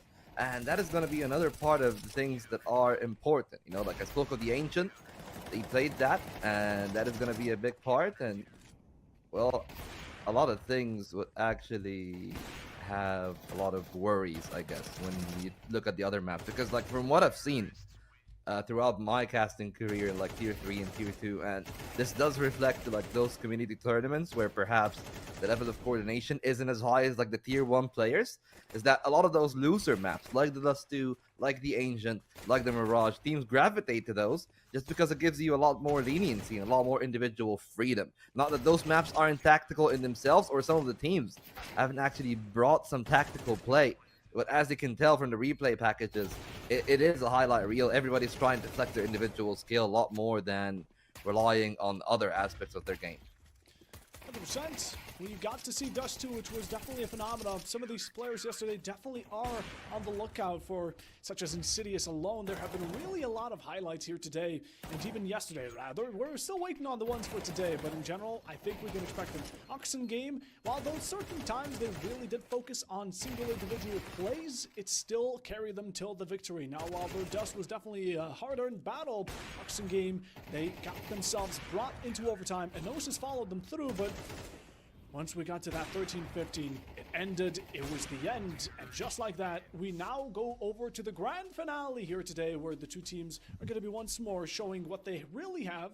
And again, I'm really interested to seeing what maps we're going to get. We're going to get those underway in just a second, but in the meanwhile, we're going to tell you a smart thing about it, just a small thing about Plausible Gaming here. Besides the fact that we're a non-toxic community, we're also doing a bit of a giveaway for a stat track knife that you can enter in by the Gleam link that should be pinned in the chat. So get yourself entered, and at the same time, throughout these maps today, just like we did yesterday, we're going to be dropping some cheeky secret codes for you to heighten up your chances on winning. And honestly, I would say go for it. Just stick around, stay tuned. There's going to be a lot of fun, a lot of action, and also get involved with Plausible, because in the meanwhile, you know, you want to get into the community, you want to get yourself and your friends into these tournaments, and maybe you even get casted by us one day. But you know what, Vault, I always ask this, either Edu, Llama, whoever's on the desk with me, what maps are you hoping to see?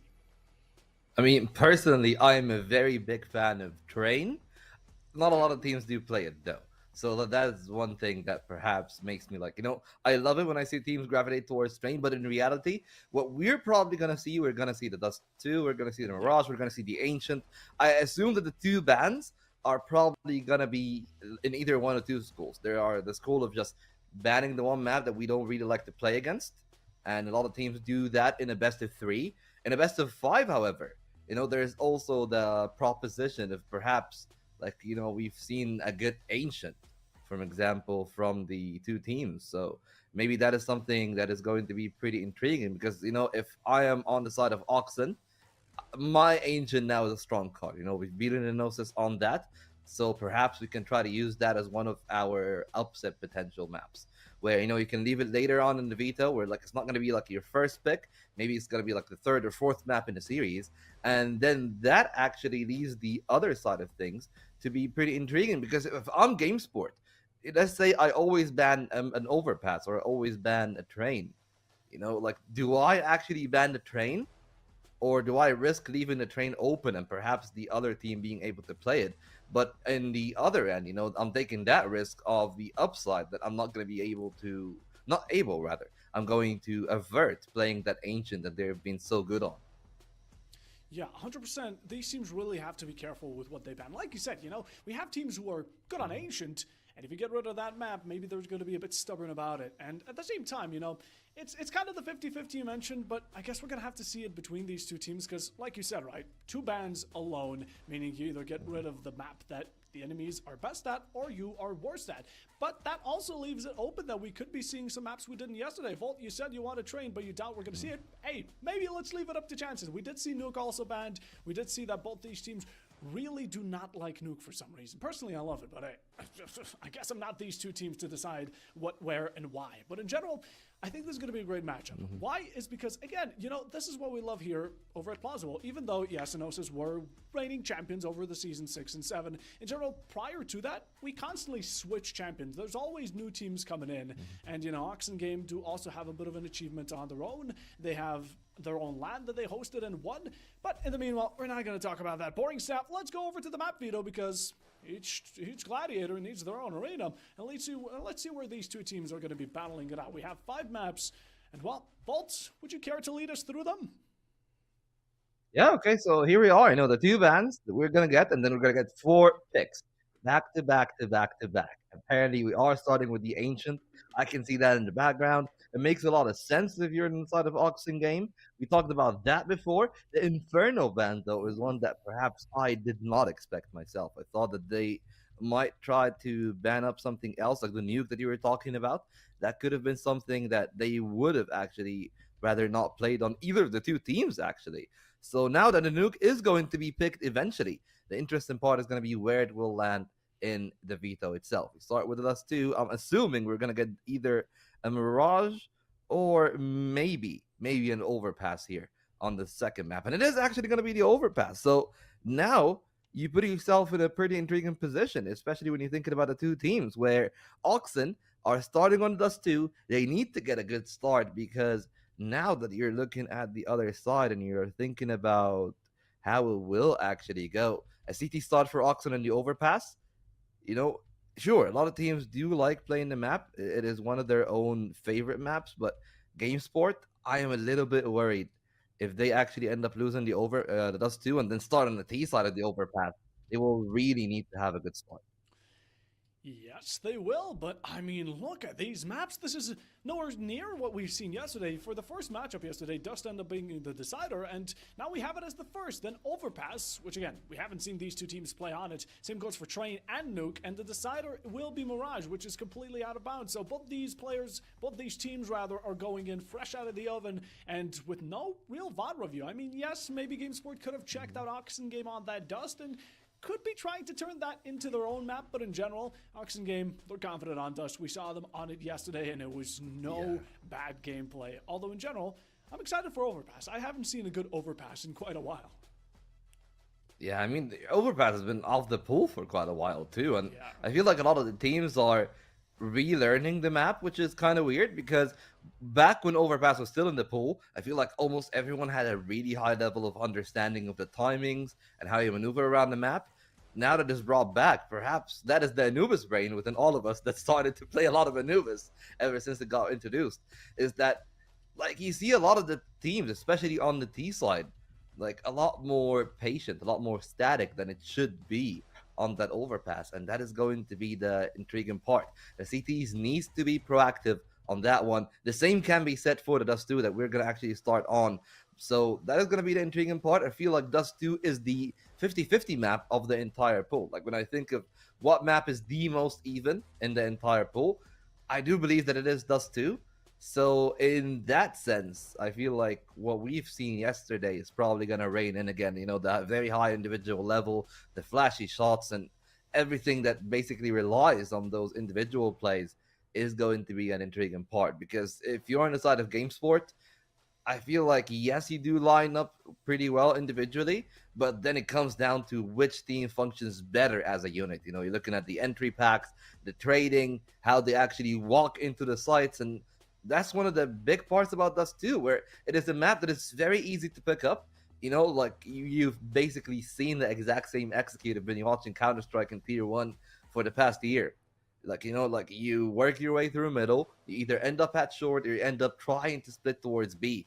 And in either way, it looks pretty simple. And it is pretty simple in the base layer of the execution. But the intricacy actually comes in at the timing, at the players that can get a sense and work their way against the conditioning, where perhaps, like let's say the GameSport, for example, starting on a CT side, might try to aggress down short, look into lower tunnels for a few rounds. If that happens, and then there is someone from the other side that's actually looking from the side of Oxen thinking, okay, if they're starting heavy on short, maybe you can try to capitalize and try to get some long control. So that back and switch, that little tug of war that could be played in the map, this is where the high mastery curve appears in the Dust 2. Yeah, 100%. And the one thing I do love about Dust 2 is, you know, as a CT, you always love to push up. That's the one thing that the map allows you to do. So let's take example, Blanc. You can really get up into the faces of your enemies on the T side territory. You can push up to mid. Again, this is that type of congestion that allows these single player individuals to find themselves complemented by the map alone. If you're good at clicking heads and you push up mid as a CT, you can find yourself easy kills. Same goes for long, same goes for tunnels, whatever you want to do. As long as you have the confidence and the backing, you're good to go. But again, utility can't be discredited when it comes down to any map, specifically when you want to push short, specifically when you want to enter B. This is the one thing, right? A is a bit more easy to retake as a CT side, while though B has a difficult entry for the T side since you have that one corridor, and then you have to also rely on the entry from the CT spawn if you're able to overtake it. So there's a lot of depth in this map for as long as it has been in CS, CSGO, CS Source. It's been all around the place. This is one of the most old maps in gaming history, and it still remains to be one of the most fun ones, I would argue. And again, we're getting to see it as the first one here in the grand final, which is just absolutely phenomenal. Now, anyone that is joining on in and hasn't heard of this before, again, we are currently hosting a knife giveaway stat track. Get yourself involved. The Gleam link should be pinned in the chat, so get yourself on over. It's free, shouldn't harm you, and we're also going to be dropping secret codes so you guys can heighten up those chances and hope to win it. I mean, hey, don't let me take away your knife. In general, though, Vault, we're going into Dust. After that, since we can talk a bit about in the future, since we also have the time, we're going to go into Overpass, a bit more recent, and also, I think, completely different to most maps. There's not a map like Overpass. Yeah, and, you know, that's always one of the things that is very intriguing. I feel like one of the things that we can talk about a little bit is like with the Inferno being banned. Inferno is the utility map. Like you see the way that it displayed, a lot of teams carrying on those HEs, not to blow off the smokes, not to look for opportunities around that, at least not just that, but a lot of util damage is actually inflicted in that map. And that is also a thing that we've seen a lot in the overpass if you've been watching the pro scene. So perhaps that's something that people can pick on. And that also leads me to the other main point, you know, like we're talking about that little bit of utility that the T players can use to perhaps offset their disadvantage. The advantage on the CT side is always kind of, at least for me, reliant a bit on having a solid AWPer. Because if you can keep some control of the bathrooms, if you can keep contesting Fountain early on and making sure that you condition them not only to be careful that they will be countered if they try to attempt the B rush, but also if they try to split back towards the A site, whether it is that they play connector and there's like a CT player in there, or it's a more passive setup, depending on which of these two teams will be starting on the CT side. That will be a pretty intriguing factor. I feel like that itself is going to decide a lot of things in the entire series, not just in this one map of Overpass. That the AWP prowess is going to be the big factor. And you know what? Speaking of big factor, that we are actually going to perhaps put all of that to the side once we get to the server, Puffo, because in reality, we can talk a big game about like how things should go and the form and how it has been for the two teams in the semifinals. But this is a fresh day. This is going to be their first time playing today on this Dust 2, and it could condition the entire series because a win or a loss here, sure, it doesn't end the world in terms of like, oh, you know, I lost one map in the best of 5, but if it's a blowout, that could have some mental factor in coming into the next few maps.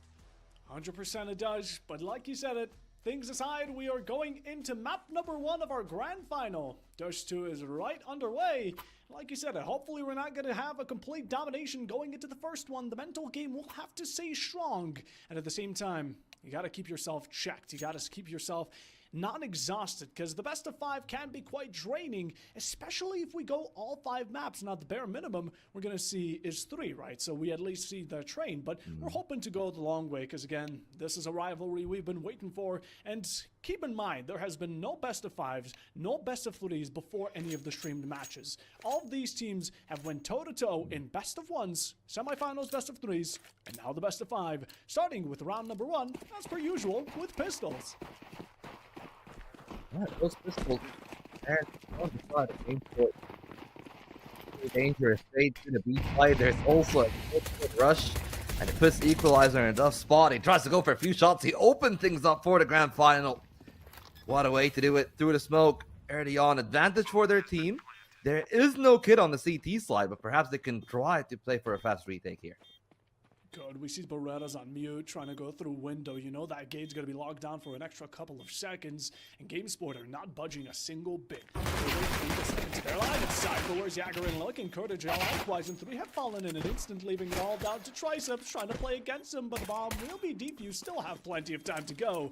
And a nice couple of shots from Malone to get Oxen Game the first round. That's pretty solid start there from Oxen Game. Talking about that early on, I said like there's some worry if it ends up being a blowout, and right now Oxen starting off really strongly. No problems for them, no worries. Perhaps the bomb plant could be the only one, because there's a universe where you can just try here to go for a second round 4 from the T side, even if you don't get a lot of kills. The bomb plant in itself is enough to at least perhaps find 1 or 2 Galils for them on the purchase. Instead, they try to force up. They elect to select the util, which leaves them primarily with upgraded pistols. A return to the B site, and perhaps a little bit more successful this time because no early kills from Equalizer are found. Oh, very consistent on this B side. We haven't seen that a lot from GameSport yesterday. We were very religious on it, but hey, switching things about, try to get yourself as unpredictable, and you have those Tech 9s, which are going to be about as dangerous as they get up close. That's what B offers, right? It closes the distance between you and the enemy, especially when they're all trying to rack themselves up on this window. But looking on down, utility has been sent out, but still a bit that Oxen Game can offer, and there's time running against them. We do have a couple of diffusers on deck. I don't think we have any. That really will be interesting. As 2 kills, 3 for GameSport. They have wiped out the entire enemy roster, and all the remains will be Insidious. Volt, as much as GameSport have gotten close, I think, oh my god, they're just jumping on in until Insidious, and only 1 remains. But The upgrade on the guns is there. The round back for GameSport. We have a nice little equalization. Yeah, and the fact that they denied the conversion from Oxen is going to be really problematic for them. Now you look at their economy, forced to start all the way from only 1400. That is going to take them quite a while to get back to that. So perhaps their force buy here could also bear some big omens for what is to come, and they are actually full on investing. I was thinking maybe there's somebody on Insidious that he can distribute some of the wealth. But no, a straight on M4, you know, saved from a previous round. At least they were hoping for that. Now, I'm thinking that has to be the case here. Even if you do lose the round, you do need to keep that M4 afloat, and it will actually find early value. Insidious finding the first blood, but it will not stop GameSport from taking some map control on the other end. They put some space doors along, and there's still a little bit over a minute, and that could allow them to try to perhaps wiggle around the map. Oxen Game kind of that fast on their B side defense, and that is leaving the A side quite exposed. If they take the right time in GameSport, they can completely capitalize on that. Smokes from GameSport out. Should make it more than obvious where the push is intended now. Oxen starting to move on back towards this 8 side, rotating 2, 3, maybe even 4 players. And clearly seeing that B is not within the intention of GameSport, who are now slowly creeping up to this site, trying to get the bomb down. Do have good guns, there's no doubt about it, and should be able to win out the majority of these initiations. Second smoke for security. Molly to flush some of these players out. Right into courage. Second one tries to fight it, but gets denied by Klepka as all of a sudden stick should be down. And GameSport, as much contention as they have, Oxen Game only have deagles to offer, so at this point you should be going for economic advantage, and anything goes for the swing, being 6. Ryo for 1, Bear falls, but Mute following alongside with it as equalizer, able to just sneak his 1 kill in, and GameSport, even though they have a second round, they were still dealt some casualties. Yeah, some casualties, but I would wager that it is not really the end of the world for them. That round was much more important for Oxen Game to try to win, and the fact that the rifle from Insidious was just put in a very tough spot where nobody else from the other players could really find the recovery to that M4. That could have been a different factor if he was playing with the rest of the team on CT, but since Insidious did indeed go up to short, does leave them in that position to start. Now, upgraded pistols again.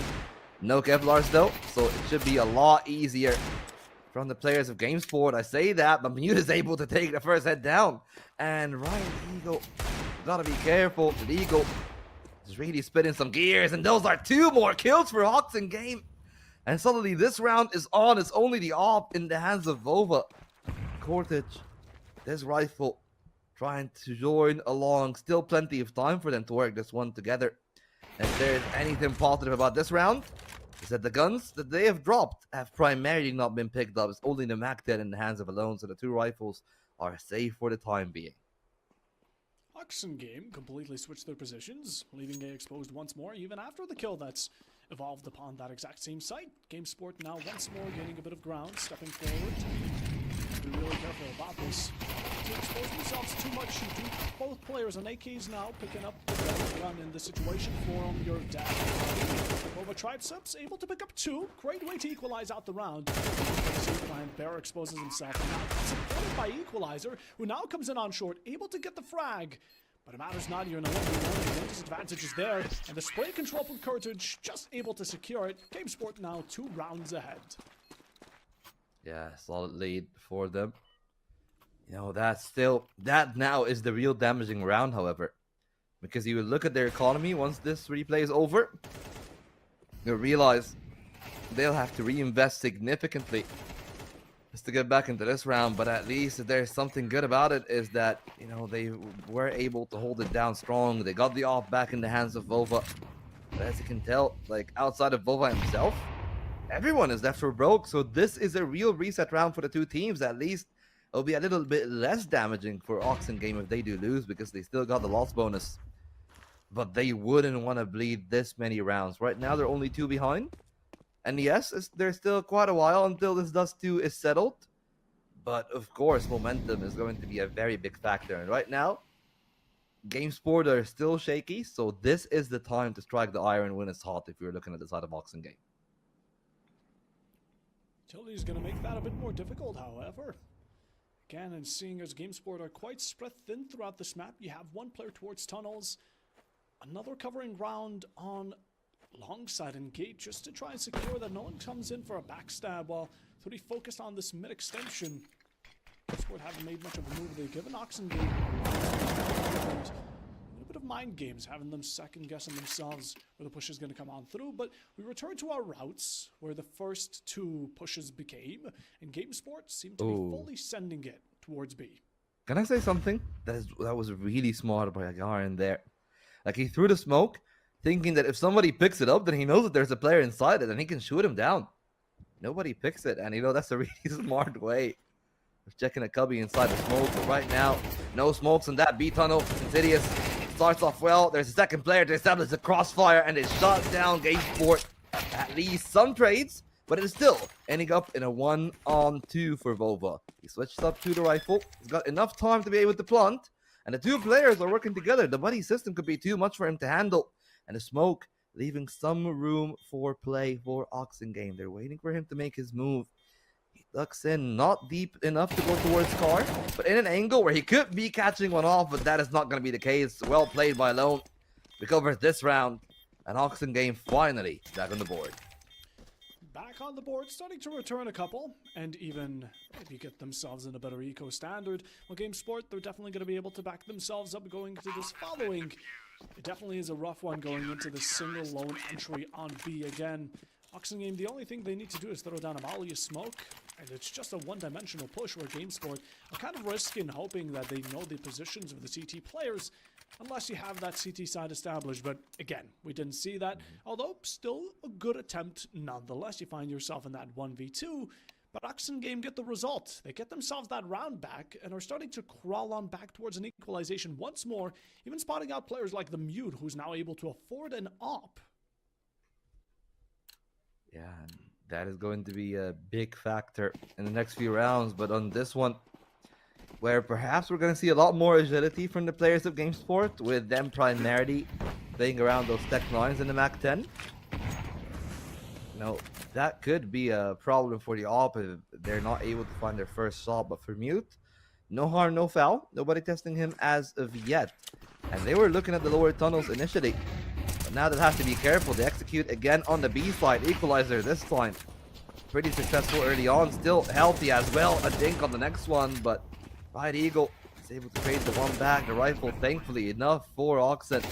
Not really in the approach nor the range of GameSport. They're able to keep Pepperenden down. It's down to those final 2. 4 HP. And Right Eagle is trying to buy as much time as possible. But it's going to be easy, does it, for them as they clear off the last 2. The op actually... indeed, finding a frag there in that round for Mute. But the important part for GameSport is that they still find that initial bit of success of getting on the sites. The real problem for them is that if that's the way that they're going to play it, if you want to get in the site itself to play from there, especially on the B side, you need to have a better post-plant. They don't have that much util, at least in that, neither in that round nor in the pistol. So if they're going to repeat that in the gun rounds, they need to at least keep like 1 or 2 Molotovs.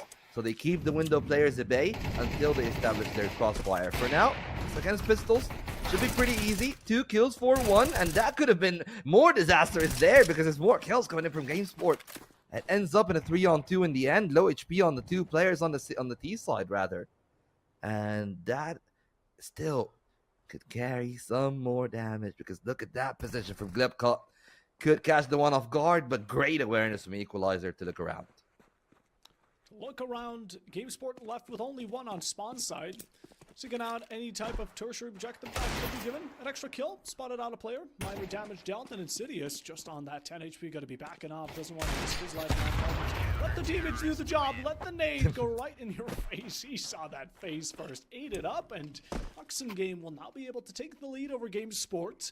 As going into the following, we're going to see yet once more a full buy from GameSport. So this is going to be a little nice one-on-one with equal standings, beside utility-wise, where GameSport might be struggling a tiny bit. We're going to have to see how they end up working around it. I mean, there is enough util for an execute, but they don't really have the luxury of tosses around, smokes haphazardly. It's a big long pop though. Insidious trying to play around the angle. Barara is already down. They're trying to set up themselves, but the spray to the smoke is great. Alone finding the one though, leaving Insidious perhaps in a better position. Oxen Game still down members despite that commitment. They might be living to regret it here in the final stretch because the B side is completely open and Game Sports seems to have already made that full-on movement. This time around, Glepka could afford to be a lot more passive, but he disconnects from the game. Oh, the technicalities of online play, and that is brutal. Now, they don't know if they've already crossed to the B side, but as they can tell from the side of Game Sport, now in a 2-on-2, they will need to hold on for dear life. They will. Not so much. Again, it is quite equal here between the two. Oxen Game are going to need to be quite fast on their feet, however. Molly there used. They heard you out, Vault. They heard what you were saying, but they used it in an instant, and just like that, before Oxen Game could even return to their site, it's already gone out. Now we only have a frag from GameSport. Oxen's still quite stacked, but again, it's going to be down to this brute force of bullets that might matter most. The last two players on the CT quite split up still, able to find this one. That's the equalizer from the backlines. A second pop as well, and just like that, we get it right into our hands. Didn't even need much of an effort from Mute here, but morale support does it just about as well. Yeah, and well, I mean, there is about enough time that perhaps it got a little bit dicey in the end, but no harm, no foul for Oxen Game as they're able to pick up the op again. And that will be a big problem. Really glad to see an early timeout here from GameSport. Not just because it is probably going to also require a technical one until we wait for Velvet to come back to the server. But more than anything, really, this is the valuable time for them to try to rethink their approach because clearly their B-side retakes are not working. They're trying to hold on for the post-plant. But it seems like Oxen Game really has their number throughout. 100%. GameSport get themselves a moment to talk things through. Again, getting as many rounds within this first half can definitely be a comforting part of the map, right? You go into the second half and whoever wins that pistol already secures 2 rounds, and then that streak can continue to get the ball rolling into what would be a plausible regulation victory, but we're looking a bit too far ahead of here. Right now, GameSport have been in a rough spot economically, and just how they've been fighting a lot of these battles. Very one-sided, right? Oxen Game try to work themselves by going for timing, chemistry, and working in coalition, while GameSport, as much as yet again, a lot of compliments can be paid to these individuals. It's about the teamwork that worries me most, like we said. Although Dust definitely does give an opening to these 3Ks, 4Ks, even an ace, right? You still need to consider that if you're outnumbered and if the team can play around your positioning, you won't have much of a chance to fight back in the first place.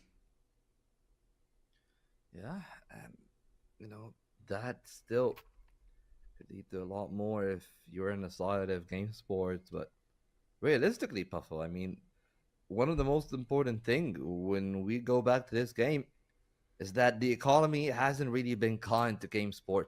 They had a chance to reset Oxen Game. That could have perhaps gave them a little bit of a lead. And remember, this is actually the pick of Oxen Game themselves. So GameSport chose to start on that T side. And perhaps now we're seeing them being punished for that. You know, they haven't really been able to find adaptations to their play. They're on the pistols now, and we've seen them do good work on those deagles. But even with that hero rifle, they give away a ton of space for Insidious, who is going to go hunting. Could catch the bomb out. If he did take a step there, Vova and the bomb could have been exposed. That could have been the round right then and there, because despite the numbers advantage, really, the bomb being out in a position like this would have given a lot of control for Oxen. But now that it doesn't happen, they move back towards the A site, and this double push towards the B tunnels should really give all the information necessary for Oxen Game that it will 100% eventually end up towards A long more than anything. And it seems like they're ready for it as well. Yeah. Oxen Game, that push through tunnels give them all the information they need, right? There's not much presence on mid either, and we have mute on short, so there's only one place the entirety of GameSport could be. And it's a 5-stack push down this long. The molly there is kind of giving away GameSport a bit of a sign like, hey, we know you're here, just reveal yourselves. And then meanwhile, one kill goes both wise. And just like that, Glepka alone pick one off, but meanwhile the flank from Insidious is able to pick off Glepka. Yagarin falls quickly after. It's left with Rio. It's left with Courage, who's been able to pick up that upgrade, and a single tap between the eyes of Mute to secure themselves a 2v1, but that won't stand for much longer. Last player on 9 HP, and 0 now thanks to Equalizer, with Oxen Game able to secure themselves the 6th round, meaning it's going to be a draw within this first half, in the worst case scenario for them. Yeah, and looking at the way that this game is going, I'd assume it's going to be better than just 6 rounds. I mean, GameSport finally got themselves a true full buy, but even despite that, they haven't been looking the best in the post-spawns. The A, at least, I feel they've had a better chance once they go there. But Oxen Game just really found the answer. The double push towards the tunnels, they've capitalized upon. Now they've done that again. The early Molotov from GameSport is going to be very valuable to allow them to expand a little bit towards middle. But even that, Oxen Game, with just a single flash, are able to buy up enough space to deny anything other than long. It's the exact same round again, except this time, GameSport got better guns, perhaps a better chance as they try to lead the space on the offer. Brick shot from Portage. And now Oxen Game put into a hard place out in the open there alone. It's going to make it very easy for GameSport to find them, and that's much more like it from them. This is looking clean and pristine. As they only leave Barar to be the last player alive.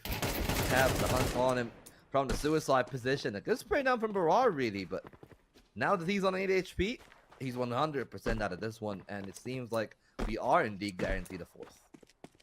Guaranteed a 4th and a save, a 4v save. Best put. Barar now hoping to carry this AK over to the next round. In the meanwhile, though, we are closing into the final 3-2 rounds of the first half, where Oxen Game again have been building up this economy for so long that I doubt they're going to be as easily running out of it. But it's a good beginning here for these final few for GameSpot, right? This was a solid round. This is what we've been wanting. And that tactical timeout definitely working its doing. In general, though, solid performance. They walk in and again, they find these single gunfights, these 1v1s that they can really work around, and just able to tap on those heads. That's the GameSport we saw yesterday. That's the GameSport we hope to see continuing in this matchup. But they really got to be trying to get as many as they can from this point on. 4th round for GameSport to lock it down. Bomb going off as well, so that's going to be definitely extra buck in the piggy bank. In the meanwhile, though, Oxen just wondering to themselves, how did we let it slip so easily? Small mistakes, but there were a lot of them. Letting yourself be exposed for too long, especially around that smoke, especially when GameSport are in such a high tide of a moment where they just rush it on in on site. They're trying to find these kills. The aggression is at an all-time high, and Oxen Game aren't really expecting it. They can very heavily and quickly catch you off guard. Oh, well, I mean, that is apparently a hard hold for us, and funnily enough, this is the first secret word for the giveaway. Of course, you know, Puffo has kind of elaborated on that one a little bit, where you can join the Gleam link. It should be pinned in wherever you're watching, and just insert that code in one of the secret code slots to increase your chances to actually get into that giveaway. Remember, it's a stat track knife that will be given away. It's a pretty good one, even given the economy crash. That is still a pretty good thing just for, you know, hanging around and watching some good CS. And now that GameSports are in, Puffo, yeah, it is some good CS that we're watching. 100%. And yeah, again, code will be hardhold. That is HARDHOLD. And get yourself entered. Not much to miss out on. It's free. And in general, though, we've been watching this match, and as we're getting these slow technical difficulties solved as fast as we can, we're taking a look at Dust, which definitely is coming up with a very rival-like first half. Now, again, GameSport, Oxen Game never faced themselves in the history of CS. So let's get back into the action and see how the result of this first half is going to end up being, because the plant is already down on B. Triceps has been able to acquire 1 kill, 2 prior to it, and Oxen Game are left with only 2 players. But speaking about that economy crash, Vault, it seems like some of these players from Oxen Game are starting to run out of budget. Yeah, I mean, it's alone and mute for the most part. You can tell, like, everyone else is still doing pretty good financially, so that save is really smart from Oxen Game. But the good thing from GameSport is that they do have enough of a luxury to go hunting. What a goddamn shot there. No, that's not fair. That's not fair. Like, that is just too good of a shot. It's just PC check. You know, enough. We've seen enough. We have seen enough. But seriously, that really was crazy. They were trying to go for the save and denied in the exact same moment they thought of it. In general, though, GameSport have gotten themselves this 5th round, and only 1 remains within this half. So it's either a draw or it's either Oxen Game on the winning side. Let's see how it ends up going. Yeah, thankfully for Oxen Game, those few players did it for the cash, are able to pick up the purchase. They elected to bring out the AWP, which is going to leave Lerar on nothing but a 5-7, so that could be a weak link that could be exploited from the side of GameSport, and their big adaptation buff-out has been in their pace. Like before, you would see that double push from Oxen Game, they would like hesitate for like 15 to 20 seconds, and that would be the time necessary for them to lose the round. Now, Oxen Game looking to force their own win, being a little bit more proactive, taking that long control and the kill on Glebka. Perhaps it could even fly more as we see GameSport starting to scale deeper into middle. Fourth, could be looking, it's a double man hold. Eagle able to find the first kill, a second as well on Berard. That's the AWP gone and the pistol as well. And they can just be very passive in the rest of this one. Still got a minute. And they got options, but they're waiting for that long activation of Cortage. Once that happens, you'll see them play, but that means that there's enough time for Insidious to be cheeky. Getting himself a kill is back to a 3-on-3. Momentarily, but Alone is really playing with fire here. Ooh, Courage, brutal stuff. GameSport, unrelenting.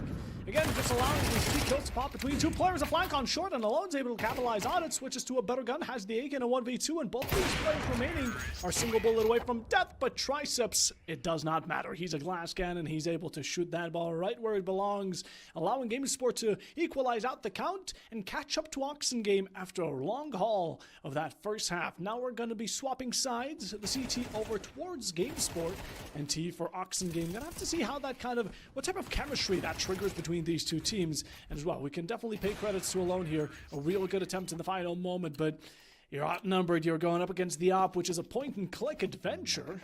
As now we head to the second half, and like you said, Vault, it's about as balanced as it gets. Yeah, 6 rounds apiece. A slow start perhaps for GameSport, but now that they are firing on all cylinders, this is a part of this game where things could be dangerous, because it's one of two things, right? Is it that they've started slow and that now they've picked up steam and they'll continue on in their run, just plowing Oxen Game and the rest of their Dust 2? Or is it them taking quite a while to figure out how to play against the other team? And that could happen again here. Now that they are on the CT side, they haven't really identified what Oxen Game wants. I mean, Oxen Game are really passive, like super reserved. You see that B tunnel control from Cortage is going to be really valuable for GameSport, but it does leave a lot of openings, because you look at the defense from the CT side, they're giving them the entirety of middle. The 2 players stacking towards A long could be pressured later down the line by Insidious, but they're keeping their default, their options open. The bomb, if it goes down in the tunnels, that would be great for Cortage. He spots that one guy, and they need to retreat quickly. Meanwhile, the rest of the team are trying to split towards middle. They're trying to hit the B side, and Vova there trying to play the line. There's 3 players in B. I don't think that they expect that there's that many, but it's a little bit labored at the start. An Equalizer is able to find just about enough time to add more to this one. A second from him as well, looking to do it all on his own. Him and the city is clear up the pile, and it's only Glebka left in this round. Will have to get a 4K clutch to find a victory, and with that little bit of fuel left, there's very little space for him to play. No kit as well, and perhaps this round is going to be over. Even if he does give it a go, time Puffo is really not on his side. No, definitely not. And like mentioned, again, no kit is going to make it that much more difficult. But the fact that you're up against the 1v3, don't have the best of guns, and really can't go up against these final 3. I mean, time has essentially ran out by this point. You might as well try going for save. A couple of love taps towards Mutant, able to find the finish, but you're quite close to this bomb, and I guess there will fall to it. With Oxen Game continuing on the streak from the previous half with their pistol, should be able to secure the second round and get themselves a bit of distance between themselves and GameSport, which again, Oxen Game, if they're able to win out this map as it is theirs, you know, we're going to be hoping that that goes according. But yeah, in the meanwhile, we again want to mention that there is a code for the giveaway. If you missed it out earlier, it will be Hardhold, HARDHOLD. Hardhold will be your code. Get yourself entered. Yeah, and funnily enough, Hardhold was really the story of that first half. Both teams unable to hold the site for their life, especially in the post plants for GameSport initially, but now things have swapped around. You know, they're looking a lot better. Oxen Game, though, on the T side, did well to find the openers. A lot of good pressure from Equalizer, and that has left GameSport in a full save. 2 flashes, but that big stack towards long perhaps is going to be ineffective, because if Oxen Game get themselves into short, they don't move, they're not going to be able to pick it up. But the slow play style here from Oxen Game, while it is good against the guns, this is enough of an earlier alarm bell, and they kind of did the tenor saw here. They rang the alarm, and perhaps too early. And now GameSport are aware of what it could be, but it also means that Oxen Game has a completely unobstructed path towards that B side. If they go there, they realize it is completely barren. For the time being, still trying to apply some pressure towards mid. Early movement from Insidious, and he doesn't find that much. Instead, Oxen Game picked the right side, and they're going to go to B. Now it should be pretty easy swimming work here. Oxen Game, all they need to do is just to drown those last few remaining CTs. 20 seconds left on the timer, however, so they'll at least need to get the bomb planted. It does seem this will be the case. Yaga, an easy first kill for Equalizer. And the rest of them only on USPs. Not really going to be much of a contest. Sprayed down, peppered by the shots from the Galils and the AKs. Not really that much that should be found here from the players on the CT slide. Not even a single kill. Some damage, but doesn't really do that much. Yeah, slap on the wrist at most. And GameSport there, what could they have done? Well, they attempted to gambit it out on towards this A site, but B was open. I mean, Oxen Game, if they get themselves free real estate, it's a no-brainer to not claim it. So now we get ourselves these 2 rounds, while in the meanwhile, GameSport are finally going to be able to fight back a bit more plausibly, have some utility, again, not to hold out anything past the early game, but still better than nothing, as in the meanwhile, Oxen Game, they found succession on B once, and they are lovers of giving this side a second chance, already approaching 5-stack. Just give it a bit of time and silence for the moment being.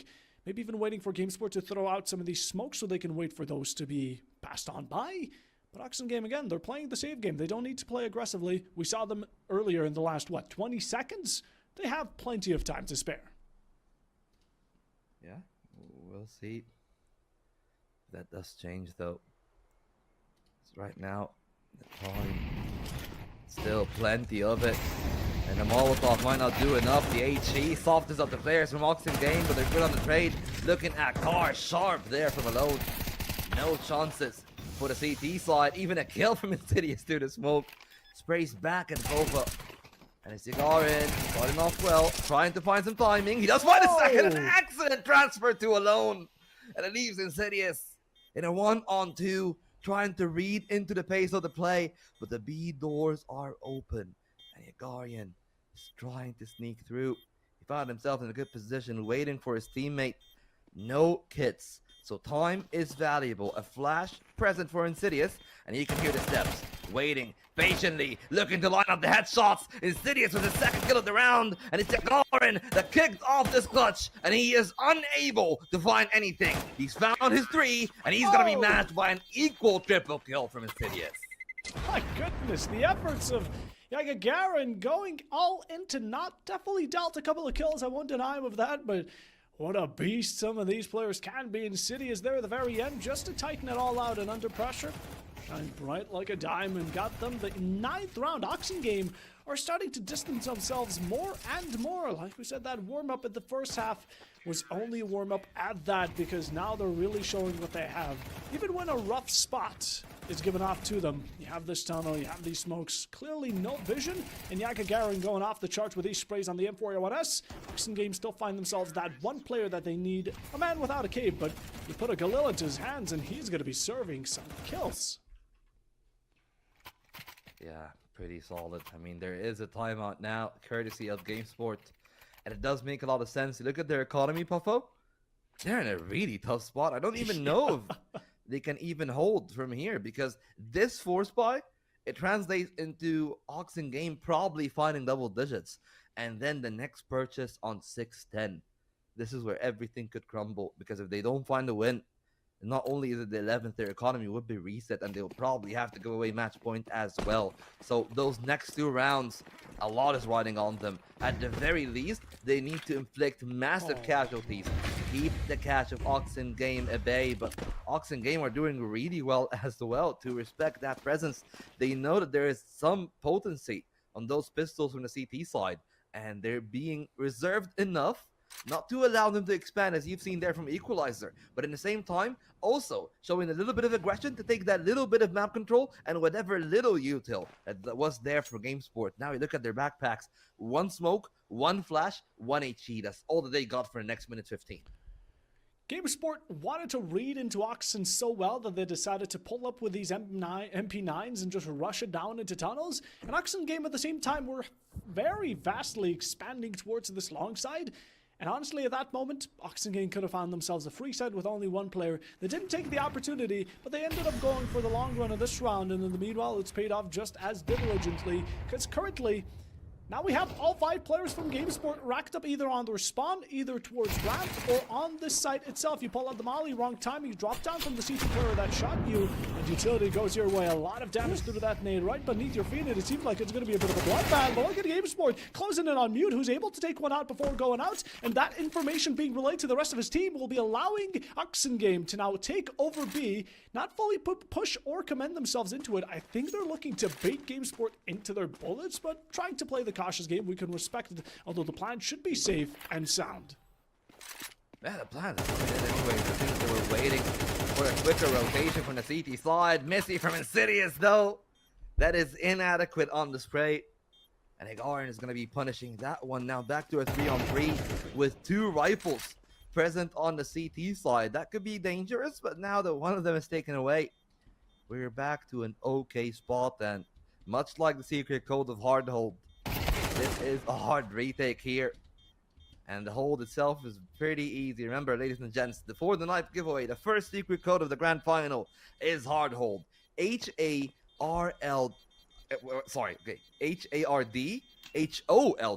That's hard hold, the first code for the stat track knife that will be given away.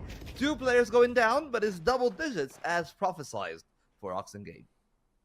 Yes, it was just meant to be, but now in a race, GameSport will need to either turn this into a bit of a marathon in the case they want to either have regulation victory of denying Oxyboy reaching that overtime or doing overtime themselves. There's still many paths to go around, but we're going into this number 17 rather, with full buys from each side. They should be both comfortable, and this is the all-out team battle we were waiting for. But in the case that GameSport are not able to secure it, match point is going to be against them, and it's going to be a rough time mentally and, well, in-game physically. Yeah, a little bit of anguish here, because Oxen Game, you know, we were talking about this, they've lost a few players. You look at their bank, not the best. So if they lose, they'll be able to afford a buy, but it won't be the best one, Puffo. So a lot resting in the balance here for both teams, but the urgency is much more of GameSport's side on the CTs. And that does mean that for the most part, this hold here with the off from Vova, that is everything in this round, because they're going to work their way through him. They do, I think, have enough Molotovs that they can try to push him out of that angle. But if they get complacent, he can find the first blood. For the moment, Flash will not be the best, but they just snoop in on past that scope in the nick of the time, given Gagarin waiting for someone to show up into his line of sight as well, but isn't given that opportunity just yet, as Oxen Game are now waiting out their options. Trying to see if maybe pushing into tunnels, maybe seeking out this mid ground would be a bit more valuable. They're certainly setting up in towards that direction. But again, GameSport are ready for it one way or another. 2 players set on B in case it all goes from bad to worse, and that's exactly what we're going to be seeing. Smokes for their spawn, a couple of shots their way, but you got to be careful since Yagagarin is contesting you and you're just ignoring it. Heavy damage on alone, 1 kill to Barar. Insidious is able to return it, but leverage kept within thanks to Triceps, which is right on back on Alone's side, and the plant now being stuck on through at just any moment. GameSport a bit worried, a bit on the nerves side of things, and trying to still retake, although discombobulated. Yeah, and, you know, this kind of leaves them. I feel like they are indecisive about what they want to do. Like Gagarin, of course, in the rifle. He'll be looking closer. And I understand that Bovo doesn't want to step up that much because he's holding the op. He's trying to hold in case there's some playmaking ability from the other side. But Insidious is just through with those bullets. And that's the op gone. That is perhaps the entire game done for GameSport right there. They could have just gone for the save, tried to contest in round 18, but instead they put all their baskets in that retake and has went completely wrong.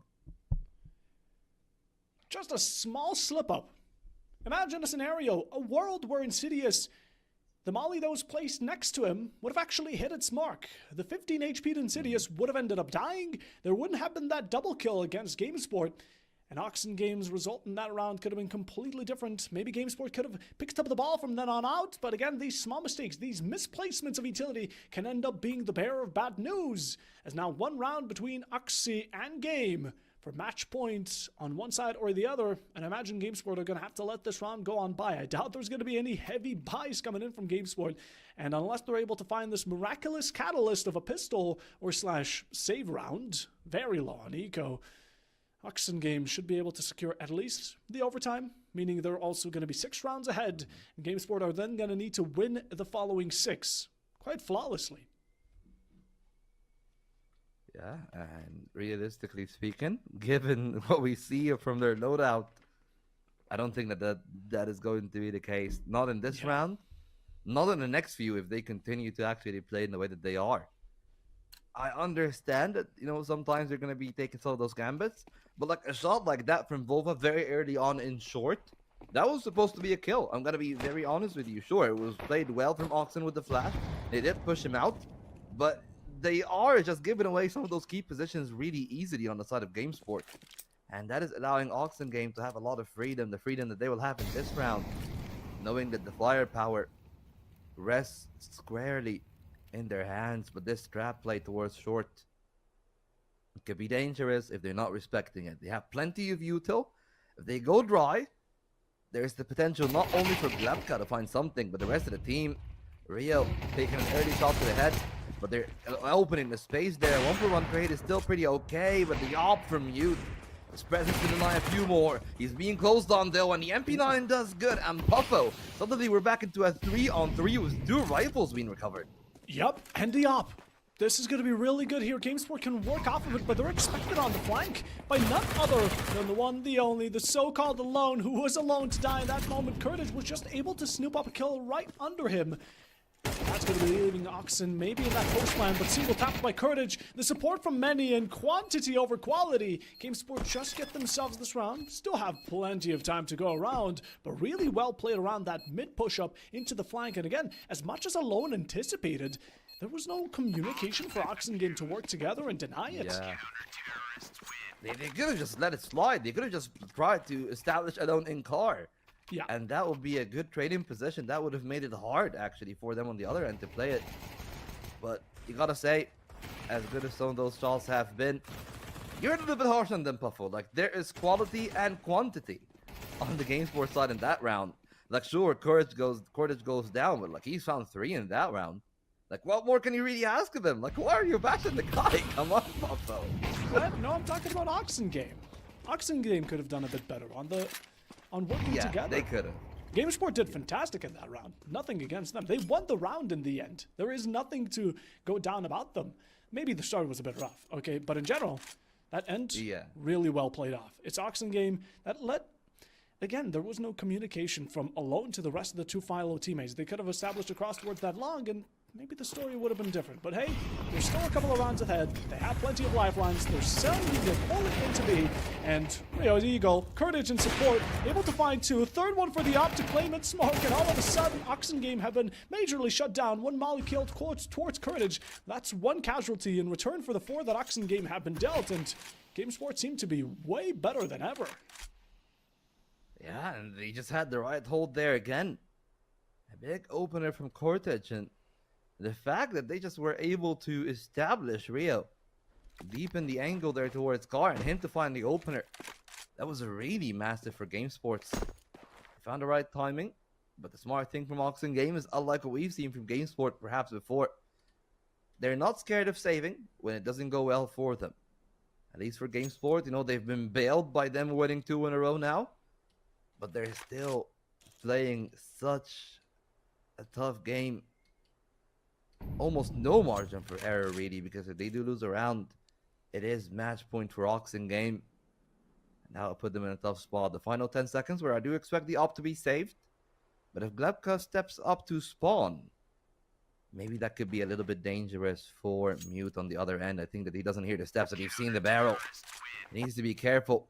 He is being pushed, but it will not go far enough. The flash is good, and the kill does not come in. So Mute does get to live to fight another day with that AWP. Bit too close for comfort. Oxengame get to keep themselves the op, or Mute a bit more specifically.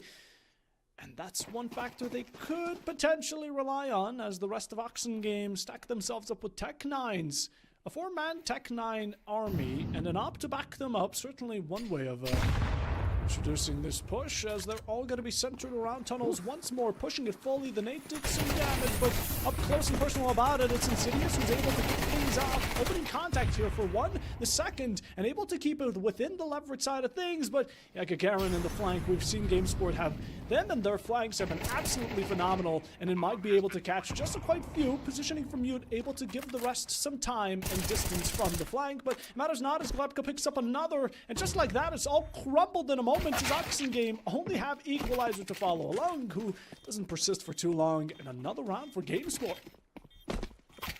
Yeah, and that's one of the things that we were talking about a little bit about Oxengame when they were on the CT side, where they did establish those advanced positions that a few times before.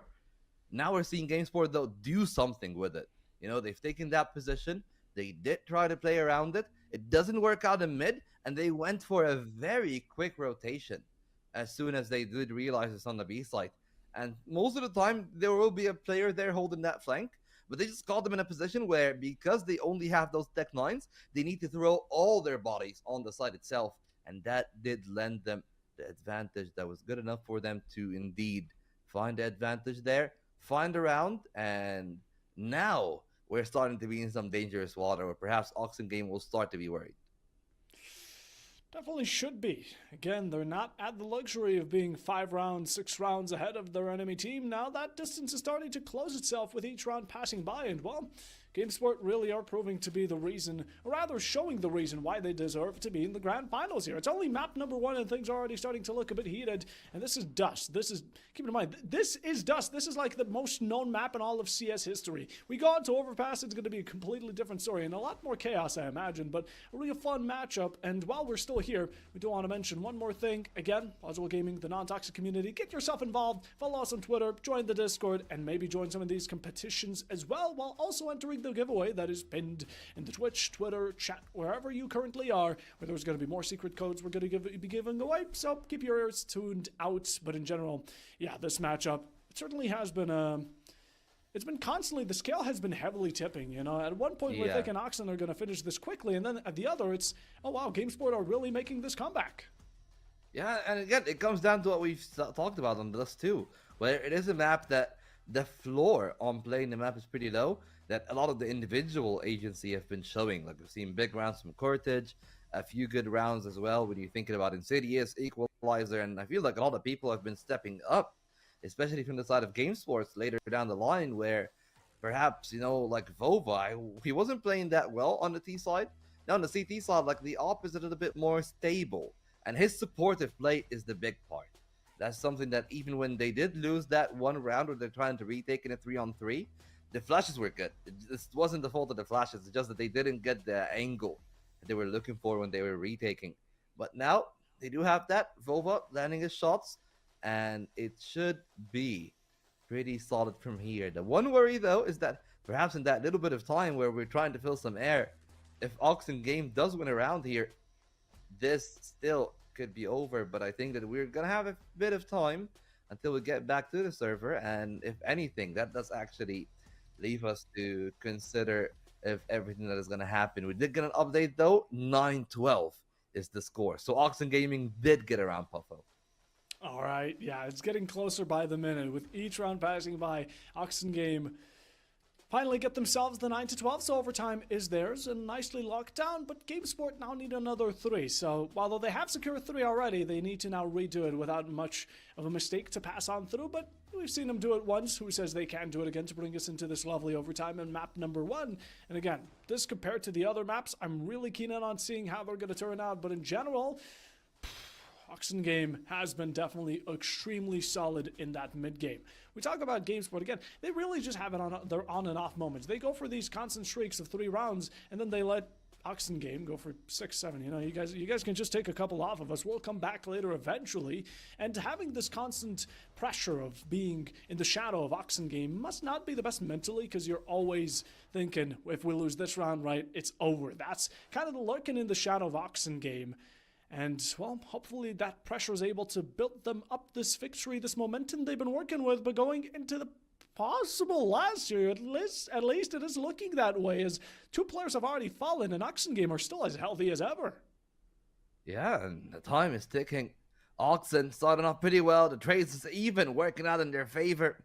And Glebka have many times been left as the last alive, but barely ever have found the victory. The bomb out in the open, though, but it will not be enough.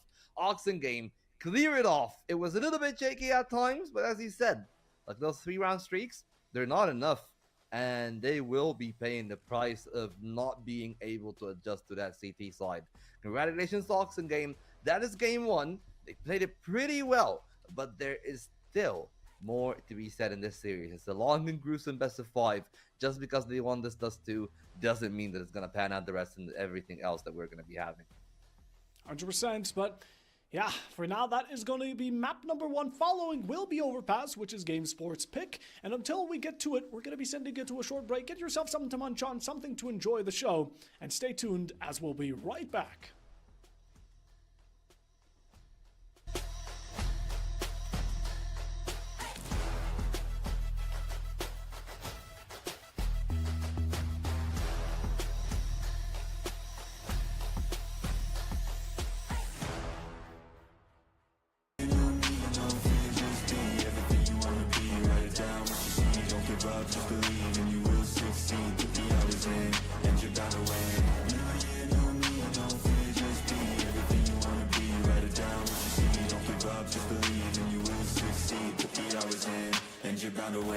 Make a deal with yourself that you'll get after it. Find something that you love, call it passionate. Or find some passion and leave it behind, adequate. Your journey starts now, time to make it happen, man. You could be great, have it your way. Served up like some room service on a nice plate. The high life is only hours a day away from making a change to the life that you chase on. New year, new you, new day. Go prove to yourself you could do anything you want to do. When you set your mind to something big that you choose, break it down to the root, chip away, gotta move. Push past all your limitations. Right now consider this an invitation. Make your worth go up like inflation, and start chasing your dreams, stop waiting.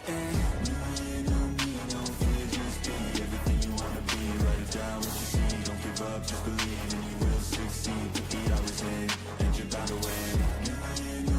No fear, just be everything you want to be. Write it down, what you see. Don't give up, just believe and you will succeed. Put the hours in and you're bound to win.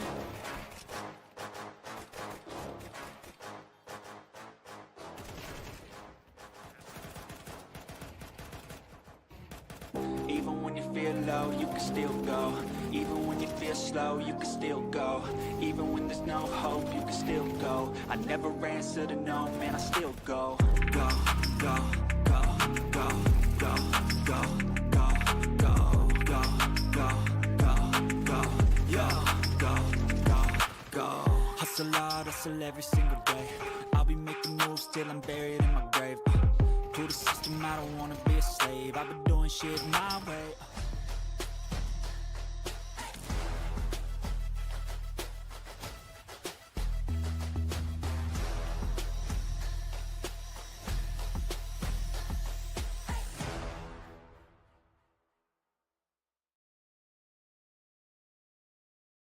And after we have seen from the start there, Oxen were able to find their own game, were able to find their own map, Puffo, and they've gotten over the hump of the Dust 2. GameSport got a little bit close at the end. It got to 9 rounds from them, but they just couldn't really work their way back from the uphill battle that they started at. So we're going to go to their own map pick now, and it is the Overpass, a very different outlook on how to play a CS map between it and Dust 2.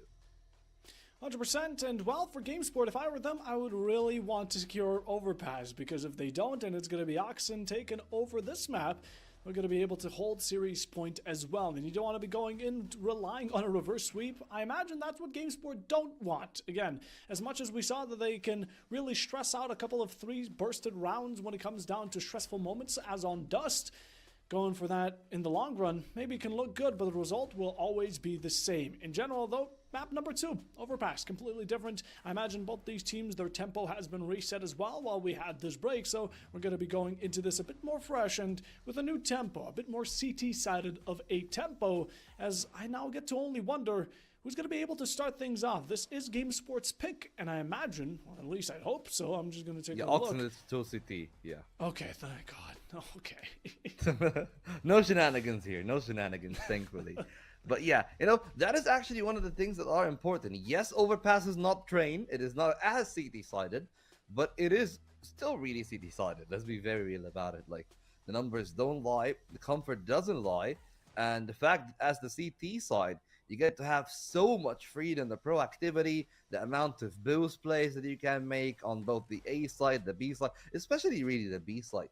This is where like a lot of the boost, a lot of the wall banks can come from. And if they have those things lined up, it could be a very dangerous game for GameSport, because if they start on the T side and they don't get the ball rolling, they'll be starting from behind again. And even on the Dust 2, where it got to a 6-6 start, remember, at the end of the first half, it was just them being unable really to cope with the pressure. And much as they have done in the first half of that Dust 2 and Oxen Games map pick, they were able to adapt, but not adapt as much as Oxen Game were doing. And perhaps this is where things could be a little bit problematic, because if they do have a slow start, it's not going to be a good ending for them on map 2. 100%. And before we step into the match or any further, we just want to remind you again, we are hosting a giveaway for a StatTrak knife. So if you want to get yourself entered into that, the link should be just pinned into your chat wherever you are currently watching. So get yourself entered in there. And of course, there's going to be secret codes we're going to be dropping throughout each map today. And just like we did yesterday, so heighten up those chances with those given secret codes. And of course, enter yourself in. I mean, it's a free knife. Really, there is no harm in it. And we're just trying to build as best of a community as we can over at Plausible Gaming. But now, to not waste any more time, I think it's about time we start the action into map number 2 as Overpass awaits. We've seen map number 1, and now it's between Oxen trying to secure themselves series points and, well, GameSport trying to turn this into a best of 3. Yeah, and if it might even be a little bit worse than a best of 3, it might just be a 3-0. That does happen. Oxen Game starting on the CT side, looking at their purchase. Primarily, you do actually see Kevlar's, but there's that duties there with the Equalizer. No Kevlar for him though, so he will need to be wary. He starts off well, but 2 traded kills from Boba. They're beautiful on the block. Dismantled in the high low, but not really stopping this round from going the other way yet, because Mute starts with a good shot. The second set of dualies that were dropped by Equalizer. They do their job, and now it's Volva and Rio in a 2-on-3 with a player there being present at Heaven. It cuts off so much of the sight lines, but instead of staying there, it's some worries about Insidious. He doesn't really want to put too much pressure on them, not to lose his own life.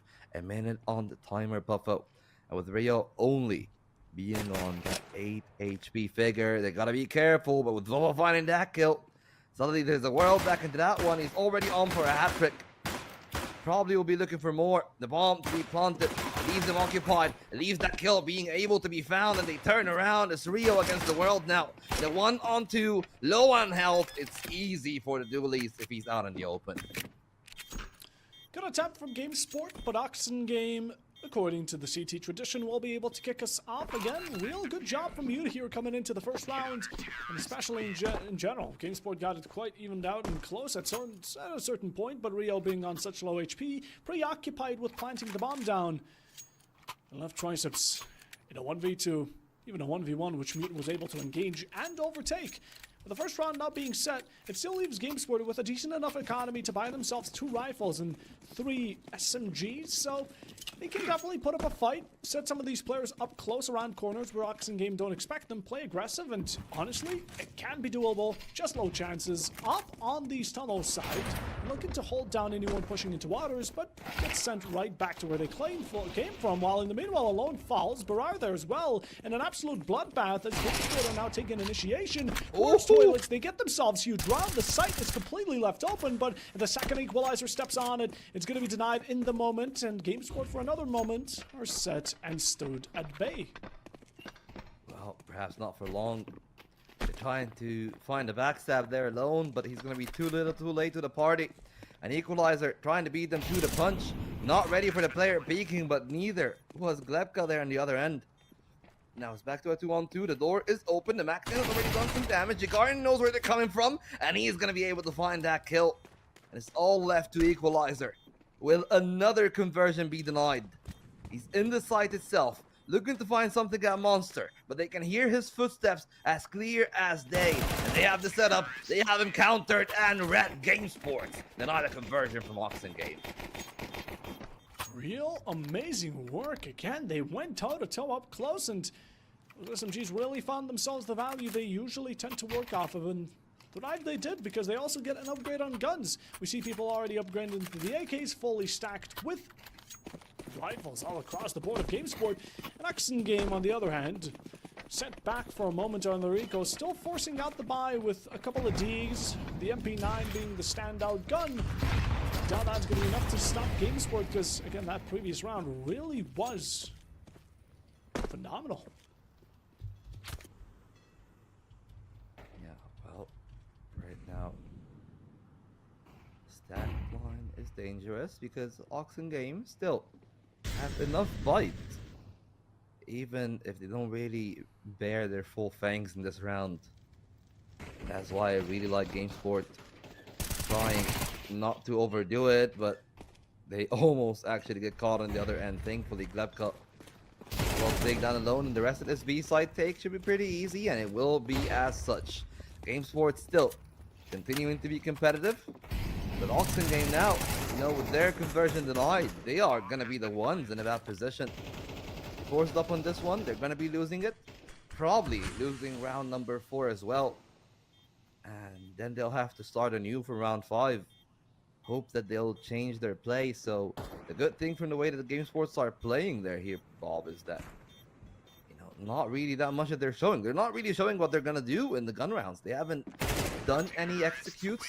They haven't done anything that is really intricate or that could be countered later down the line. They just ran through and they found the round.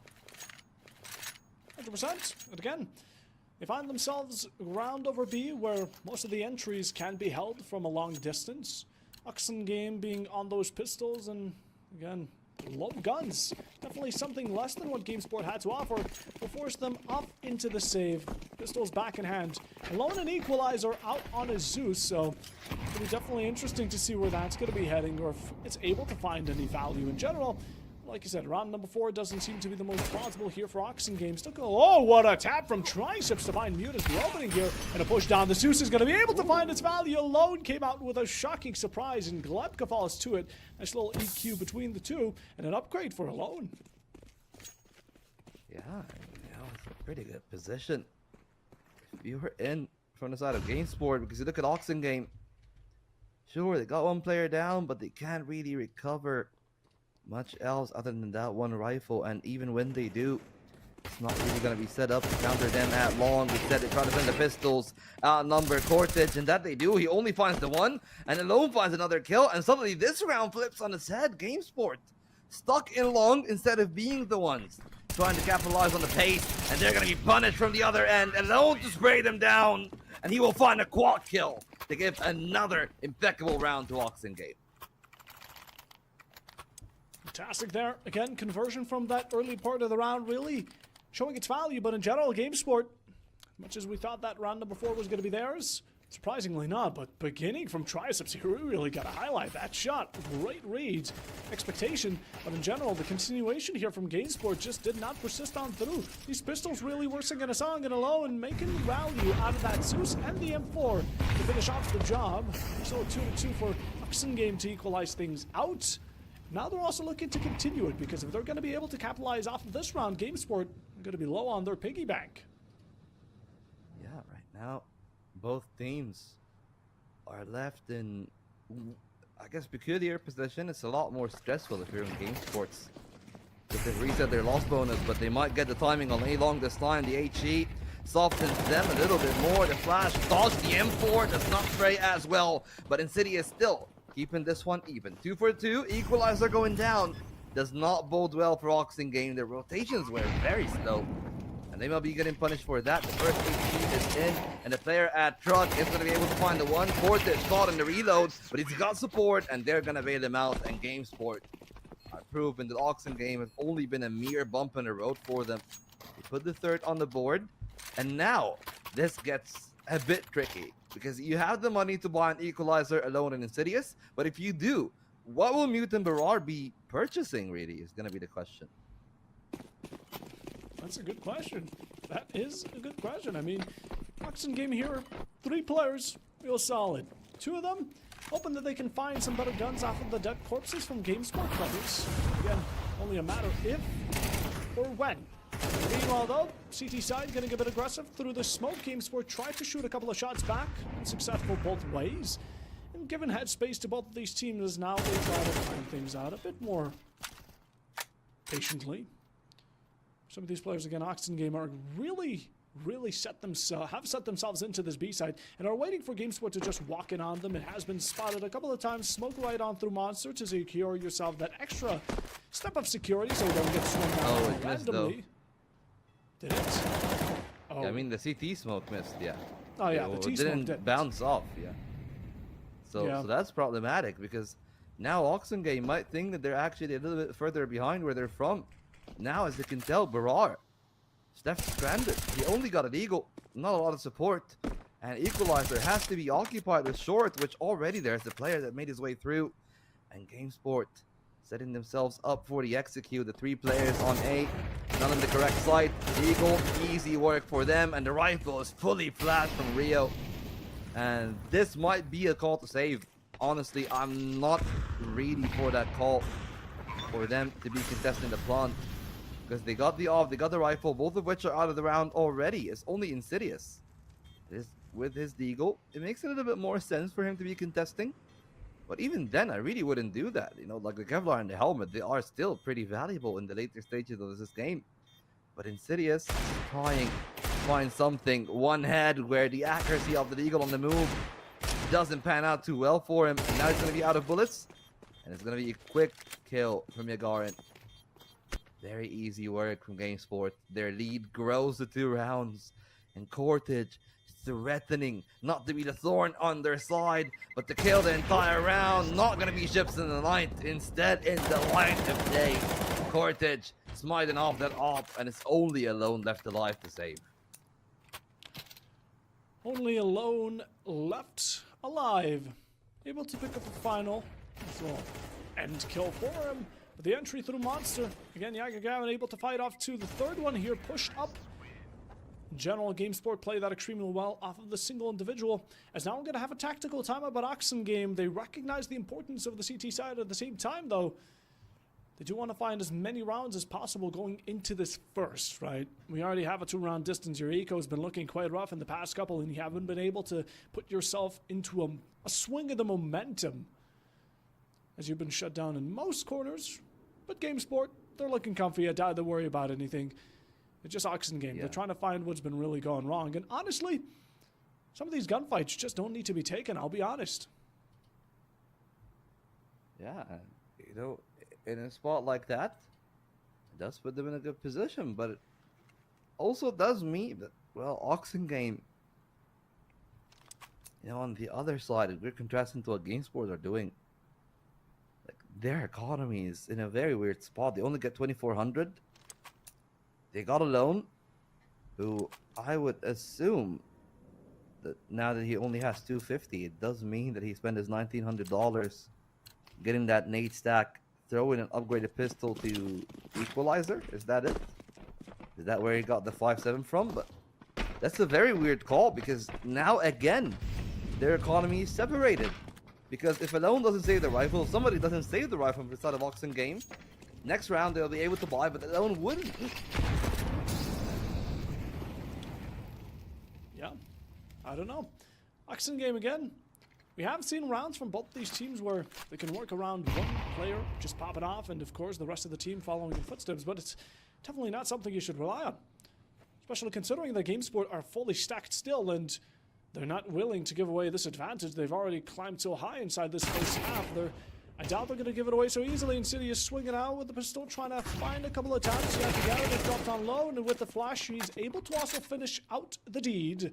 As now Tori's overtaken, along with an op, connects nicely out to deed. The second already fallen here, but is traded out by Alone, who finds value around that primary. Although again, it will not be enough to set it back into an equal standing. Although with the second effort, Alone brings it down to 3.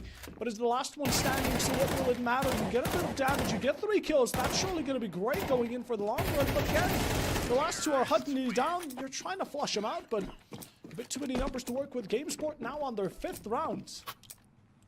Yeah, and Oxen Game did try their best, but in the end it was not enough, and that's exactly what we were talking about. Sure, the kills from Alone does mean that he's put in a much better position in terms of a purchase. Perhaps he'll be able to do that indeed, but now you look at his pelt. No smokes, no flashes, not an incendiary, not even a decoy.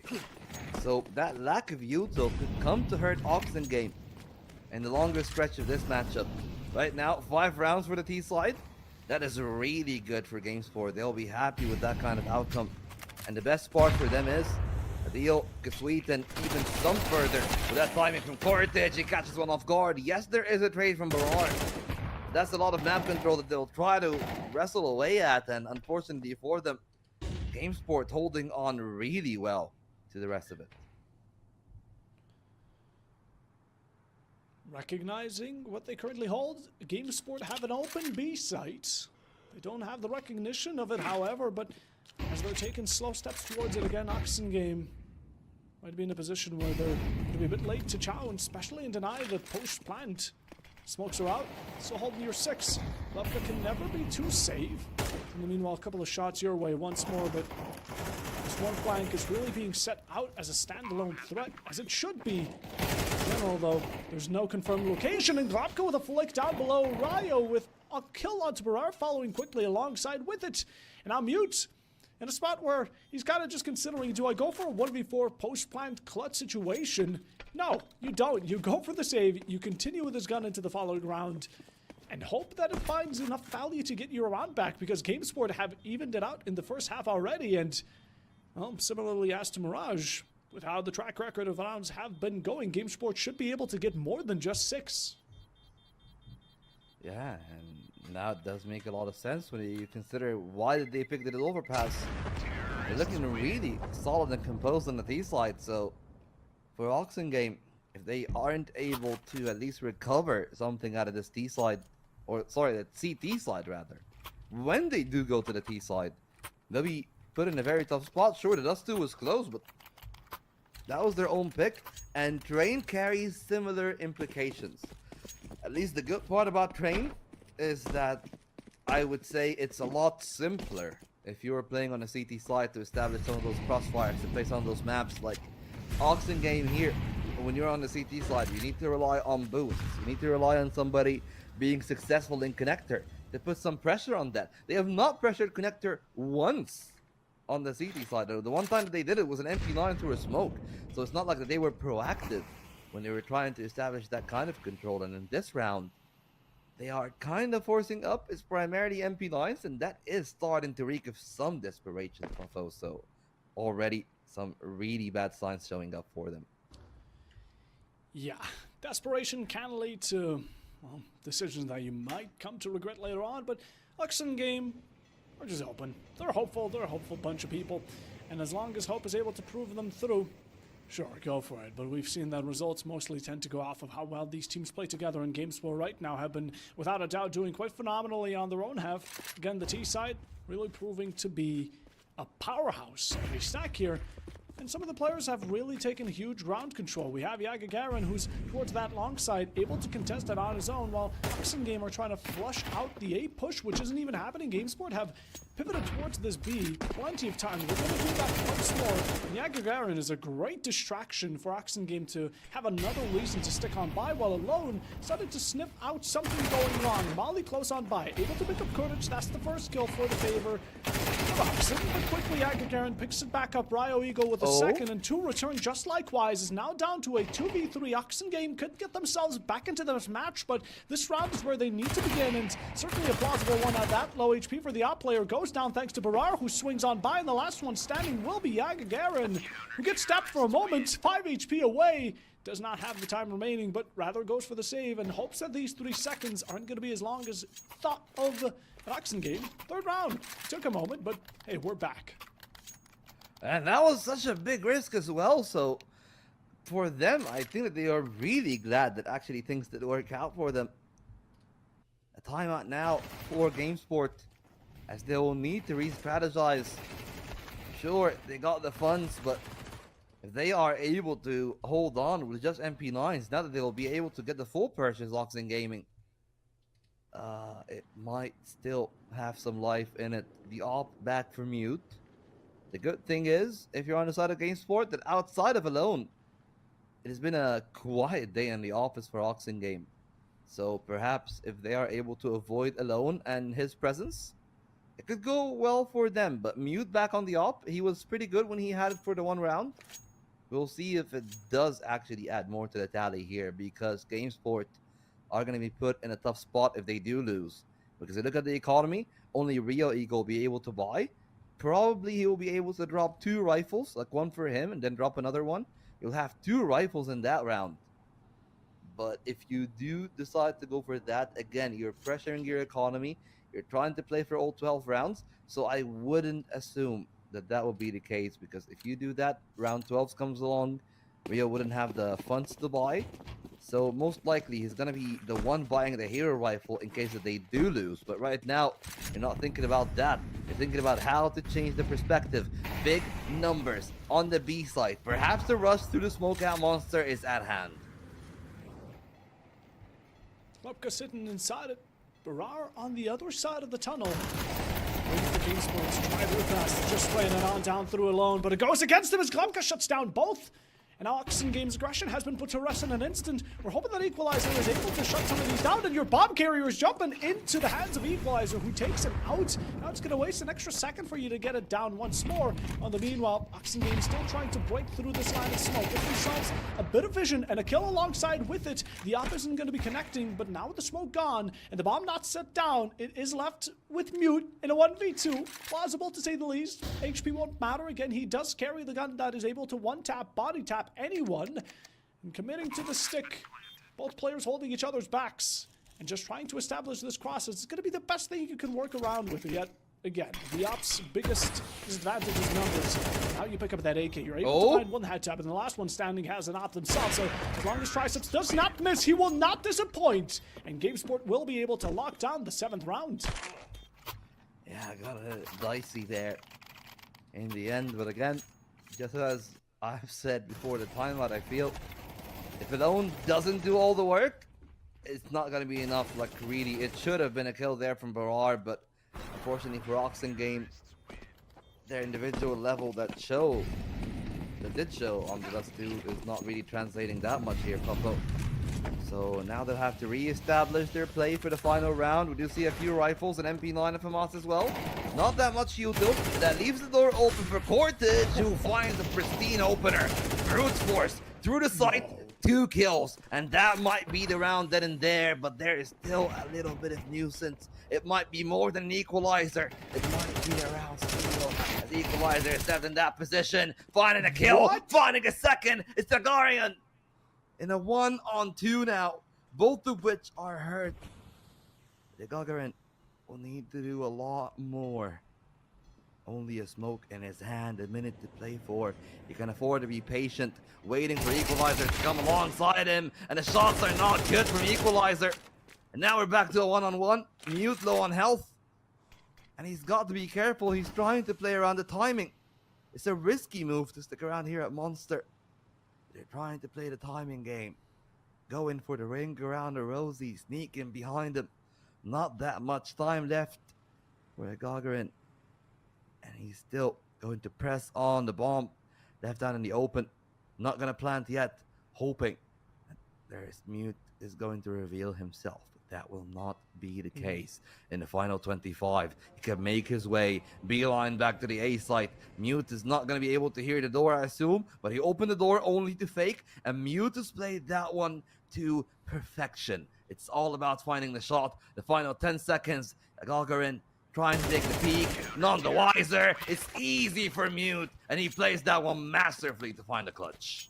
There were so many layers to that round, my goodness. Equalizer on that end stage, not only did he whiff those shots, but there was no need for him to try and push up that once more. I mean, such a risky play to put yourself in a 1v1 that ended up being lost and all the burden carried by the shoulders of Mute. But hey, we're going to talk about the round in just a moment, as right now we have one more thing we have to pay attention to, and this is going to be the next code for the giveaway, so keep your ears out. I'm about to spell it out for you. It will be Carryman. That is C-A-R-R-Y-M-A-N. Carryman is your next code, and as we're taking this tactical timeout, this previous round, I mean, there was a lot of ups, but I would even say a lot more downs.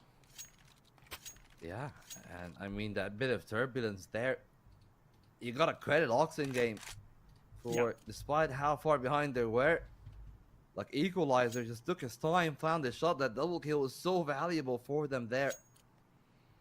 And perhaps a little bit of complacency from Game Sports. They killed 2 on the B side. They thought that that was it. There's nobody more. And the fact that they didn't have any late short players kind of came to haunt them there in the end. But we have seen Mute being the carry man. That is the secret word. C-A-R-R-Y-M-A-N, carry man. And we'll see if somebody will be the carry man for this round for Oxen game. Trying to at least have a 7-5 score. Another B-rush coming in. Trying to prove their way inside. 3 rifles to be found. Insidious only good for the 1. And the Gagarin perhaps making up for the previous round. Equalizer only good for the 1 this time. And it's Barar and Alone left to try to clutch a 2-on-3.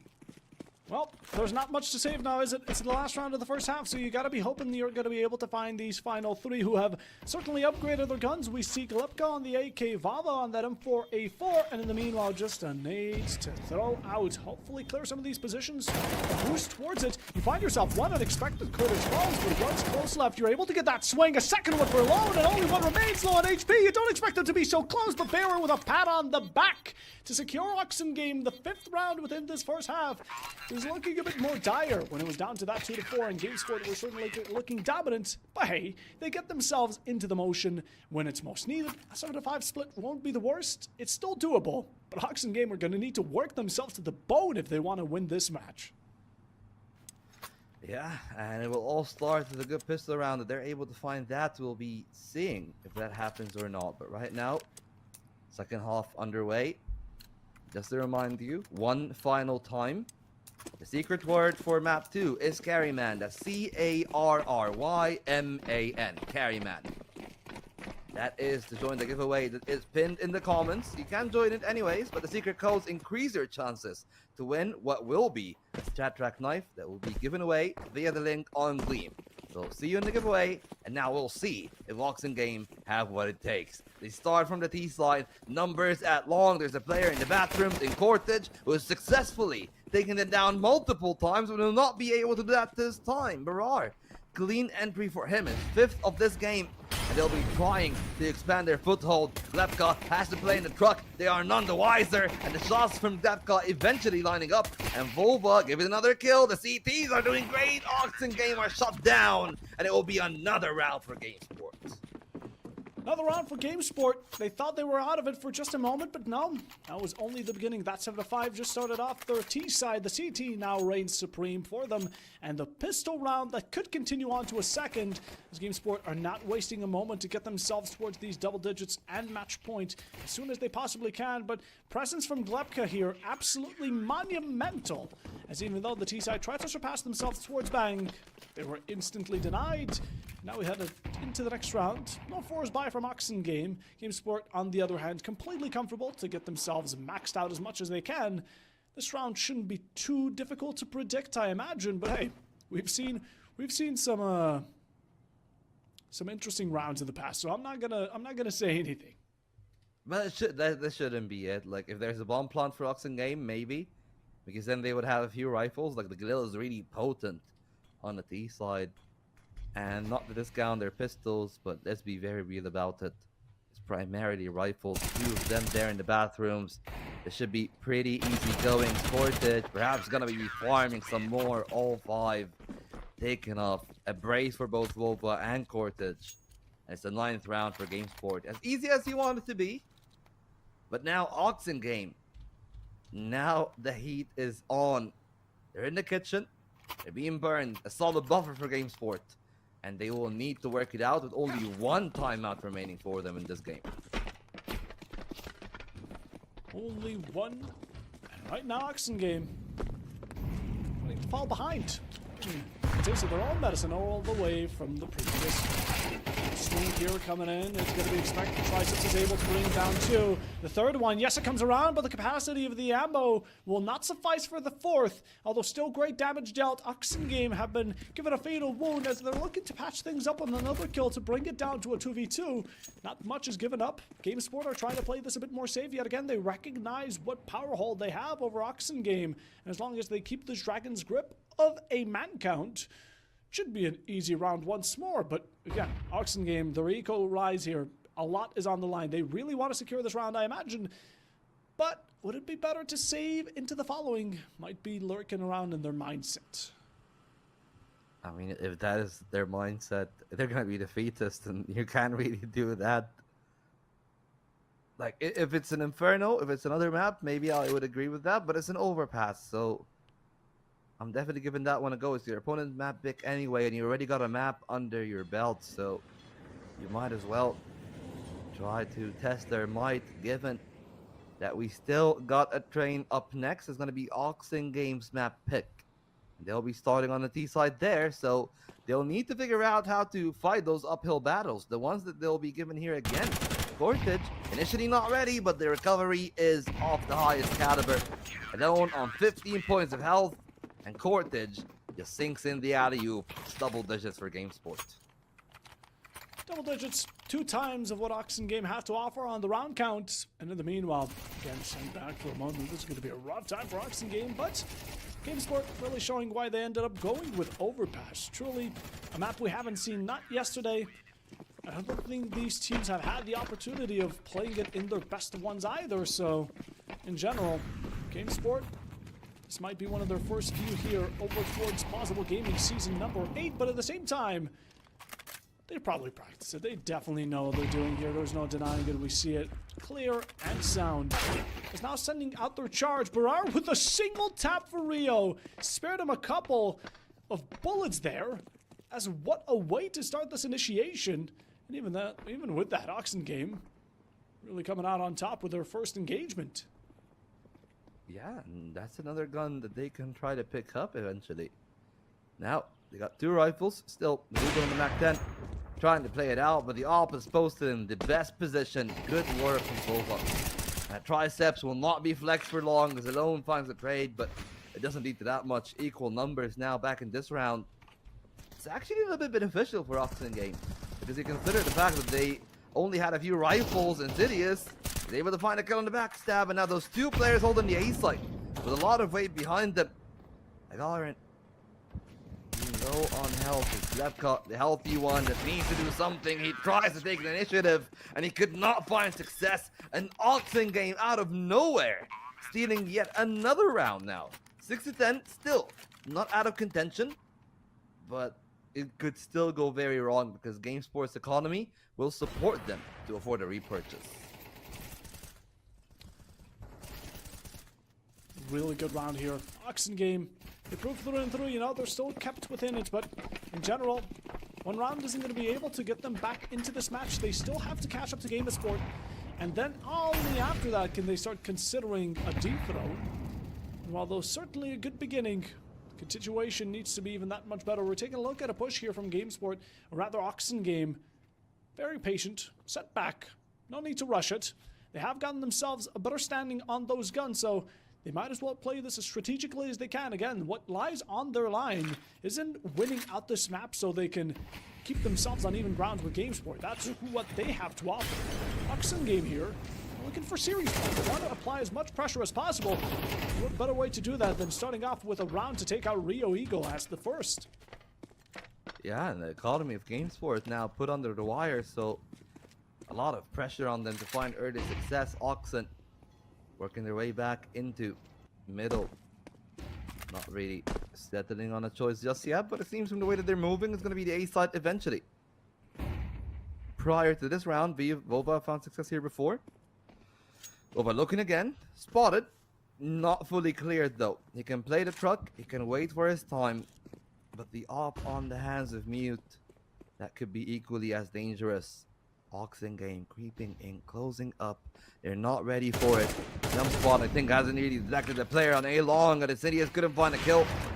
And that will lead GameSport to keep all 4 of their players. Alright. Pretty low on health, yes, but there's very little util for them to play, so perhaps he has to be the meat shield. They cannot wait for the smoke to fade out. Instead, Gagarin is going to be given the AWP. The healthy players all on the rifles. It's almost halfway done. And they'll start to get it going. Through the truck, from the bank, 2 players out, a third to follow. A Mew takes down 1. And it's all for Oxen game. Not even a single kill for the CT side in the retake. Not a piece to be spared. Oxen game there went in quite brutally, I'll be frank, and not a single angle of entry was available for GameSport to pass on through without a scratch or to even be killed in that moment. And best displayed by that 5-stack on the kill feed that was displayed. GameSport on a silver platter, and Oxen game only 3 rounds behind. Now I say only because, well, it certainly has been a greater distance they've dealt with, but they gotta keep on going with this type of playstyle, considering right now they are fully stacked, and GameSport on the other hand have only USPSs, a 5.7 to offer. It should be around in their direction easily, and again, closing this distance is a major point for Oxen game currently. They're having a good job at it, have been up until now, but it's a question of how long will it persist on for, because GameSport, again, once they get back on those full guns, once that eco is stabilized once more, it's gonna be a difficult story. Yeah, and we'll see if that story transpires into a new chapter. There's still not really that much the GameSport can do in this one, but there's still some buffer they can utilize in the next few. 10-8 seems the most likely, and the opener pretty much confirms my suspicions. And despite GameSport's best efforts in trying to play the numbers, let's be very real about this one. It is only going one way, and one way only, and that is Oxen Game's victory. They're waiting to see if they can fish for an exit, at least get one of those rifles, but Oxen Game pretty smart not to give them an inch in this round. And if you're on the side of GameSports, there's a world where, you know, you can do the VP/outsider, you know, the Jane play.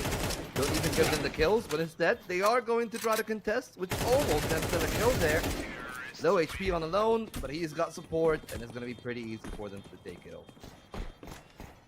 Similar result as to the previous round, different circumstances, but Oxen game, it's a result that matters most for them. That second round going right beneath their pocket or right beneath their belt will prove to be quite useful. Now, we should take a look at GameSports here, who have themselves 4 M4A1Ss. Utility a bit lackluster, and that's not something the CT side should be relying on, but thankfully Glepka has traded out the FAMAS for a bit more on them. Again, early game might be a bit more easy to work with, but once Oxen Games start really putting everything to test, it's gonna get difficult, and grounds may be uneven. As at the spot, you see that boost, you see a player towards the tunnels, the short ones at that, and a shot right whizzing past the head of Yaga Garen. Could have been a close one, didn't end up connecting, thankfully. You boost yourself up once more, even further down the line to get an easy shot, and you do so successfully, as Equalizer will be the first one to take the fall. It's one player less, Oxen Game, a slap on the wrist, but again, still very doable. I think there's some irony on your deficit being the equalizer. But hey, there's still more in this game. Metaphors that could be found. Sound made by Mute, and the shot from the op is beauty. It can bring back to your ear some joy, but the joy will continue to be for Oxen Game. They keep this game dead even. 45 seconds on the timer, and a massive one from Alone. Now, the rest of the retake will have to be separated. As you can tell, Kurtage working his way from a completely opposite angle, but the timing there from Zepka, that could have been very valuable. Damage on Alone, damage on Mute. The flank is in, but Barar holding it pretty well. And Kurtage will be the line. And that is probably another round for Oxen Game. Now they're starting to get into some dangerous territory here. If you're a fan of game sport, the buffer is gone, Buffo. It's one round only. And this round probably not going to last that long because they're going to be back to broke afterwards. Yup, they're not going to be looking good financially into the following round, and Oxen Game are surely going to be there to reap off of those benefits. The bomb sets off, Klepka far away from any danger. Oxen Game with two players that would have been a bullet away from death, and honestly, even under those circumstances, the round is Oxen Game's clear. Easy entry onto A. They got themselves good contention towards Bathroom, and honestly, GameSport were given enough time. There was one player holding over towards Bathroom. I can't necessarily call it out. It was Rio Eagle, and yet another. There he is, the man, the legend, Vova Triceps. Those two players could have given GameSport enough time for the entire roster to start crunching on towards site, but the communication didn't come through well. They weren't confident enough, and even then again, guns were a bit lackluster. As we go into this next round, GameSport now taking a tech timeout. Klepka carrying over the FAMAS. A second one shows itself on Kurtage and going into a full buy, trying to deny Oxy from the equalization. Yeah, well, I don't even know if they can do that. That is the scariest part about this, and it's still a very, very young night here. You've only seen the Dust 2. Oxen Gaming were able to win that one, 13-9, remember? And it seems that at the bare minimum, it's going to be another 13-9 here. If we see GameSport take over each and every other round from here on out. But let's be very real about this. They're not walking in this round the favorites. They got two FAMASes, yes. But Pistols and everyone else, only a single helmet. And Vova electing not to even get Kevlar. Perhaps in hopes that he will be able to get the AWP on round 21. For Oxen Games, the complete opposite. They got money in space. They are pretty much set until the end of the half. And they are setting the stage in the right tempo. An opener from Barar, who was pretty quiet on the first half. Now he has completely found his form, almost going up to a positive KD. An important one from Equalizer, because while being fully flashed, he still was able to find the one. And you know, usually that should have been a free kill there for GameSport. Now they still pay the price, and they are still down in numbers afterwards. So it is. Rio up close with his pistol again. Could be dealing some damage. A tiny bit. Any kill would suffice. Trying to find the bare minimum of value considering what you're up against, but Oxen Game have started catching wind of your presence, or maybe just a bit of a sense. Rio gets away with one. Cities falls, and they still haven't cleared him. He was just standing there. It seems both of these teams were blinded in the moment, but now continuing forward. One is stuck on these bathrooms and doesn't seem to be able to get out. Mew just walking into the gun, or rather Alone shooting him in the back, dealing major damage, and now pushing forward, leading towards the last one standing, trying to limit himself out with these smokes, but Alone has a lock on. Oxen Game have now equalized out the score. It is 10-10. GameSport saved up just enough money to go for a full buy now, actually. And well, hopefully this is going to be theirs to carry, because otherwise, Vault, it's going to get even more concerning. Yeah, and if it does indeed fail that test, that is going to be a very dangerous part. Now I go to the tie. Purchase there from Game Sports. The AWP in the hands of Vova. Intrigued in where it will go. It is posted in bathrooms, but a little bit more defensive, which does mean that Oxen Game could indeed skip through and go towards long, where Rio is going to be tested against everything, but the jump spot relays the information. Now they can retreat, slow the pace down. In those early, like 15 to 20 seconds, they've made good moves. But Oxen Game are not relenting. And this opener could be very valuable. They rediscover the position of the AWP, and they're trying to give it a peek. Mute in the angle, not detected by Rio, but neither is Rio by Oxen Game. This could be very dangerous. He doesn't see them. Only we have the hindsight of the X-ray. And this bit of patience is palpitating. The bomb is there, the barrel spotted, the kill found by Rio. And a solid trade from Insidious. Thankfully, no other kills from Game Sports for the side of Oxen Gaming. They are lucky that it only is in a 4-on-4. But Insidious is down to 26 health. And now, with 45 seconds left on the timer, it does feel that the only real option that they have is either they move right now to go back to B, or they'll stick back to the A site where Vovo will keep taking heads. Keep taking heads. Insidious falls quickly after the position of equalizer, setting in an extra stepping stone for a possible second route on GameSport and where they want to take this A site. And look at GameSport. They're trying to take over B. They think this is a rotation, but Oxen Game have successfully fooled the three of them. Not fully. One is still trying to second guess himself and kind of in the mid ground, but with the utility coming out, should be locked down and dusted, confirmed where their push is going to be coming around. The plan should be stuck on through. Yes, he's been going that way. When exposed right by the edge of the smoke, the barrel gave him away, and Gagarin will fall due to that. It's now equalizer with one. Triceps doesn't have the line of sight to be able to contest any of them, while Oxen Game, thanks to these so-called smokes, they're able to take position, get themselves some wiggle room to move around and establish a great crossfire. Nate sent out, Kurtage and Glopka are low on HP, so they really want to be cautious of how they want to go into these gunfights. Aligned nicely, there's one for equalizer. Not trying to take the second, but does so, however, and finds a second as it's all left down to Vova Triceps, his op and a hope. By the way, Triceps has been doing phenomenal up until now. 21 kills on the board, but will not be able to lock down this round as Oxen Game secure it and take over the lead. This is not looking good. Yeah. Here's the thing, as good as he has been, somebody Yes. from the side of Oxen Game has really been able to match up to his stallion alone, and the rest of the team have finally woke up. It was a matter of a sleeping beast, and it seems that finally Oxen Game have awoken. Despite all the good job that we've seen from players like Cortage, we've seen from Vova on this one, it might not be enough. Unfortunately, we can say that, oh, a team is as bad as its weakest link, but right now, they've been an okay team. A CT economy is unrelenting though, and they've tried to invest up as much as they can without, I guess, the right way, I would say, jeopardize anything in the next round. But that does mean that it is probably going to be a win here for GameSport. Made on the money. Gagarin still low on health, on half health rather. So it should be easy for the equalizer. He knows where he is. He jiggles the angle, no problem. The rest of the team working their way through Monster.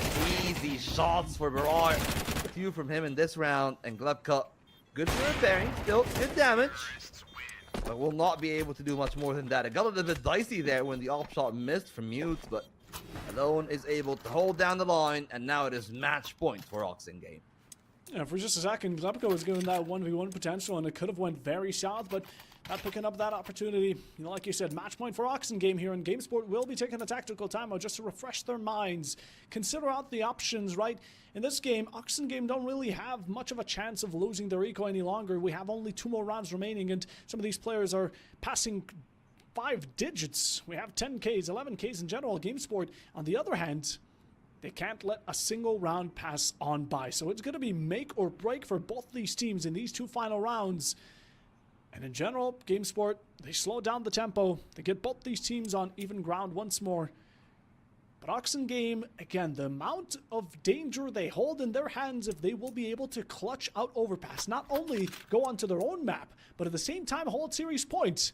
There's a lot on it, and even more so here for GameSport, who need to deny it. Yeah.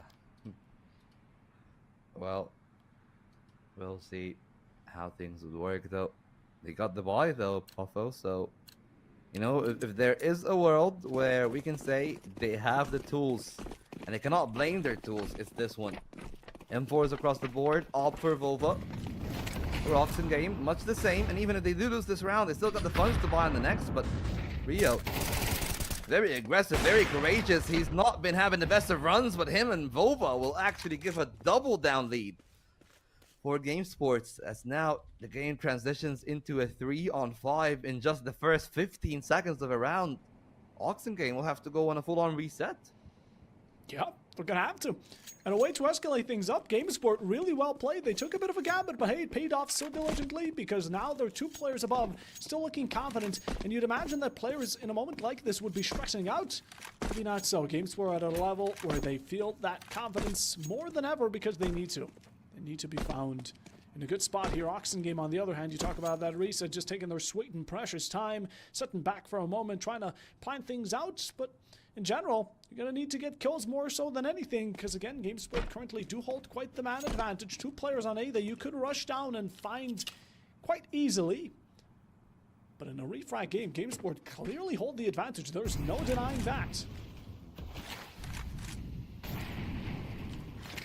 Well, there might be denial of the entry though. Vova, who is the op, holding down the first sight line, where Equalizer is present. Some support, and their move over to Dice. 2 players on the line, and this shot from Vova opens up the space for Equalizer, where he will be able to find the opener, but too little too late as Agarin already made his way into this round. The Mute will not be able to deliver, and his teams will go all the way in regulation, and there could still even be some more.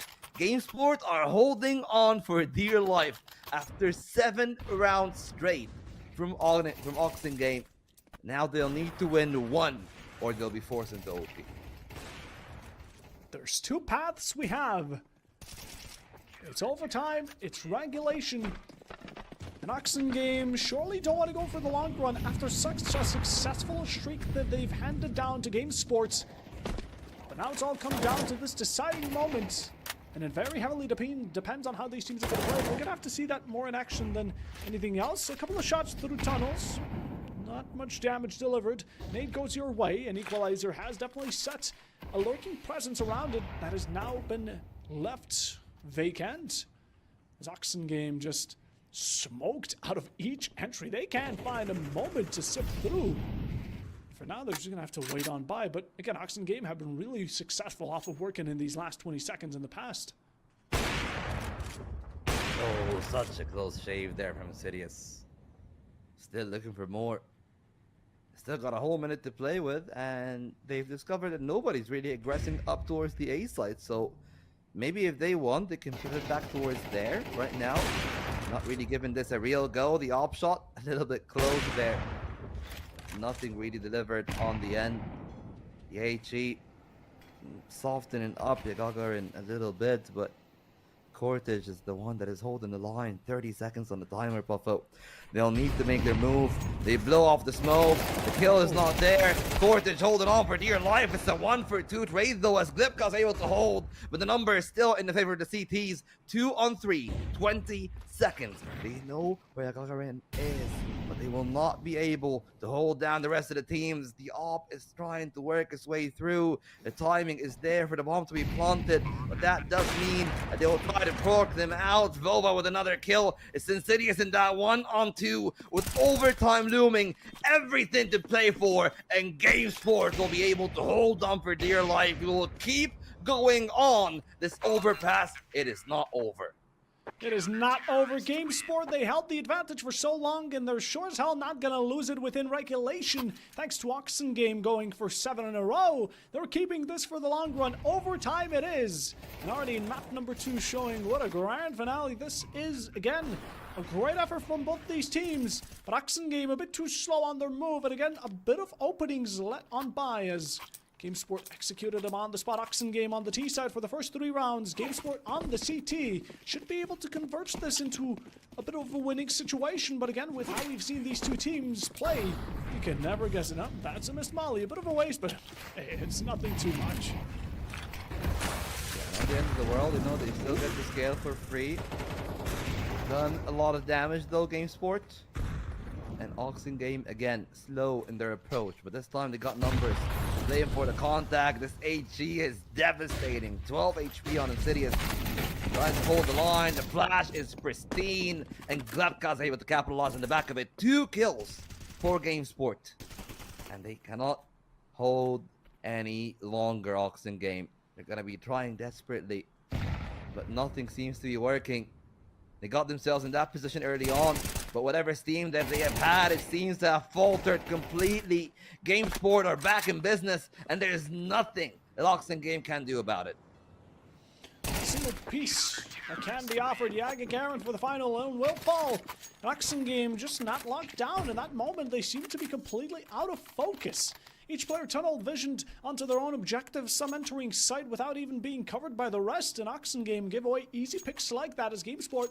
Again, they were just reaping their benefits. They were given what they were taken. And in general, 13-12 now. First round in the overtime will be GameSport's to claim. Oxen Game going into this following with a hope of being able to maybe change things up a lot.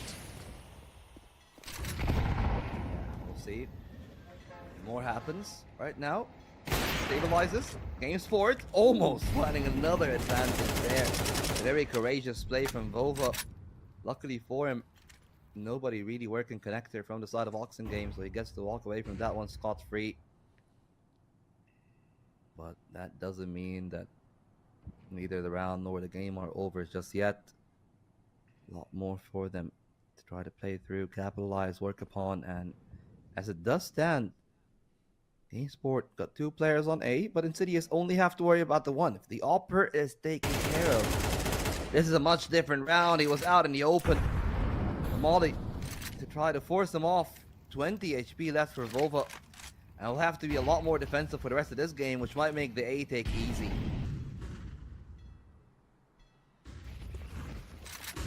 Silence for both these teams as Oxen Game are now looking to initiate onto site. Rio Eagle is able to find Barar elsewhere, but Alone strikes on back just about as quick as now taken sight. Equalizer with a second, and not equalizing it out, but rather changing things about as Courage does find Mute as well.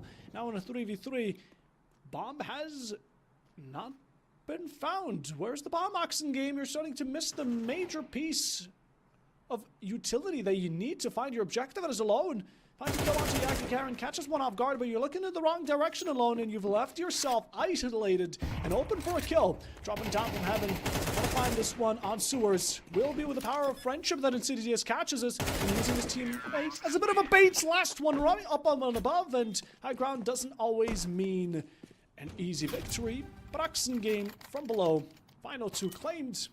GameSport and Oxen Game 13-13. Yeah, well, at least Oxen Game still showing some signs of life there. He got a little bit fortunate though with the timing on Vova. The damage that Vova got inflicted, that was the difference between them winning and losing the round. Vova just backing off there, allowing Oxen Game some space to breathe, and they were able to utilize that. And it might not happen again.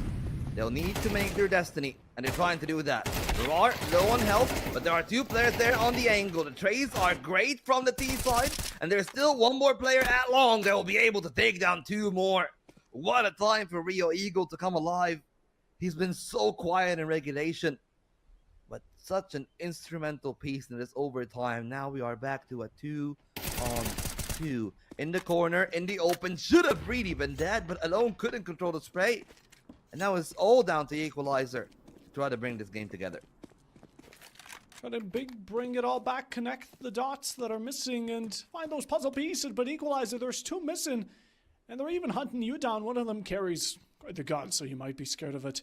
And Rio Eagle right around the corner to you on playground, just waiting for you to step into his line of sight. While in the meanwhile, does have the bomb now, gonna instantly evacuate himself towards this B side and has the perfect opening. A nice little gap in the site to do so. GameSport recognized the threat that he is and will pull out the knife just as much as Equalizer is currently. Sprint on towards B. Will they be there to deny it in time? I don't think so, as still some utility remains. Going for the default. 1 on back, 1 in front. Equalizer has been sandwiched out, and Tricep just able to find that chest shot to finish it out. 2 out of the 3 rounds in the first overtime, won by GameSport, just to find themselves a bit of leverage.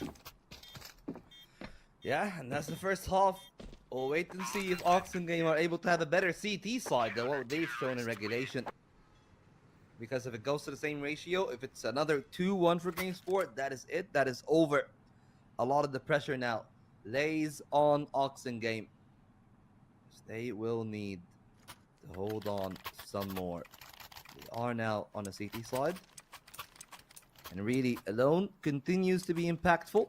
But the one big thing is, you look at the other side of GameSport, you'll see that, yes, Vova still got the 25. Cordage is on 22. Bagarin is on 20. It's 21 for Glepka. You compare that to the other side, it's 19 for Equalizer, 17 for Barar.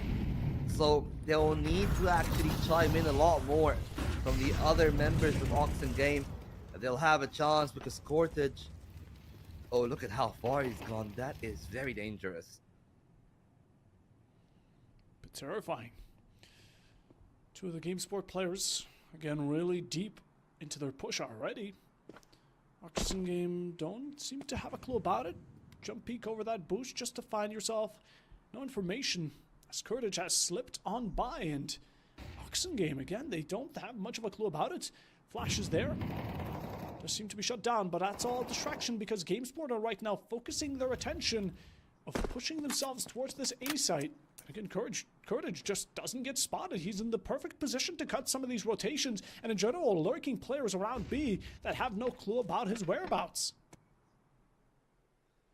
Well, still unaware. Trying to at least get some extra information. Mute in a dangerous position here. This could be a make or break for Oxen Game. As they try to expand a little bit more, they know where the execute is coming from. Mute is playing ahead of the util. If they are unaware, there's a position for a multi-kill. A missed shot from the Insidious on the op. And Mute holding on for dear life with Alone. 3 kills between the two of them, leaving it 2-on-1 in their favor. And it's all down to Vova. With a bomb on his back, switching to a rifle. At least the digits are punched in. But he gets softened up for the rifles. It's enough for a single shot headshot for either of those M4s. We'll see if they're able to deliver. They close in. Isolating the one-on-ones is Vova. Looking for the second one on Dice. He's trying to do the damage, but it will not be enough. An Oxen Game starts off on the right foot. We are back to a tie game. We're back to a tight game. Oxen Game working the best they can on the CT side, while GameSport a bit troubled in the moment. And again, as much of an Armageddon that unveiled on this A site, it was Oxen Game who ended up taking the majority. Jagger initiated this push, but again, it was just the consistency between some of these players, the communication that came on through as they were able to prioritize the correct picks that came out in the swing of the moment. Oxen Game, after a victorious round, now taking a tactical timeout once more, having a bit of a chat. They got a successful round. They want to keep it that way going into the following, because then they're going to be holding match point once more. Or rather, for the first time. No, would it be once more? They were the ones holding it earlier, right? Oxenware. Yeah, right? Oxen. Yeah, I think so. But yeah, in general, they want to get it again. That's the main point. Well, we'll see if they're able to get it again or not, because funnily enough, all of that rests in their hands more than anything. They played okay for that opener. They got a little bit fortunate though that Mute and Alone kind of held it down together, because the missed shot from the op earlier on, that was the big problem. I mean, Mute has actually gone off the op, which is something that you don't really see. But apparently that does mean that they don't really have any true dedicated opper. It's just that they have people that like playing the op on specific maps. And right now it is Insidious who is not doing the hottest. But we'll wait and see if there's more to this game than just the op. For GameSport, at least the good part about overtime, they don't need to worry about their economy, don't need to worry about the guns, but what they will need to worry about is how they approach this map. Very slow again towards the A site, early presence some Cortage. Previously, they didn't do much with it. This time, perhaps, I'm expecting some more, but nothing other than some chip damage onto Equalizer. And GameSport slowing down the pace. They still got a minute 20. And if they earn the bathroom controls with it at no cost on the other end on B, that is a pretty good default, you gotta say. Yeah, great deal here. GameSport can really work off of it, but again, Oxen Game are very tunnel visioned on this B, always have been. And unless they're going to realize that the threat still lurks above, Might be caught off guard into it. Yeah, Oxen Game still trying to be a bit more cautious for players. If it all goes wrong on A, they can still go for the retake as much as they can.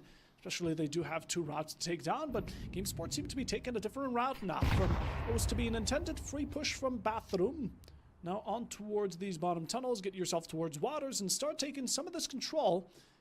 But Oxen Game, they've been just steady on this B. They've been ready for it. Some of the players also starting to back off down as the push comes on in. First open moves against them. Equalizer following along. Barar for the third, and it's all gone wrong for Oxen Game as they only have 2 players to offer up. One of them on an up. Alone secures Glepka, but that will not be even close to what they still need to secure themselves this round. A bit of push and dag. Oxen Game currently sitting back, but not much of a push forward. There's not a resort or not much of a chance they can be found that they can find themselves in order to win this round. Rio Eagle puts another one to the grave as Insidious given a final statement alone. Last one just a lab for the slaughter in GameSport.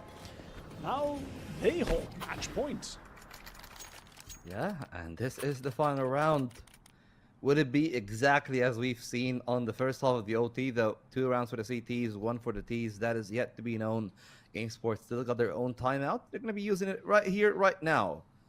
If there's something good for Oxen Game, is that their economy is good. They don't need to worry about that. If there's something bad, though, for them, is that the early control from Cortage, the fact that it is completely uncontested, it is ruining a lot of their early control. Like, you see the way that they had to play around that B execute? Since they've completely lost short, they had to play more passive positions from both ends. You know, at least sometimes they did see Oxen Game on the CT side have the double setup on the left and right sides of Monster. They weren't able to establish that earlier on in the round because they don't have short. So they'll need to put more focus on that. So they have 1 player on each position, 1 dedicated to Monster, 1 dedicated to short, the pillar player as like the bridge in between. And while that is good, it's not really the best thing in the world, I gotta say. And it does seem the GameSport are able to capitalize off of it in the previous round. And I'm not expecting that early B control from Cortis to change. What I'm hoping for, though, for the sake of Oxen Game, is that they are able to find the opportunity to capitalize on Cortis just going on its own and trying to get the map control solo. GameSport are the ones who ended up bringing us to overtime.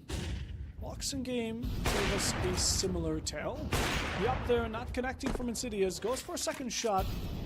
Result comes to push him back with a nade, but over Triceps doesn't back down of this fight, finds the 1v1, and Insidious loses out and up. Alone still has 1, carries quite the deal, but again, GameSport are going to be the ones to kick off this round. The kill heading their way.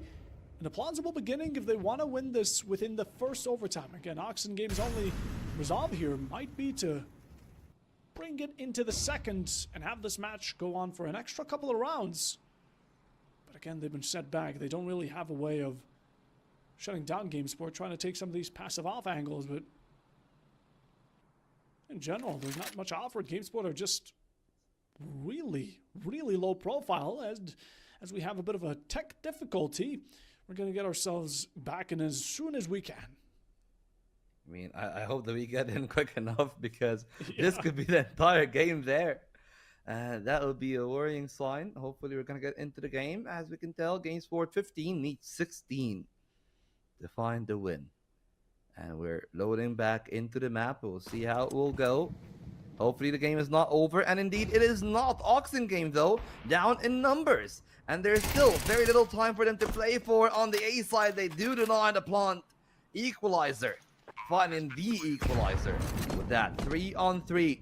Final 40 seconds of this overtime. Vova on half health. The op in the hands of Alone. Needs to be methodical. Needs to be a bit snappy, though. They don't have the luxury of waiting around. It's a good flash. It forced Rio to turn around, but they couldn't find a shot on the player in long. Now they try to dissect the other end. Not looking at the right side. There might be a freebie, but instead both kills found by Oxen Game. And we still might have more to play in this game. Vova finds them both, but not the final kill. And there's just about enough time for Oxen Game to force the double overtime. What a moment to be. Oxen Game they were cutting it close with each passing mistake, but in the end, they worked together. Beautiful chemistry between the final three. One peeked out right next to Bathroom, tried to deny the defusal of coming through, but was evened out by two players that just took him down in an instant. Continued down to another player from Long trying to peek in on the action, but gets denied by the op from Oxen Game Esports. And then the last one in a 1v3, although brought it close, but again, Oxen are the ones to bring us into the second overtime, giving themselves another lifeline to possibly win out map number 2. But again, GameSport, since they were the ones to first secure match points, they kept safe. Insidious taking a lot of damage from the nade. Molly taking a couple of ticks as well, but got himself in a really safe spot.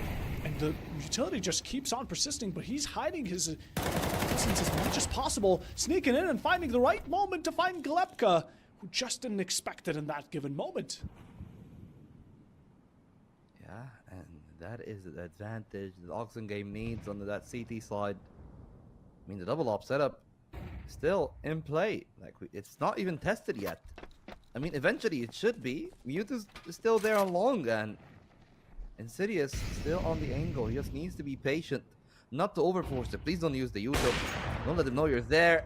Mute missing that shot is not actually the case. He does find a connection on Vova, and they got the two-player advantage here for Oxen Game. Now they can try to use that and run away with their leads. Very smart from Mute.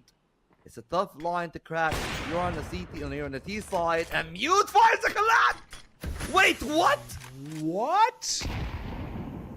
How does this happen? GameSport, the alignment was perfect, and he strikes down the third. Oh, I never thought I would be so shell-shocked, but... No, timeout. I need the replay on that one. We're gonna get it. I hope we get it. There we go. Please. Please. Okay, that's normal. That's CS. That's a good shot. He got CS2'd a little bit. But where was this? Was the second one behind the wall? No, I don't think so. I think there was just that little pixel angle you can get through the doorway. Yeah, perhaps. Oh, that is crazy stuff. What? Stars aligned, huh? Yeah. Lost in the sauce. GameSport didn't have much of a response there, nor could they have had a response in the first place, but Oxen Game, Alp is there. Sure, go all at it. And GameSport now rushing it into sight. Molly's through and trying to tick away, but look at Bararbo and HP just barely able to capture his own life, but the nade will be there to deny it. Equalizer with a shot. Second for Insidious to keep it alive, but Courage not allowing it. And alone does bring it out to the EQ, and what a shot for the second. These ups have been going phenomenal, and Mute finds the last. Oxen Game. How do they... I'm taking a walk. I'm taking a walk. Yeah, no, that's too much for my brain, man. I mean, it seems like 2 OTs is enough for them. They've had enough. Just hope that they can finish it off, because we've seen that before from them. We've seen them win 7 in a row, but not being able to close off the game. Right now, though, with Mute back on the op and alone holding the big green as well, this double op setup has been phenomenal for them. Early util from Oxen Game. With themselves good in the establishment. Insidious discovered, pressured from the fountain, but not enough to take his life. So Oxen Game keep all 5, but they've lost a significant amount of map control. Mute. Doing Mute things. Hand this man an up and great results will come out of it. Trying to catch one off. Mid-air Barar is dealt. Devastating blow elsewhere. He's in the meanwhile checking the wrong angles. But a victim to not paying attention to the right spot. And meanwhile, Courage finds one. Second to follow alongside with it. B should be open enough for GameSport to just rush it on down as 2 players from Oxen Game now stressing and trying to recoup themselves on side. One going for a flank. The op connect won't be there. You're not able to find it, but again, he's gonna have to rely heavily on Insidious's efforts from the backlines. Yeah, very smart there from Mute. He bought him just about enough time for Insidious to close down the angle. Now he's there towards short. I'm just a little bit wary. Did he make a noise while dropping? You're waiting for Mute to bait out a shot to force them to make a move towards that part of the map. But there's somebody else on the other side of the wooden plank that Mute is unaware of as of yet. The smoke fades. Boba holds the line, finds the kill. And it does seem, like always, it's 2-4-1 at the end of a half of overtime. Oxen Game looked the best that they have had on that first half of OT. But now they swap over to the T side and they will need to show that same spark. they'll need to show the spark once more. Otherwise, maybe even then we're going to see another overtime. Are we going into a third? It's very possible if we continue down this line. But in general, currently, we're taking a look at... Actually, should be able to start bringing it back. They do start off here towards... I believe the team's names should be swapped. I'm not going crazy, am I? Yeah, there we go. Oxen game on the way. But here's the thing, though. Are those 2 rounds enough? Do we believe in that? Is it going to be just another 2-1, 2-1, 2-1, 2-1, 2-1, and we go like, I don't know, a sextuple OT? Is that it? We could be here till tomorrow for all we know. I hope not. You know, I got another cast at 8 in the morning, man. Please, like I'm all in for the best of 5, but I just need a few hours of sleep. All I'm saying. Just a couple to get it back on in. But hey, Oxen game definitely have the intention of closing things out before it gets too heated, too long, too exhausting. This map has already gone on for way more than expected, but in general, GameSport, their survival instinct is just working greatly. They are keeping themselves grasping onto this match as well. It's like Oxen game were earlier within regulation. A couple of shots there towards the long by Equalizer. And one up close, no recognition of it. I think GameSport have done this before in the past, but Oxen game don't seem to find that a consideration. A couple of pre-fires, you boost yourself up, low HP, double health. You do know someone's right around it, and Barrar's going to be able to punish both of them as Oxen game trying to close the distance between themselves and match point. Shot goes missed, but there's still a couple more to help out as Barrar on 3 kills now. 8 easily claim. Game's really low on entry. I mean, there's no way to get this. Yeah, right? I mean, at least that's what we're hoping for, but you never know. Much else does get happen. Corted is on. GameSport looking for more, but thankfully that is shut down. It's a little bit labored there at the bathrooms, but too many players for him to handle.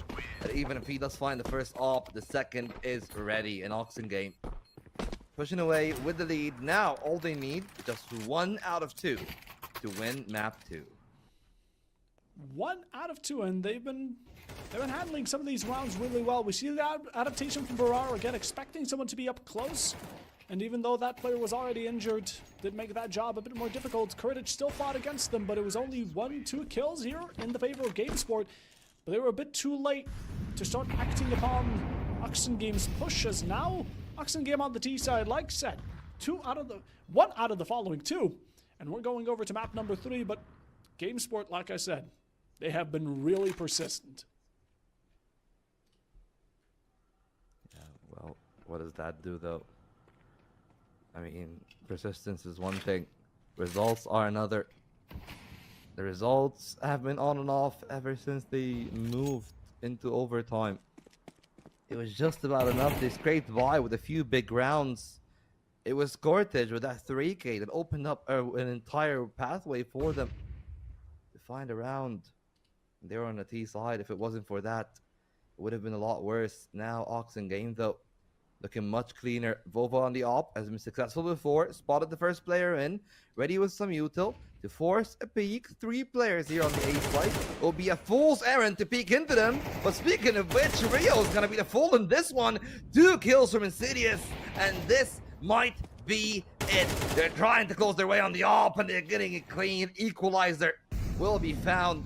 It's Cortege and Glebka, 2 people that have done some wonders. Can they pull out a 2-on-4? Does seem really unlikely, but at least there's some saving grace that they are together. But the coup de grace might be delivered from the other end. They try to go for the boost. Will they be spotted or not? It's a big question. Nothing found as of yet. The heads are told, and the heads will roll, and that will be game 2, most likely. Zepka with 1 more kill, still a little bit of time, but I would wager his life is gonna be forfeit, and that is going to be the case. It's 2-0 for Oxen game off the back of taking their opponent's map pick in a double overtime, not even 1, no 2 to take it. And the cherry on top for Oxen Game is here. Now they're heading onto map 3 with series point in the pocket, but also onto their own map, meaning This is going to be a rough run, but GameSport will need to return this into a reverse sweep. The worst case scenario has become the truth here in this matchup, and well, before we head into map number 3, which will be Train, Oxen Games pick, we're gonna take it to a short break once more. So stay tuned, and we'll be right back.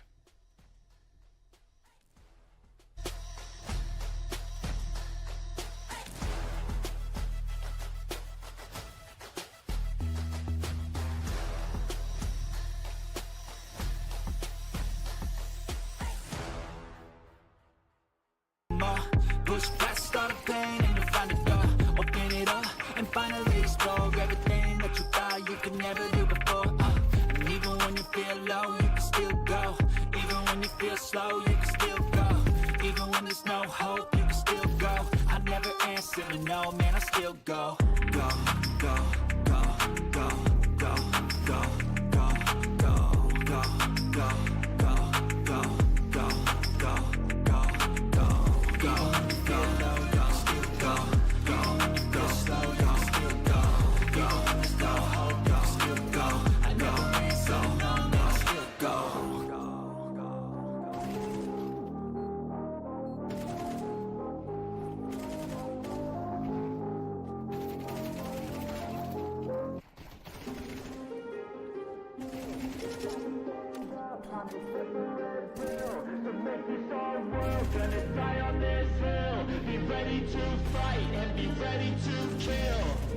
You cannot stop me, I'ma make it to the top spicy. Call a covenant, not cocky. You cannot break me, this world's mine for the taking. Got an itch, man, I'm making. Oh, I'll keep my head down and grind and be patient. I'll take a stab at the top and the sailing. They can all try, but you cannot contain it. Cause I see the things that I want and I take on my goal. Push myself to the brink, no limit. Do what it takes to be free, committed. I'm a little obsessed with things, I'll admit it. But that's what it takes to get a freedom ticket. Got a killer instinct and it's just the beginning. Breaking down walls and the hurt start thinning. And the more you push it, the fast start trimming. Till you're the only one standing up straight, winning all. No, we never sit still. It's time to stand up, time to take the red pill. To make this our world, gonna die on this hill. Be ready to fight and be ready to kill. We never give up, no, we never sit still. It's time to stand up, time to take the red pill. To make this our world, gonna die on this hill. Be ready to fight and be ready to kill.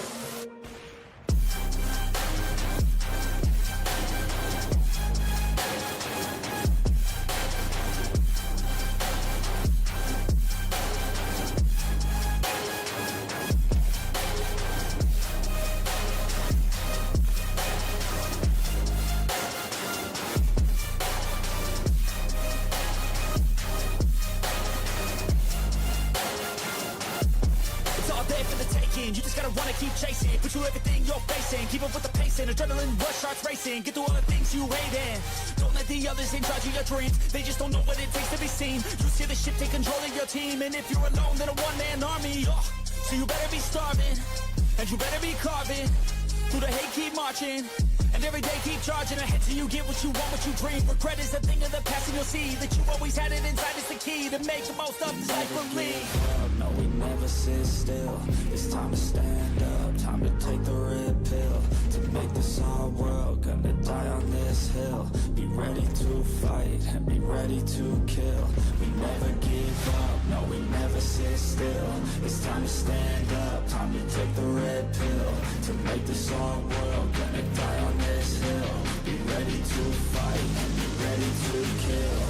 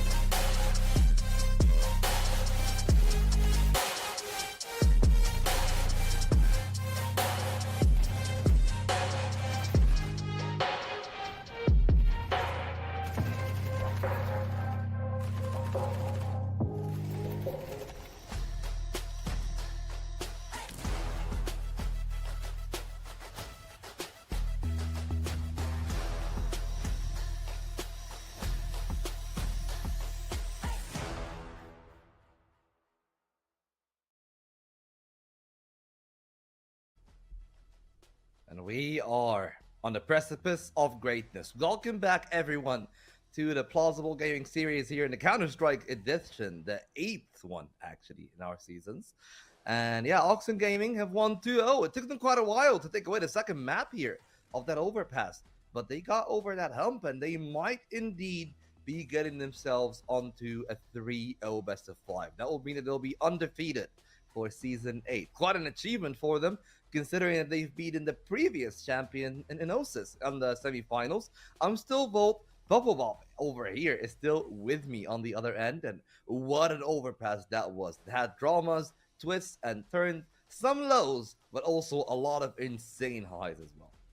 Yeah, 100%. That was an intense matchup, and it lasted the full length of 2 overtimes, so we're expected going into train for about as intensive a matchup, but Oxen Game are going to find a bit more comfort on it, right? We went into overpass. GameSport showed why they were comfortable on it. They started off with a solid T side, and even though Oxen were kind of struggling to breathe for a moment there, they got themselves at the very top by the end game, and now we head into map number 3. Like you said, an achievement and advancement, whatever you want to consider it. Oxen Game are looking to go flawless in the entirety of this series of season number 8, and that would be one way to kick us off and again bring about a new champion. Last time it was Enosis. They've already took him out flawlessly, and now it's GameSport standing in their way in that title. As map number 3, let's talk about a train.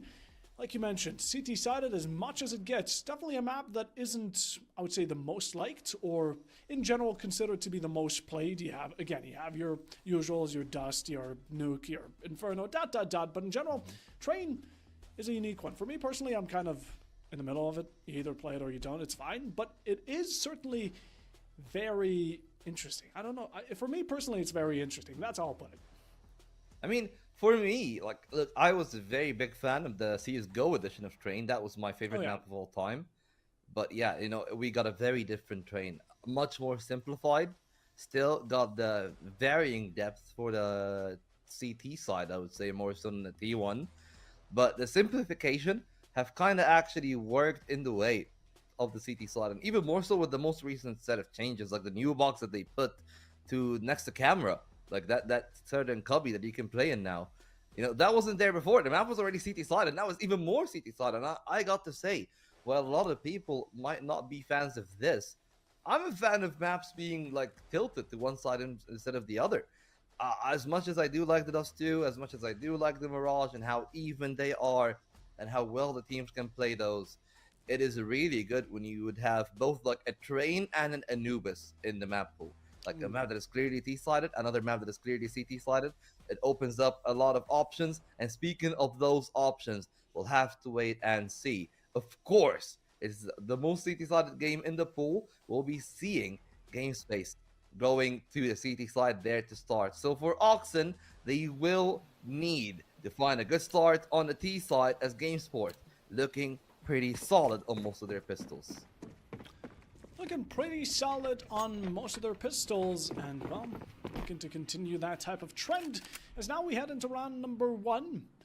An Oxen Game on the T side, looking to claim as many rounds. This is the one thing that you do get to know. The map being a bit more city-sided gives you a better read upon it. If you're able to claim a lot of these T rounds, you're going to be very confident going in that second half, and that's what Oxen Game is looking forward to, but still need to find a breakthrough. Just a jump shot from Insidious to get himself Vova. What a quick initiation, and second as well to follow. Will it be found? Yes, equalizer to 2, and GameSport have been instantly locked outside of their own side with pistols in hands, but not much of a resolve on the man count.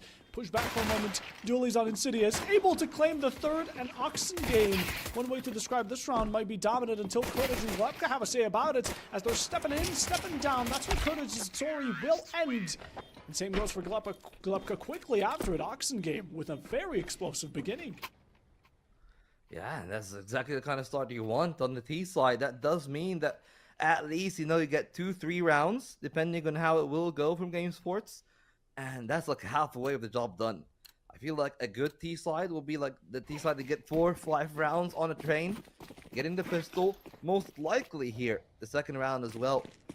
That'll be really valuable for them. For GameSport, we still see a couple of Desert Eagles, and I got to say, not the biggest fan of that, because that does unsettle some of your util. But speaking of unsettling, that's a TK from Alone. Thankfully, he does make up for it. That could have gone disastrously wrong.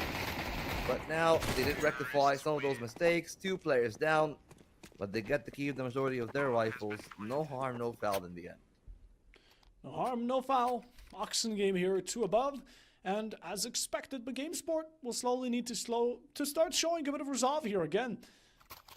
Train is a map that does not heavily complement the T side. And even though it can be at certain moments team dependent, statistics don't lie, ladies and gentlemen, nor does positioning and how the map is built about it. So GameSport, again, want to make sure that as many as possible. That's the one thing that's pressured upon you. And in the meanwhile, off to a great beginning here for GameSport. For the first time, Glebka picks up onto a kill right through the smoke. Caught a glimpse of Insidious and gonna take her out in that and then moment. Oxen game might be 1 down, but we're still looking to push it on through. That's not a reason for them to stop.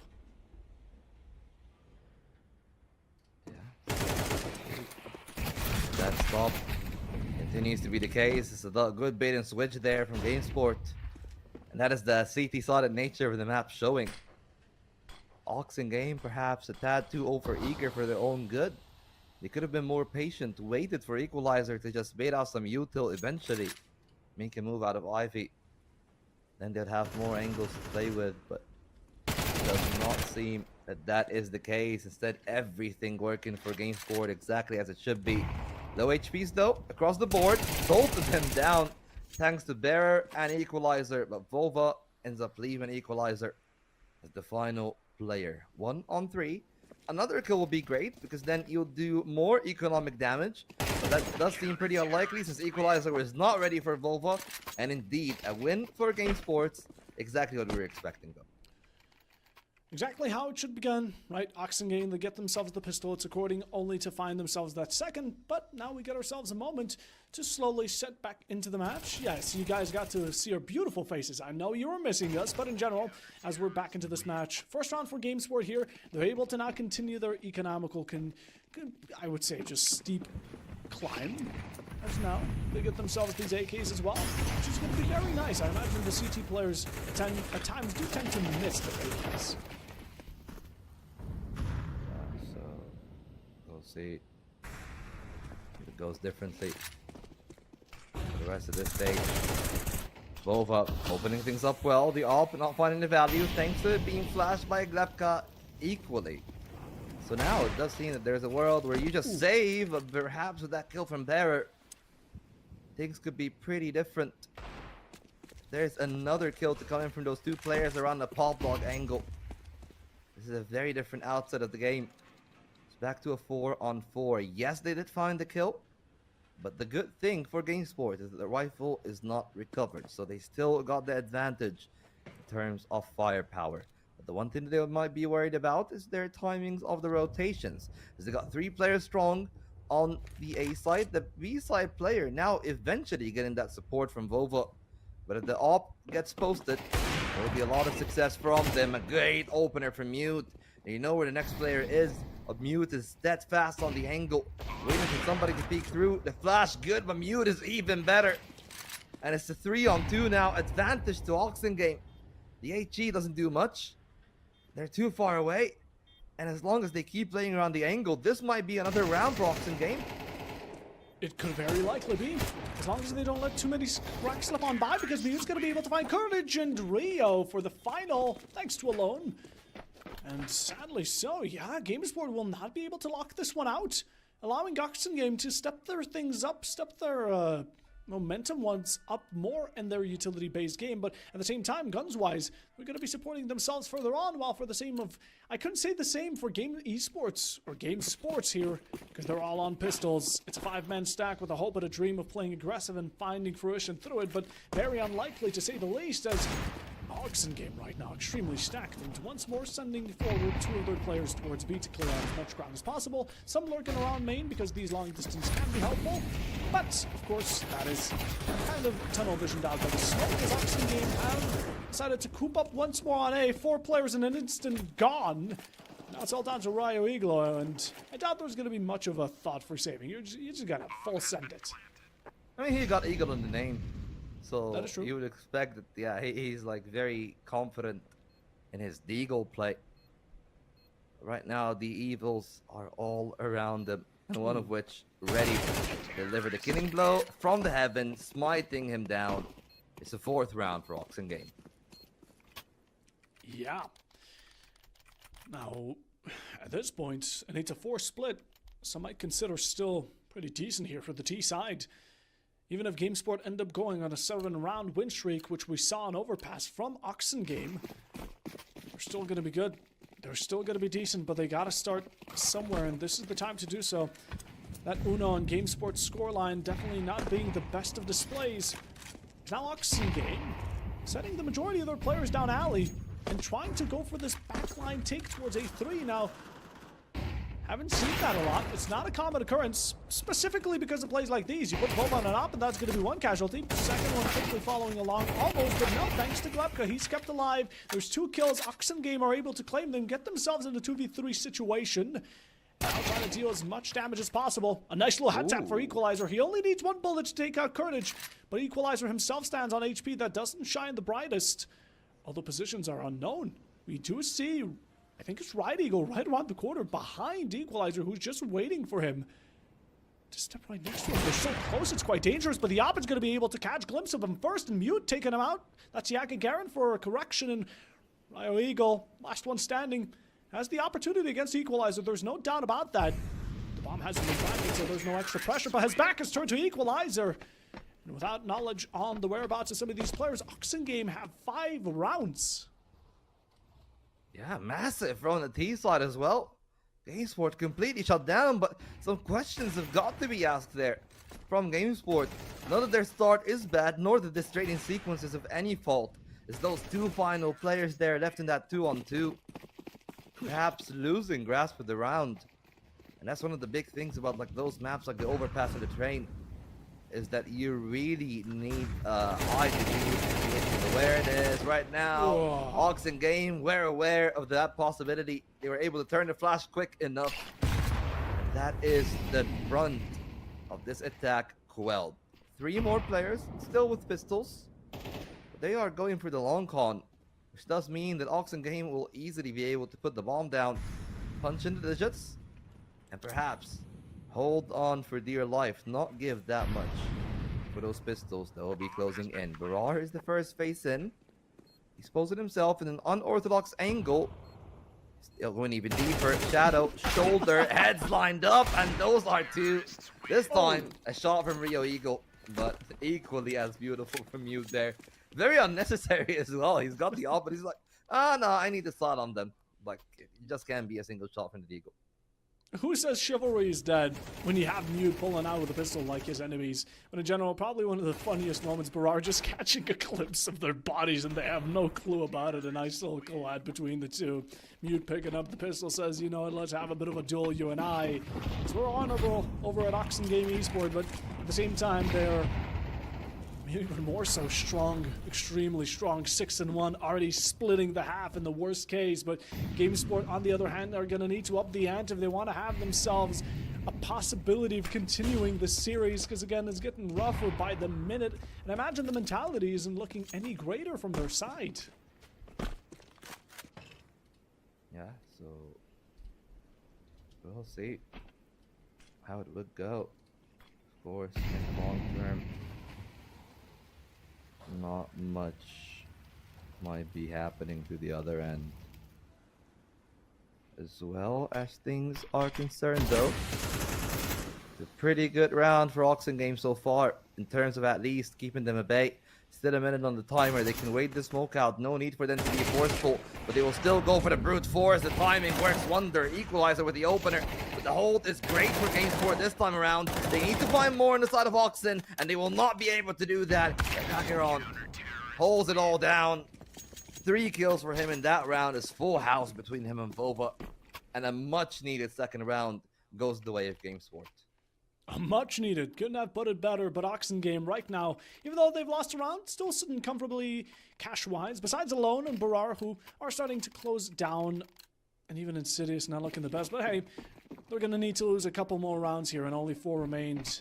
So GameSport definitely can get themselves these rounds, or rather need to get themselves these following. Oxen Game They're sitting already comfortably by, but again, they're trying to secure as much as possible. They're going to push in for these tops.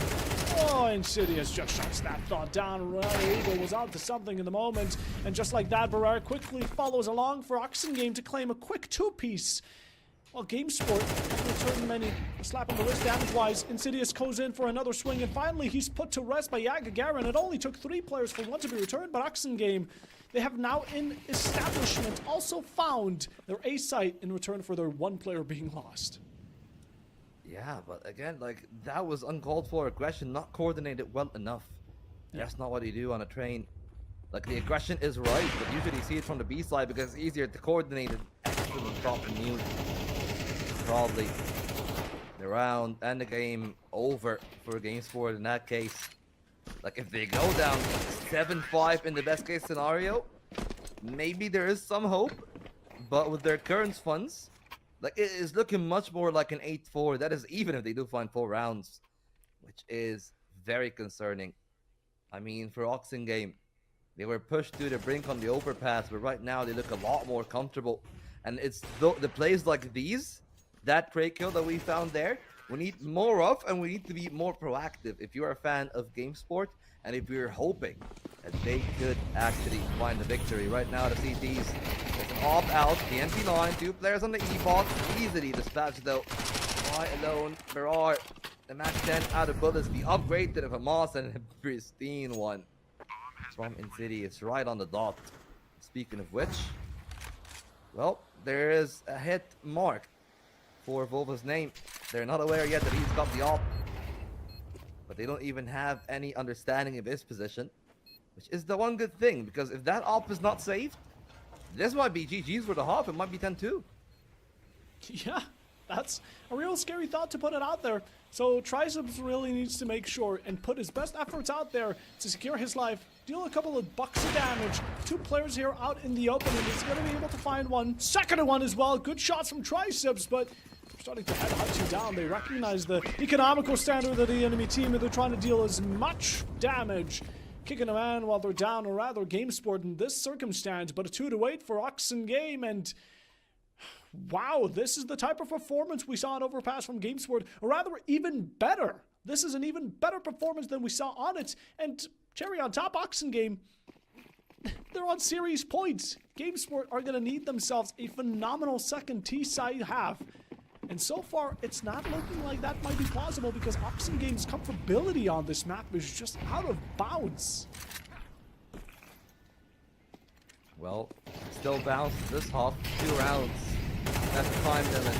Well, the round limit. Right now, minute 30 on the time. A good start for Oxengame as always. An opener on Glebka. No fade. They're trying to play the angles, and it doesn't really pay well for Cortage. Only openers there from Bova, low on health, jiggled by Equalizer. Yes, there's a second kill. Yakagawa is looking to play with Rio. They've been identified there on Pop Dog, the Molotov early on. It does seem that the 2 of them have just dipped away, at least trying to keep those rifles. A sliver of hope for a 9-3 scoreline. Something that we usually see, just not from the CT side, to be on the 3 side of the 9-3. Yeah, you know, most players or most people would consider this to be swapped. No, we're taking a look at a real rough spot here for GameSport. They're left with 2 players and only 1 more round within this half following this one. Speaking of which, Garen, Leo Eagle, gonna be real close to Barar, who pulls out a knife, but doesn't realize that there might be a home invader in the CT spawn. As Oxengame now, still making it extremely possible for a 10-2 split. And let's not even mention how well they've been performing overall in some of these rounds. Some of these rounds haven't even gotten close. That's how scary Oxengame have been up until now. Yeah, and the scariest part is that all of that is on the B side. They haven't even moved to the CT one. A great nade there by Vova, but not much of exploration found behind it. Great work from Oxengame to slow down the pace, and it does seem that we are again going to let the end of this half unfold. I'd assume still that'll be pretty okay for Oxengame. It's primarily SMGs from the side of GameSport. So no real worries I anticipated, but instead, yes, indeed, GameSport putting their best foot forward. Insidious and Equalizer are both out. Still the top dragon there, alive in this game, but perhaps not for too long as they're able to trade him out well, 1-for-1. Final push here on the B side, shut down by Rio. It is mute against them all. Silent he is. He will need to spring forth if there is a 10th round here for Oxen game. Very unlikely, and they'll still be happy by the 9-3. But given that this is the last round, they'll still give it a go. And that go will only be answered by Gagarian as he's able to hold it well. 9-3 it is. You know, if you're GameSport, I don't think you're happy with that one. It does reflect on everyone's scoreboard. Perhaps, yeah, Gagarin and Vova, those two look good, but look at Cortage, you look at Glevka, you look at Rio. These are the scores that we've seen from them on the Dust 2. Only this time, it is on the train and on the CT slide, so you got to wonder, if they don't get the pistol, will this be the end of the road for them? Yeah, was just about to get on that. This pistol is probably one of the most important ones GameSport have been dealt with. And that 12th round marked one of the only 3 times where GameSport were the ones dictating the round. One tap by Equalizer, it's a done and out. A mission done, and Gagarin will fall thanks to him. Didn't want to take it upon himself to possibly contest a second player. He realizes the value he's gained and wants to keep himself and his life intact, so backs off, leaves GameSport with this pressure lurking over them that there might still be someone lurking right around the corner, just looming over with their presence, but that's only that phantom. Oh, Equalizer's holding him. He's very patient, just jiggle peeking for the moment, not letting himself go astray. No succession, Insidious in the meanwhile though. Backlines once more, alone there for the 3rd, 4th, and Equalizer with a 3K in the pistol round. You asked Vault if this could be the decider of the last round. I guess we're about to find out possibly very shortly. Yeah, no bomb plant as well, so this round puts GameSport between a rock and a hard place. Most likely they will not be buying. But that does mean that Oxen Game get to have an 11-3 lead. I mean, if you're an esports fan, you've seen a lot of 11-3 comebacks. Yeah. But, I don't know if that's going to be the case here. I'm sorry to be the pessimist, but despite how good Gagarin and Vova were looking at specific parts of this game, just how good the team play was there from Oxen just on the pistol. That tells you just about all you want, and an opener found even more damage on left side Gagarin. But if Hamas, a little bit messy, has to switch to the USB, but the shots are great from Mute. Him alone shuts it down. That almost got a little bit dicey there in the end, and a good bit of surf just to keep it cool. Just to keep it cool. Not a single one. Insidious, get off the swag 7, please. Action Gamer right now 11-3, and GameSport dealt a bad deck of cards, a really, really rough deck of cards that they picked themselves going into the second half, and now needing 8 rounds to equalize it out, and not a single one of those to be lost if they want to deny match point. 2 can't be lost if they want to deny themselves being lost within this entire grand final. A lot lies on the line. Insidious is really feeling confident by the gun he's pulling out, and Oxen Game, even with a bonus into this following round, still have plenty of cash to continue on to the following round if it tends to be against them.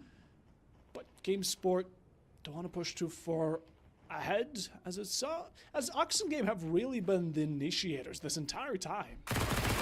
Oh, he's getting caught off guard though, not anticipating the boost. Excellent work from Barar. You see, that's the kind of play that I was talking to you about from the CT slide. Like, if you want to be aggressive, there is the combination play. Even though the Insidious did eat up a lot of util, he was down to 30 HP and Barar was down to 50. They were still able to find a combination! The Swag 7 styling on everyone from the side of GameSports. Oh, how dastardly can you be? No. Insidious, you can't do it to them like that. 2 kills to the Swag. And it's 2 players remaining. Vova only on 27 points of health as well. And not a lot of time. Not a lot of hope. 2 players lining their sights on A main. So you best believe there is no real way to get Vova back into that one. Mute though, giving them a giveaway. And now in a 3-on-2, it's much more believable, but time is really against them still. Time really is against them here. GameSport, you're going to need to pull out a move here. Either go with that or the save, and then hope that you can catch up to Oxengame on match point consistently. The amount of burden that's been set upon the shoulders of GameSport might be a bit too much to carry, but hey, they're going to try their best, one right around it. Vova Triceps finds himself one. It's the bare minimum, but look at the push-up again. They're trying to play the eco game, but Triceps is shutting them down, outbenching them, and 12-3. GameSport now again, 9 rounds in a row. That's the one condition that they can find themselves back into the match and maybe start a reverse sweep, but such low circumstances and chances have not yet been witnessed, or not a lot of times to say the least, so they really will need to put some sort, they're going to need to pull something magical out of their hat. Yeah, absolutely. And right now, this hat doesn't really have that much substance in it, though. Like, you're talking about 3 Mac 10s.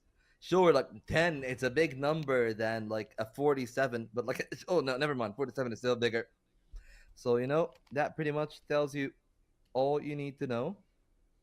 And we'll see if things are going to be working out well. It's a squad here, and they'll be looking to trade each other out, which is actually, funnily enough, the secret code for the 3rd map. So if you are still tuning in for the giveaway, make sure to check the link on Gleam. The secret code for map 3 is Trade Squad. That is TRADESQUAD. Trade Squad, the secret code for that one. And we might be not having too many secrets puff out. It might be the final round of the game. Might just be. You want to make sure this is the last code you get if it ends up being so. But hey, GameSport are still within this. They're still surviving. It's only a matter of time before Oxengame are either equalized upon or GameSport end up being lost in this matchup. Insidious with the XM shotgun in hand, really blowing out the confidence and now pushing forward towards main. But it's flashed, not fully. It will be the MAC-10 finding its mark, and Barrar falls to it. 1 HP on Courage, and Ryo Eagle is able to continue that off into the site. Contestant GameSport have claimed it quickly with 2 falling from Oxen. Maybe this is a round back. Not just maybe, I think it's almost granted. Alone is able to find himself 1 kill, dead to rights forward, but again, it's the least that the right now Oxengame could have claimed as one of the players with an op equalizer, even in the back lines of B, just kind of sitting idly on by as Vova takes off his last comrade, the last duo and buddy he could have held in his hand. And now it's all a game of saving. You want to prevent this op from going on to the enemy team. That's the one objective, passed down to equalizer. Yeah, for time, he has baited. And long have we waited, Buffo. But Vova is activated indeed. No, big opener. Whether you're talking about Cortage or Vova. Fills off the round. Now we'll see if GameSport got what it takes. It's a very, very long road. Still need 8 rounds in a row. Just to get to OT. Just to have a hope of bringing this grand final around. Realistically, even with that win, you can tell not out of the woods just yet, so we'll see how things will go. Of course, if you're still tuning in, if you haven't caught it in the previous round, the secret code is Trade Squad. TRADESQUAD. Trade Squad, that is a secret code for the live giveaway that we're doing here at Plausible. And it is indeed plausible that Equalizer loses life. Instead, Isaka Garen to go down the double op setup, actually a triple op setup. Full in play. Vova finding the one, but alone with his own Insidious as well. And it's all on Glepka, and he will be delivered the silver bullet. There it is, mercy from Oxengame as they close off this series 3-0. Your Season 8 Plausible Gaming Championship winners will be delivered in the name of Oxengame Esport, who not only flawless the previous reigning champion of 2 seasons, but went just about as good of a result into this final grand finale. Got themselves a 3-0 in a best of 5. It does not get better, and on Train, there's no better way of describing them than dominant. The trunk, dust was theirs, overpass ended up being the long haul, but they struggled on through it.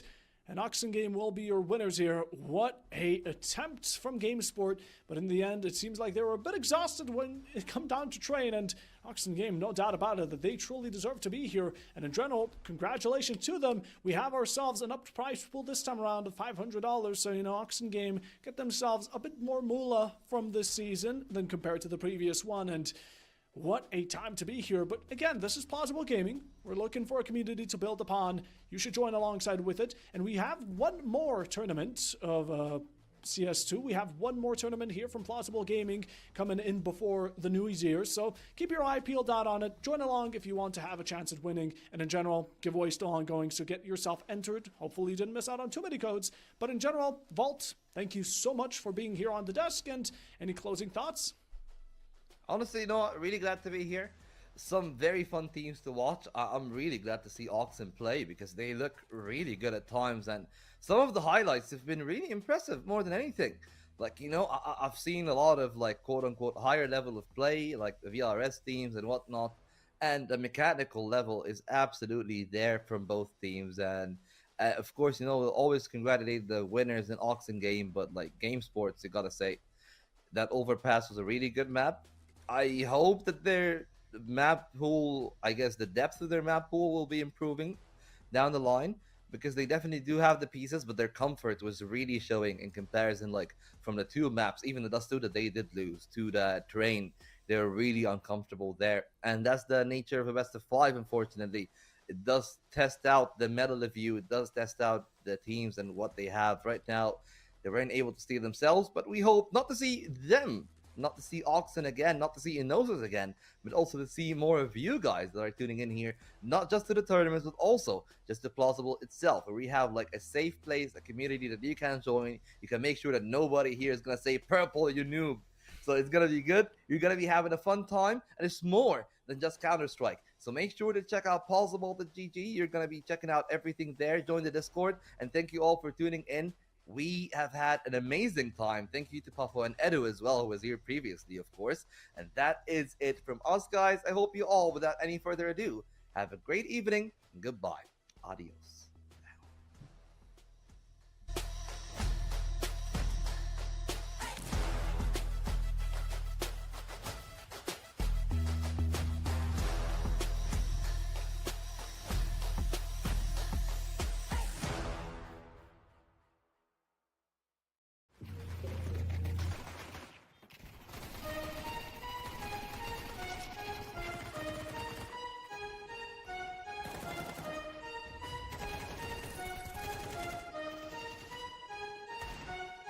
You realize deep way under the surface, and like a fire needs coal in the furnace. This is your goal that makes it all worth it. This is your why that gives you your purpose. Let's go. Thoughts can keep you down, pushing deep until you drown, or they can keep you up strong, focused on the now.